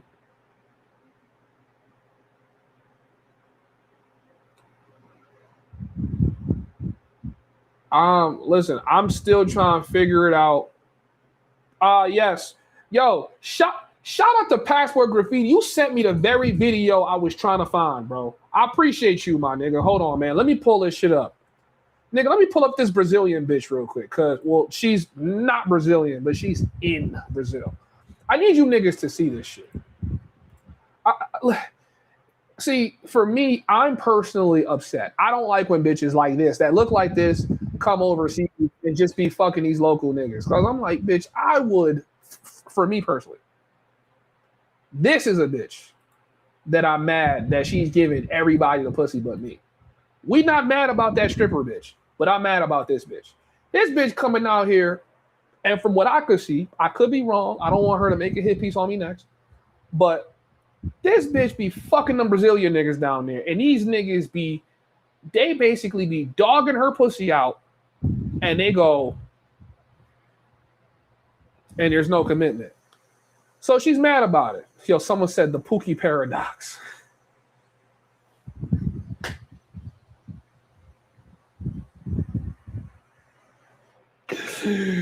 Yo, bro, you might have just coined a term, my nigga, on stream. Nigga said the Pookie paradox. Yo, that is chef's kiss, my nigga. Nigga, the Pookie paradox is a real thing, bro. Women are obsessed with being involved with men that cannot provide for them. I don't get it. I don't understand it. America takes you to meet his family, does that mean you're serious? Because obviously not. I have just got back to Rio. So this video, I'm going to rewind. So if a karaoke... He's talking about a karaoke. I'm going to assume this is a Brazilian man who I guess, I don't know what... I mean, we could look up the definition. What's a karaoke? Hold on. Let's go to Chat GPT. Our trusted Chat GPT has the answers when Google does not. What is a karaoke man? I think it's just a Brazilian guy. It's simply a man from the city of Rio de Janeiro. Okay, cool. All right. So look, y'all see, right? It's simply a man from Rio de Janeiro. Okay. Damn, bro. I was hoping that you coined this term on stream, nigga, because I was just going to steal it from you. But fuck it. It's all right. Yeah, nigga, this is the Pookie paradox, man. So, I don't know. What would you guys rate this girl on my screen? What would you rate her? looking at her bio. I don't know if she has a full Instagram. Does she have a full like? Well, listen. I've watched this video already, but before I play it for y'all, I just want y'all to see what she looked like before we go through this video. I think she's reasonably decent looking. You could tell the kinds of niggas she wants to dig her out because she got the nigga all over her page, obviously.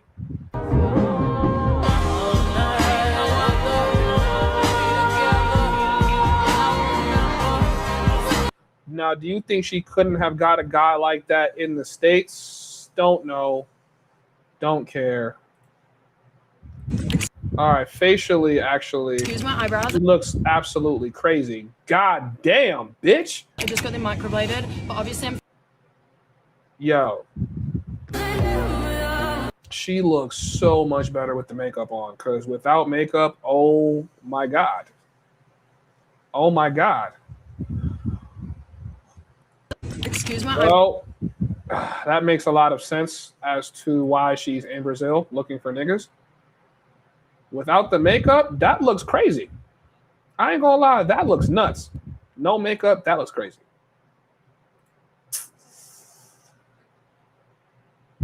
Yeah. I think she got a nice body, though. All right, anyways. Yeah, right here, she looked like, you know what I'm saying, real foldable. Yeah, makeup is doing heavy lifting right now. But anyways, let's play this. Karaoke takes you to meet his family. Does that mean you're serious? Because obviously not. I have just got back to Rio. It's Saturday, and I thought I would update you guys on the whole situation with me and my karaoke, because I was really into him, and I just don't really know what he was feeling now, because... Yeah, I've got back to Rio. I put my pride aside. I was like, let me message him first. I messaged him. I was like, hey, like, do you want to see me? And he was like, yes. And I was like, okay, like, I'll be at the beach. And then he was like, I can't come to the beach. And yesterday he was at the beach with other girls. And I'm not going to lie, I cried in the Uber. I was so upset. I just thought, why can't a guy move mountains for me? See, I'm not going to say this is a white mentality. I think a lot of women feel this way, but I really think, like, let's be for real, sister. You're in Brazil where a lot of those niggas are poor. There's no mountain he's going to move for you despite just being your personal sex slave. A nigga that takes you all over the place, protects you, even though it's on your dime. You don't want that nigga to even breathe another bitch's air because you feel like you're in Brazil, you're a white woman, you are superior. I'm telling y'all, all of these white women feel this way. I don't give a fuck what anybody says. They have a superiority complex that is embedded within them when they're dealing with people, especially people they know that have either been colonized or are poor. So he's been dogging you out. You've been giving that pussy up. I know he's not the only nigga you've been fucking out there in Brazil. And you're just upset that, like, move mountains for you because you saw him with another girl. Like, that's not what it was. Why can't a guy submit to me? That's what she meant to say. Why can't a guy submit to me? I think we got to talk about the snow bunny paradox. It's very interesting because as much interest as they have in colored men, it's like it's never like a wholesome thing behind it. And it hurts because I told myself I'd never fall in love with the karaoke, and here I am. And I know so much of me shouldn't let this guy ruin or dictate my rest of my Brazil trip, but it's so hard when you're solo traveling for 3 months. You crave connection, and I got feelings for him, and then now I just feel like they've been crushed, and it's really, really hard. You wanted a nigga to commit to you for the 3 months you're in Brazil, despite the fact you were getting crushed by other niggas, and I know she was because she definitely admitted to it in previous videos that I've seen of her, and you know you're leaving in 3 months. So you want a nigga to come, get hooked on you, and be hooked on you while you're all fucking some other nigga in some other country, so that when you come back, he can be hooked on you again. I never want to hear women speak on what passport bros are doing ever again. Because I'm telling y'all, these women are... And see, here's my problem with the passport police. especially the female passport police, how come y'all don't do videos on y'all fellow sisters? How come y'all don't do videos on y'all fellow, kitty cat holders? You got the dick police over there. Yeah, man, these passport bros are. Oh, so it's better when a girl comes over here and fucks on a local, knowing he's not even getting 25% of the femininity he gets from his own woman. He's not even getting 25%. At least when us men come over here, we're masculine all the way. We have the money, we take care of them, we can protect, we could build shit, we could fix the sink, we could paint the walls. Bitch, you not giving that nigga nothing but pussy and maybe some money.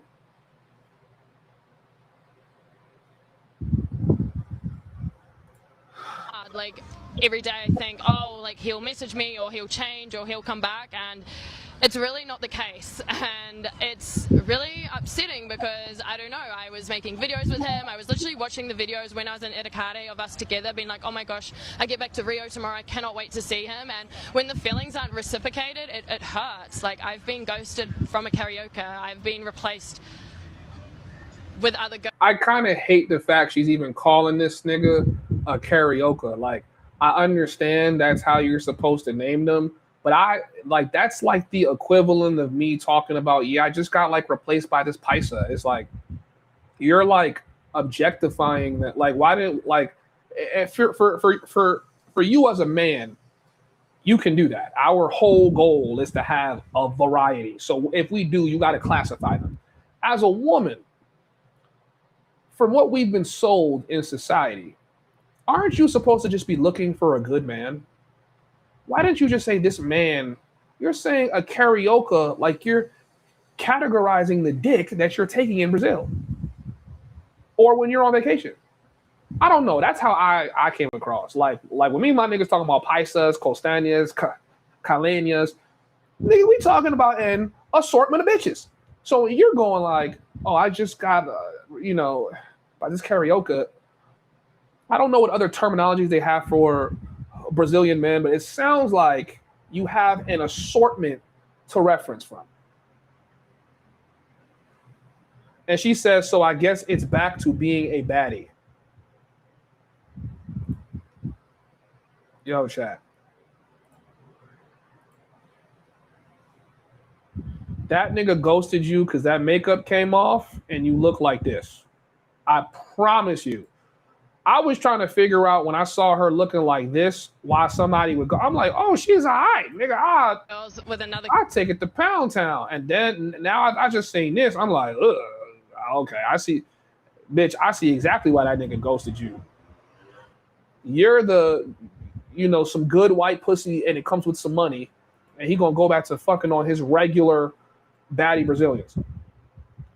Americans have, not even Americans. American women need to understand something. I need American women to understand something. You are not as attractive as these Latinas.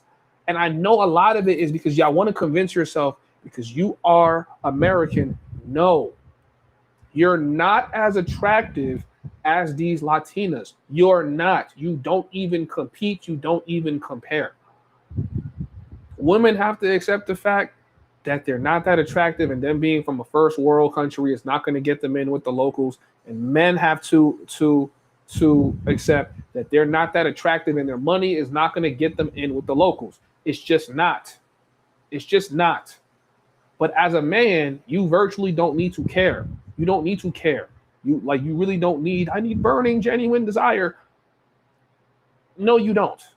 You need a woman that's going to respect you and do what you need her to do. As a woman, it's not the same. You need a nigga that's really going to want to protect you and provide for you. And these women are going overseas realizing that none of these niggas are doing that for them. And so it's like, all right, well, I just need a guy that's going to boost my ego and worship me. And now you realizing, oh, despite the fact that I'm American and I've been giving this nigga pussy for basically nothing, the first hour I met him, that he's still going to juggle girls. And I'm coming out of pocket. Of course, she's not going to say that on video, but I know she is. baby girl, you're coming out of pocket because he's not coming out of pocket for you. He can't. Karaoke, and it's hard, and I feel very vulnerable and very hard to share this online, but I feel like I've built such a good community that I share my whole life, and this is just another part of my life, another chapter that I didn't want to happen in Brazil. But yeah, I've been ghosted by a karaoke, and I am upset and sad, and we're drinking at Capitaninos at Copacabana, trying to move on, but it's not easy. So my advice to you is, if you're coming to Brazil, don't fall in love with the karaoke. If she looked like this the day I met, if I would ever meet her, it would be an instant go. But if I saw her looking like this,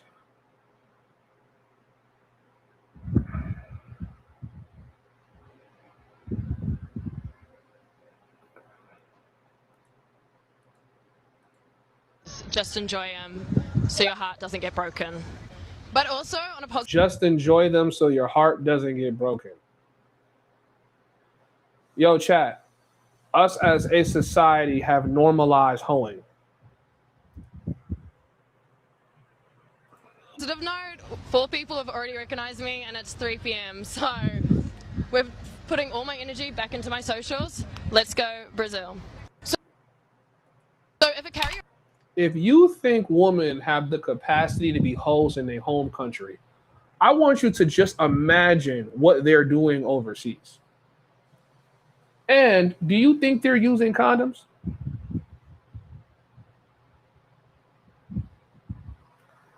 Yo, man, I might have room for one more video, man. You guys hit the like button.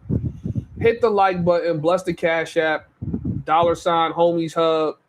Don Coolio says the way she referred to him shows you her collecting of these overseas males as collectibles. The Brit Whites are the muggliest there is. I'm sorry. When I first saw her on like TikTok, she already came across like a bitch that would give me an STD. After listening to that shit, it's almost like I already know she would give me one. We might have room for one more video, guys, and then we out of here.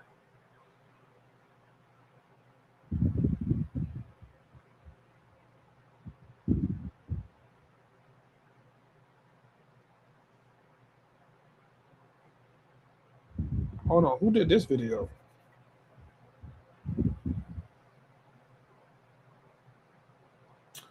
Oh, okay, that's from Andrew's show. Okay,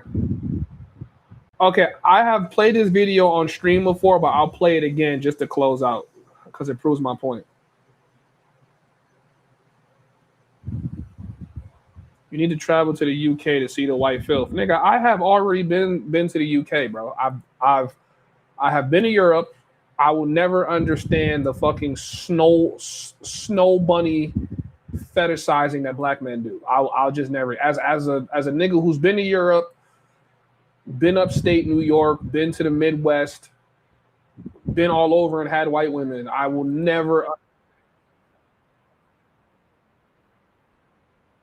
I will never understand the constant fetishizing for snow bunnies. I'll just never get it.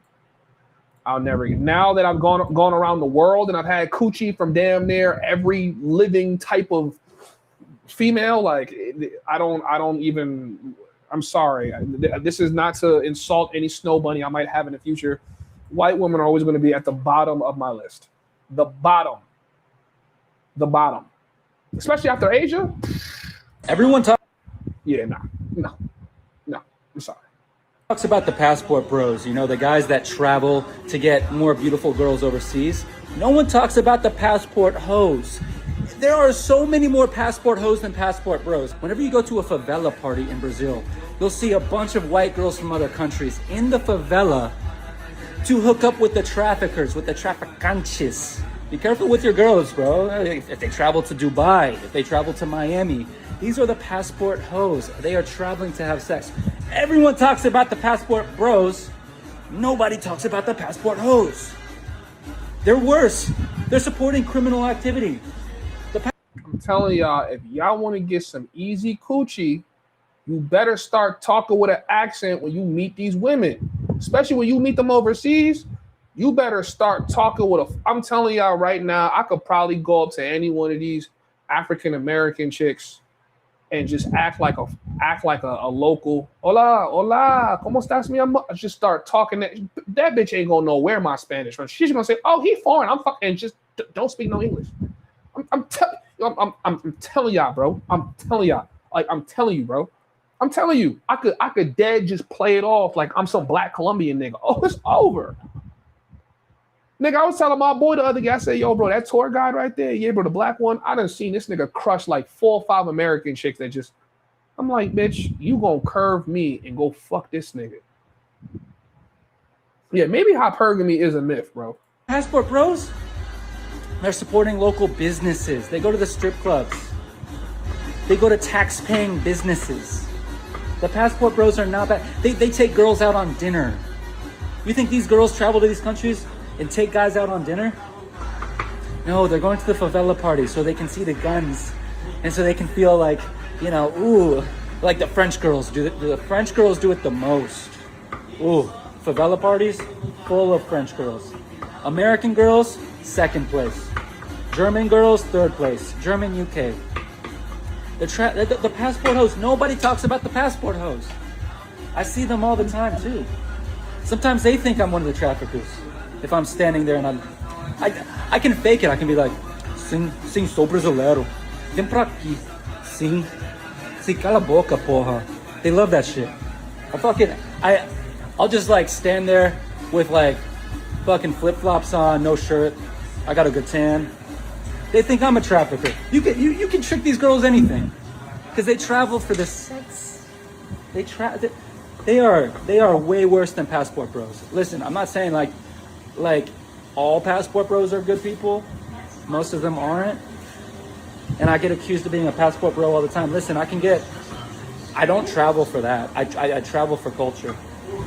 Yo hablo español. Eu falo português. I travel to. I think all people to some extent, if you're binge traveling, right? Maybe, I don't know, someone already made up that terminology. If not, then I claim it. Same thing, same way I claim the gringo hunter, even though you guys say other people have used it, they don't use it the way that I use it, right? When you're a binge traveler, you're traveling country to country to country to country to country. Usually you're doing it in a succession. You're going back to back to back. When you're a binge traveler as a woman, like you don't want to go back to your home country and you're a single woman, even a single man, but right now we're talking about women, so stay on point. But when you're a single woman and you're binge traveling, I'm almost 99% certain you're traveling with the intention of meeting a man on vacation. You're always going to put yourself in a space where you can meet a man. And a lot of them have sex with these men because men are going to take sex if it's easy. So trust that American women or any first world woman, when they go overseas, they're throwing sex at these men. Now, some of these men are so used to this, they start trying to get financially incentivized to have sex with these women. So they'll be like, oh, I could be your tour guide. And you know, and I know what that is. Hey, I'll be your tour guide. You pay me this fee. Now you're the trusted guy in that country. What do you think a girl's going to do that's lonely by herself and you're showing her the whole place? She's going to fuck. Duh. So these guys are getting the 2-for-1 special, and you still got to take bitches to Tao and Ruth Chris, spend $300 for the possibility of getting some pussy. Fernando is getting paid $300. You guys see where the game is getting fucked up? Like, can you like understand where the game's getting fucked up? Hit the like button, guys. Get the likes up.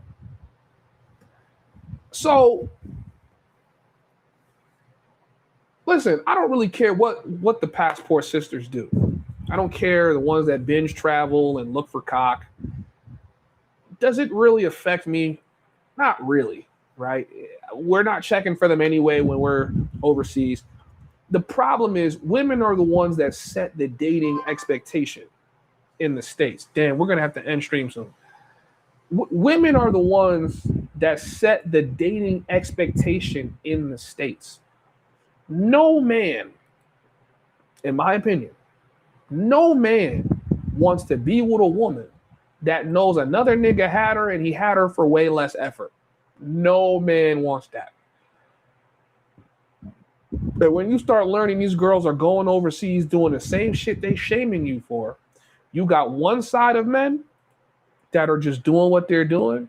You got another side, which are the women, that are shaming niggas for it, but coming overseas and doing the same shit. Now they'll say, oh, you guys are making fun of baby mothers to come overseas and take care of baby mothers. I think the language that men are unable to use, because like I said, men don't set any precedent in dating, it's all the women. Niggas deal with single moms overseas because single moms overseas are being submissive and doing what they need them to do, for doing what they want for way less effort. Single moms in the States are setting the expectation so unreachable.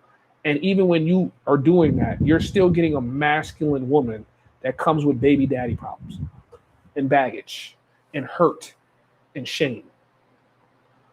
So for the women that get the opportunity to travel, as you can see, content creation, online jobs are providing the opportunity for people to leave their countries. And it's not just happening from America. It's happening in the UK. It's happening in Canada. It's happening to any one of these countries where their money is going to come to one of these poor countries and be explosive out here.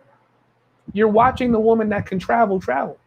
And I promise you, when women travel, they're doing dicks. Don't believe, don't, no, oh, I'm just traveling. That's you guys. I don't need to do it. Cap. Oh, it's my boyfriend. Cap.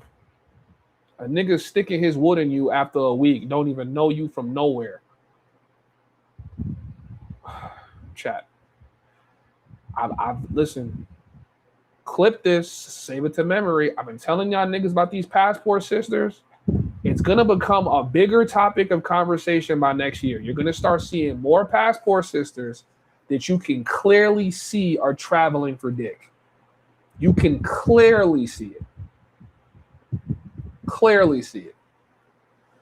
All right, I want to take a short moment to shout out all of my members and the guys that donated today. Shout out to Aaron. Shout out to Tyree. Shout out to my guy, retired civilian, Big Gans that came in with the $20 super chat. Shout out to Passport Graffiti for the video and the conversations. Passport Salvation, I see you in the chat. Shout out to Black Hoodie Darth Maul. What's good, bro? I just want you to know that I'm botting right now, so that's why we haven't done a live stream. Shout out to my guy Na in the chat. He said he would rather me review a Mulano video than watch a RuneScape stream. That's crazy. Shout out to Young Dashiki in the chat. Golden Child, I see you. Ronin Traveler, shout out to you, my nigga. I couldn't get to your comments, bro, but I see you in the chat. The Knight and the Bishop. What up? What up? What up? Who else did I miss that's usually always in here? Backshot Delivery, shout out to you too. Pause. That yo, I gotta keep saying pause to that name. That shit is crazy. Backshot Delivery, thank you for coming in the chat. Sounds nuts. Like, hey, yo, what you mean? Hey, yo, what? Who else do we got in here that I gotta say was good too? Iceberg, what up? What up? What up? Stoic in the building, I see you. What up? A couple of y'all I don't know. I'm sorry, so I'm skipping over y'all. Caesar, what up? El Sancho Negro, what up? Don Coolio, what up? All right, man. All right, so I got to charge these cameras. I got a session in the morning, so I'm going to be doing some teaching a couple motherfuckers how to code. All right, is there anything else that y'all want to talk about for like the maybe we got 5 minutes.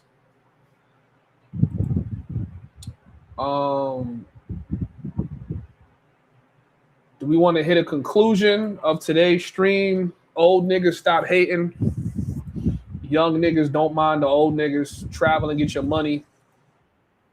These girls are definitely chasing dick overseas. I don't care what they say. What else? What else? What else? What else?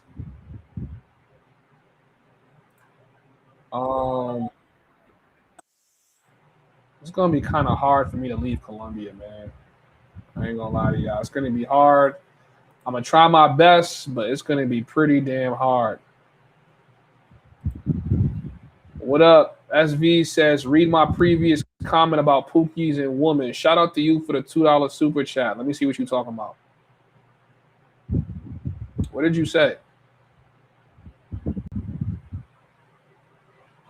Okay. Said Pookies are men that women want to pay for, just like O's are women that men want to pay for. It's the same concept. It's just the other way around. Very simple. Women and men are more alike than what we give them credit for. The only difference is that they're like the weaker vessel. That's it. They're very, very similar to us. And I just want you guys to understand that too. Like, even when it comes to like paying for box, like I don't agree with doing it in a country where the women have opportunities to make money. When they don't have the opportunity to make money, I can understand it and I'm not against it, because they're really like, guys, if you really think about it, think about if no one bought box in Colombia, like ever. It was illegal, it was looked down upon, the men weren't doing it, the foreigners weren't doing it. How would these women make a living? There's no jobs for them. There's no jobs for them for this economy to sustain itself if they were not selling box. I'm sorry. This is one of those things where I would argue that more women, like the whole economy that sustains the woman, is sustained by sex. And maybe it's like that all over the world, where women are making the majority of the money they make because they're having sex with another guy. Like, you know, like they make but the biggest wealth transfer from men to women happens because of sex. It happened, like, just look at all the billionaires and look at how many of them have been like divorced.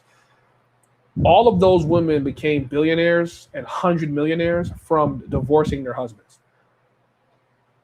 The richest porn stars are rich because they're selling sex. Like women make their money because men are sexually attracted to them. And if you remove any possible way to transfer wealth because of that reason, women would be impoverished. Maybe in America they would stand a chance, but how many women are going to be nurses and dentists and lawyers and real estate agents? It's not a lot of them. So America creates a world that's just unrealistic. It's not, there's no realistic reason, because right now they're saying more women are going to college than men. Like, they like post this shit like it's like some type of like women are performing better than men. And it's like, no, a lot of women are getting these jobs because of DEI. They're getting these jobs because the manager wants to sleep with the woman at some point. And they're getting these jobs because men are more likely to be ambitious and want to own and go through the hardships of business. And women want shit easy. They want easy money. A woman is not going to start a contracting business where she's going and ripping floors open and laying tiles down. Even if she can make good money, she's not going to do that shit. When you leave America, you're going to realize that the majority of women around the world do not want to work. They do not want to work. If they could lay on their back and make money all day, they'll do that. If they could take pictures showing off their toes and showing you a little bit of curvature, they'll do that. The idea of them slaving at a job makes them sick. Most women, not all women, just most of them.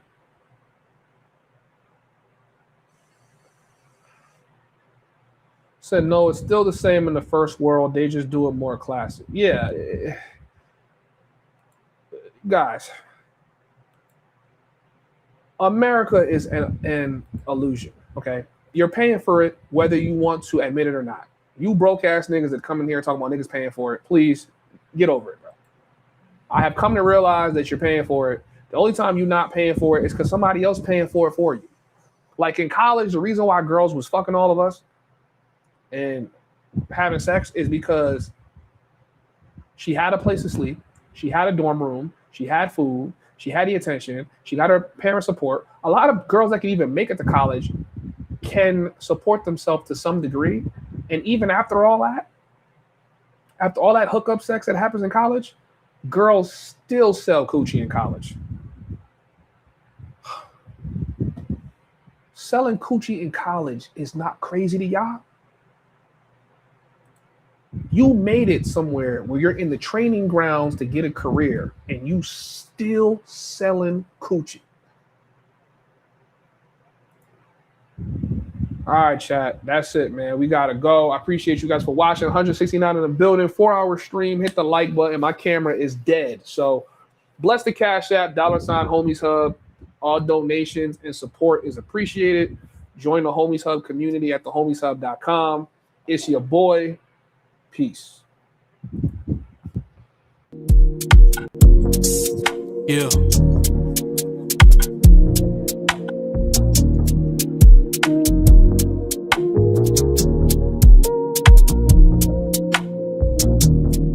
She know me as king, but today I told her she'll see me as son of a god. Bow down, it'll give me your eyes. I come before you, but not as a mirage. To be the answer to all of your prayers. Get it now instead of waiting on later. Need a man that isn't stricken by greed. I'm only stricken when you get on your knees. Girl, don't pray for me, you can pray to me. It's blasphemous if you don't believe. Cause I bear the fruit, but not off the tree. But I bear the fruit to show you you're free. Don't pray for me. All the things you wanna say for me, you can say to me. Activate my inner savior. Can't watch you act on your inner nature. I can't watch you slide down that pole. Watch new niggas take you home. I'm here to save your soul and purify you with that bro. I can't just sit back and just watch you. You got a heavy burden, I'ma spot you. You feeling sick, I'll be a doctor. I want you to love me. I want you to love me like a God that you ain't never seen. I wanna be to heaven you ain't never been. I wanna purge 11 that's been meddling. Life's a trip, keep you pedaling. Let my love just settle in. I write you letters in cursive. Just let me be the one you worship. Yeah, worship.